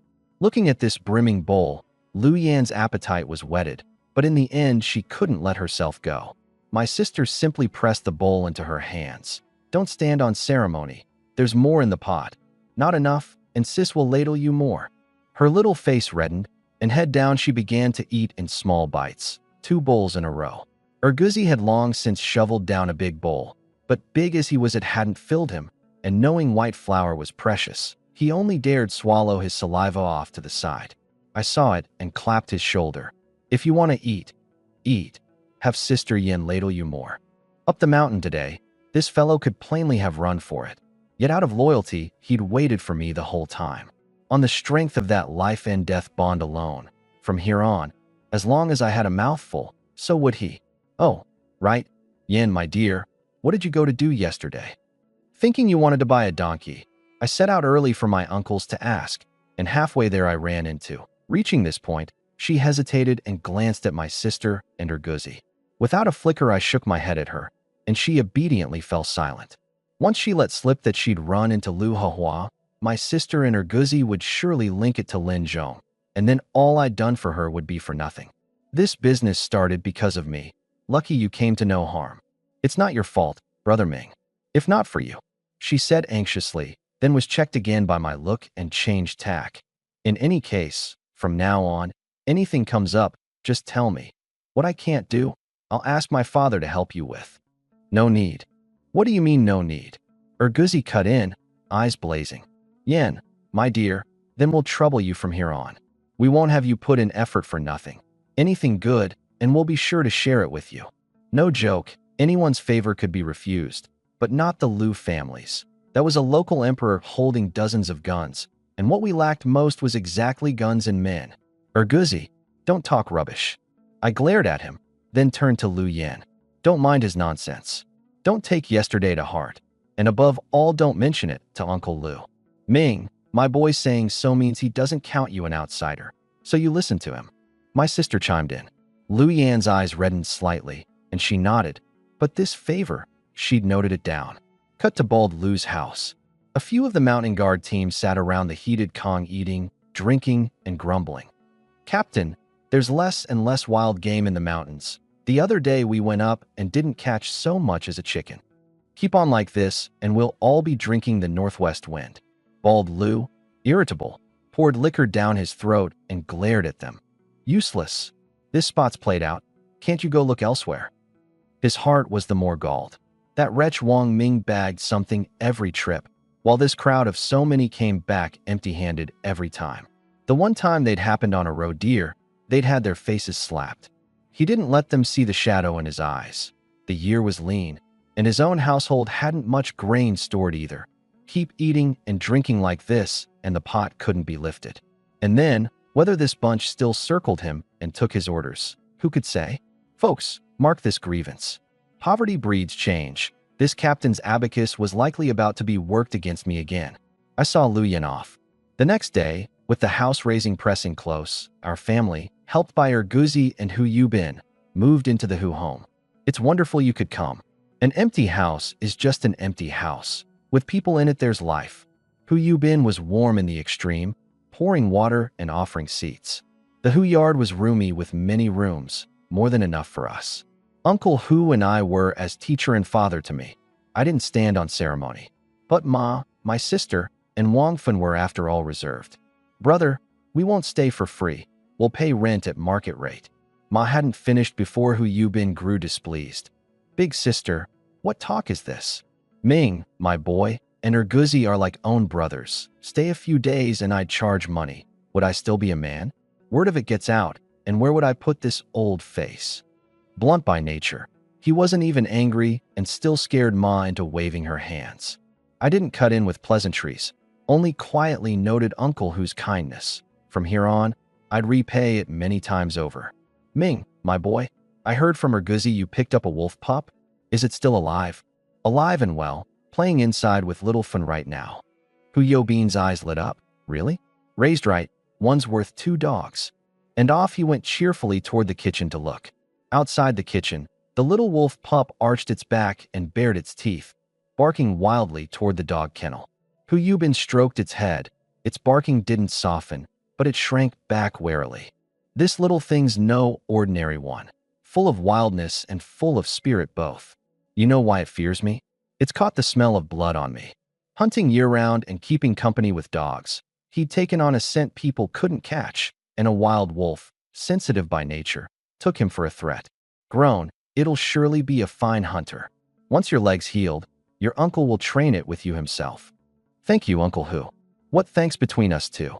Have a couple of drinks with your uncle later, and your uncle's happy. Since Erguzi's mother passed, the Hu home hadn't been this lively. Today, Uncle Hu was truly glad. At the table, 3 rounds in, Hu Yubin opened the floodgates and clapped my shoulder. Ming, my boy, Erguzi told your uncle all about it. You ran into a tiger up the mountain. You've a charmed life, truly. Bad. Ma didn't yet know about this, and her face drained white in a flash. I hurried to give my sister a look, and she feigned feeling unwell and made to pull Ma off to lie down a while. But Ma was one who'd seen the world. She flung off her hand and, white-faced, glared at me. Don't think to send your mother off. Your mother will hear just what happened with you too. Heavens, what a hunter fears most are tigers, leopards, and bears. The tiger above all. Run into one and 9 times in 10 you lose your life. How could Ma not be afraid? There was no hiding it, so I gave the gist of the tiger encounter in a couple of lines, deliberately skipping the harrowing, thrilling parts, afraid of frightening her into a relapse. Even so, Ma listened with her heart in her throat, her face all melancholy. Ming, my boy, how about we don't go up the mountain anymore? Find some honest line of work? All right. A bitter smile touched the corner of my mouth, but a warmth flowed through my heart. In my past life, I'd been alone to the very end, and what I'd craved most was no more than this, to be worried over like this. But I'd transmigrated into a dirt-poor hunter's household in the 1958 Greater Shingon Range. What choice was there? Luckily, I had my past life skills. Trying my luck in the mountains held far greater odds than finding some steady job. Rest easy, Ma. I'll be careful. Going up the mountain to hunt is our family's tradition, our honest livelihood. I promise you, from now on, whenever I go up the mountain, I'll be sure to call along a few more for company. Ma's tears suddenly fell. My sister hurried to take her hand and soothe her softly. Wang Fen leaned in too. Erguzi, sensing the mood off, picked up a length of blood sausage and put it in Ma's bowl. Auntie, this is the blood sausage my dad made, mixed with deer blood, a real tonic for your constitution, and it used that very bowl of blood Brother Ming gave us.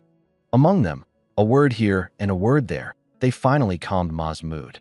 After the meal, the two elders rested, and Wang Fun went to play with the wolf pup, leaving just the three of us in the yard. Brother Ming, when do we go up the mountain next? Erguzi was preoccupied with that bit of wood ear, terrified someone would beat us to it. In a couple of days. I watched Wang Fun and the wolf pup romping. We just wounded that tiger. It may not let it rest, so let's wait a bit, or it's too risky. My leg wasn't fully healed. Go up now, and either the tiger lay waiting for us to walk into the net, or it had already bled out and died. The latter was likelier, but I didn't want to take the risk, still less to have Ma worry. Then the wood ear. It won't run off. Wait for the next crop to grow in just right. No harm going then. Erguzi answered on his lips, but his eyes rolled, and inwardly he was scheming. He'd have to find a pretext to slip off there again and stake the treasure spot first. In this world, a livelihood didn't come easy. I saw through that little scheme of his at a glance, but didn't call it out. Each had his own abacus, and it wasn't as if he'd never been up the mountain. I only charged him with one line. If you want to go, I won't stop you, but for safety's sake, call along Shuzhong and the others. Haha, got it, Brother Ming. The next day was the day to break ground. Having settled Ma and Little Fun, I took my sister, the head cook, and drove the donkey cart back. The neighbors had all gathered early. We'd asked an old man of the village to preside. I took a spade and turned the first shovelful, and the groundbreaking rite was done. Then everyone set to together, and in no time at all those drafty mud brick rooms were pushed down, dust flying. My sister stood off to one side, her eyes reddening. Drafty as those few wrecks were, they'd been lived in 20 years. The one keepsake left them by their early dead father. Torn down like this, she couldn't bear it. I drew her shoulder in. Sis, our days will only get better. This is our wish, and our father's wish too. She leaned against me and nodded, the tears scattering bit by bit. Digging the foundation, laying the foundation, all in good order. 20-some below, yet everyone worked away in high spirits, no one crying weariness. At noon, a hearty meal. Cornbread buns, cabbage and pork stewed with vermicelli, and a mutton offal soup I'd specially ordered. That offal had been bought on the last town trip and saved up unspent, today to reward everyone. A bowl of hot soup down, and even the old folks and children who hadn't worked had color in their cheeks. In just one day, the foundation was laid, the brick and timber stacked neat, waiting only for the walls to go up tomorrow. As soon as dusk fell, the neighbors took their leave with one accord. House raising was a big matter, and they'd help where they could, but grain was precious, and open-handed as I was, they wouldn't presume to keep cadging meals. Once the new house was done, I'd treat them properly again, see it through to the end. Harnessing the cart, I hurried back to the Hu home. A whole day without sight of Erguzi, my heart kept drumming. I had a faint sense this fellow had gone and acted behind my back. Reaching the Hu home and knocking, the one who opened the door was Erguzi, his face carrying a measure of guilt. Brother Ming, Sister Yin, why are you back only now? Seeing him safe and sound, I breathed out, drove the cart in, and looked him over with scrutiny. Honestly now, did you lot go up the mountain today? You know me best.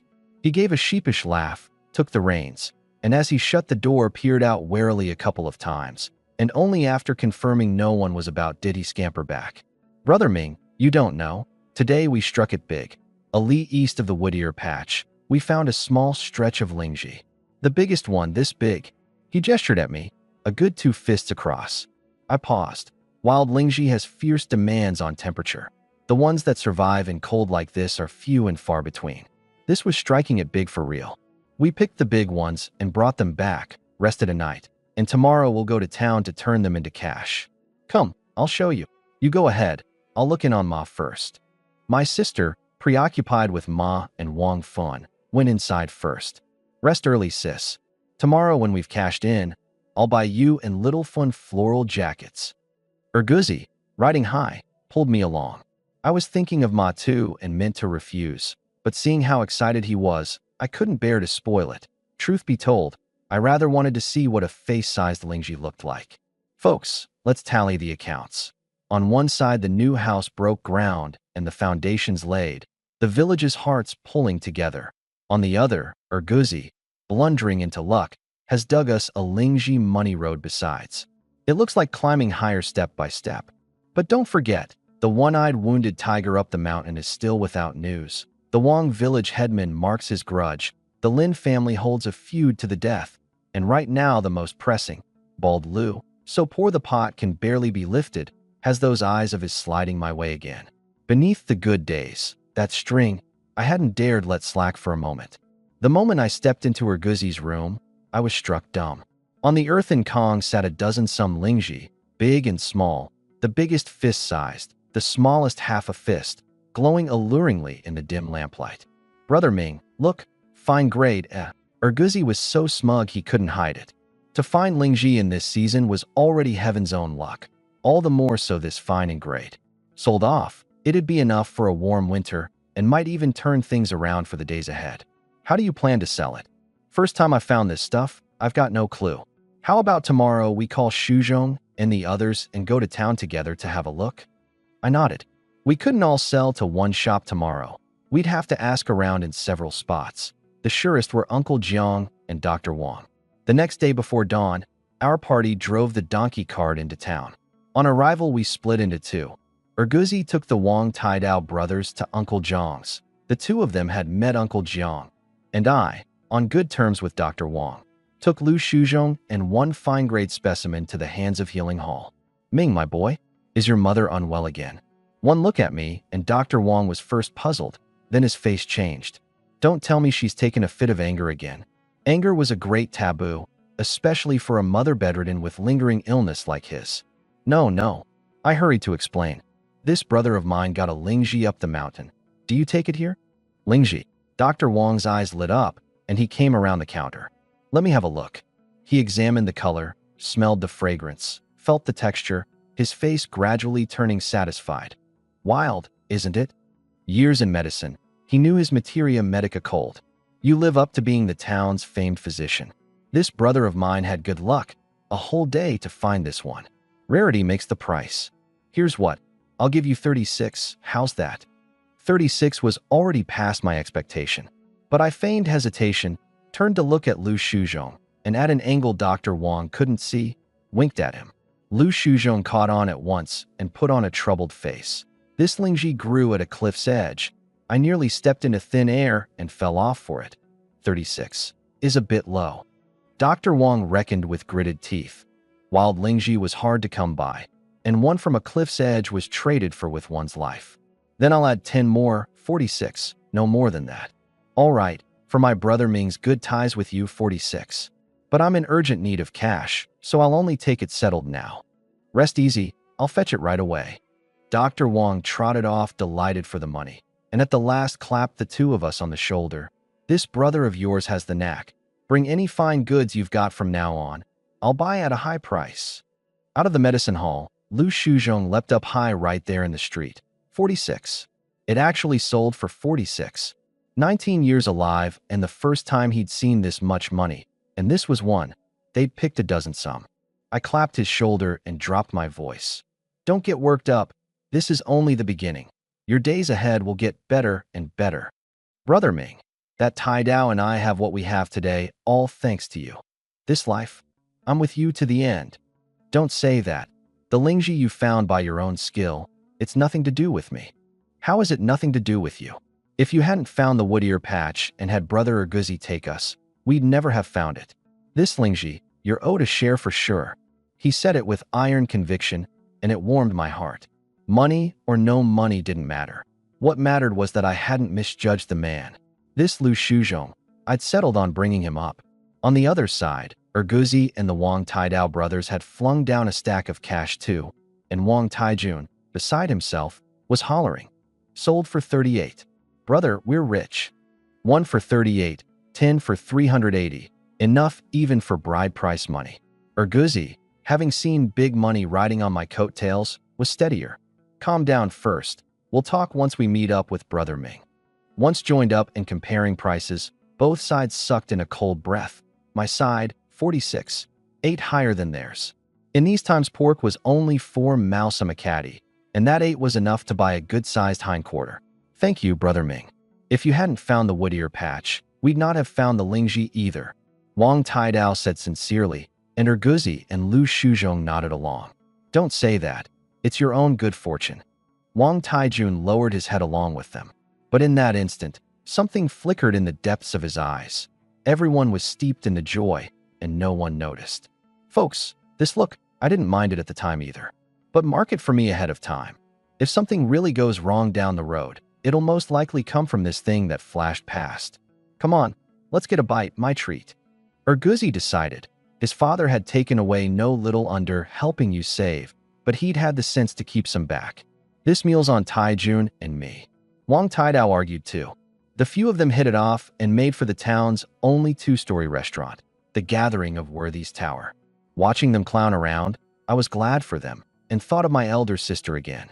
These years my sister had had no matchmaker, not for want of callers, but because she couldn't set down Ma, couldn't set down me and Wang Fun. Once the new house was done, I'd take gifts to the matchmakers myself and find her the finest brother-in-law in all the villages around. Reaching the Gathering of Worthy's Tower, just as we made to take a seat by the window, we ran smack into two people, the Wang village headman, Headman Tian, and the Wang widow. Well now, running into the enemy at the restaurant, bad luck. But here we were. There was no leaving without eating. We acted as if we hadn't seen them and headed for the window. The Wang widow, however, swung her hips and got to the window seat a step ahead. The moment Wang Taijun saw it, his face darkened and his eyes reddened. Last time it was at this woman's hands he'd come to grief, losing face and 10 yuan besides. But just as he made to flare up, his hand was pressed down by Wang Taidao, who shook his head at him. Wang Taijun clenched his fists and bore it in the end, dropping onto a seat at the next table. My gaze flickered, but I took no offense. Instead, a smile at the corner of my mouth. I gave a nod to the slowly approaching Headman Tian. This nod was no show of submission. When I'd ransomed the man the other day, that little private matter between him and the Wang widow was still gripped in my hand. This meal, who'd eat it in peace, remained to be seen.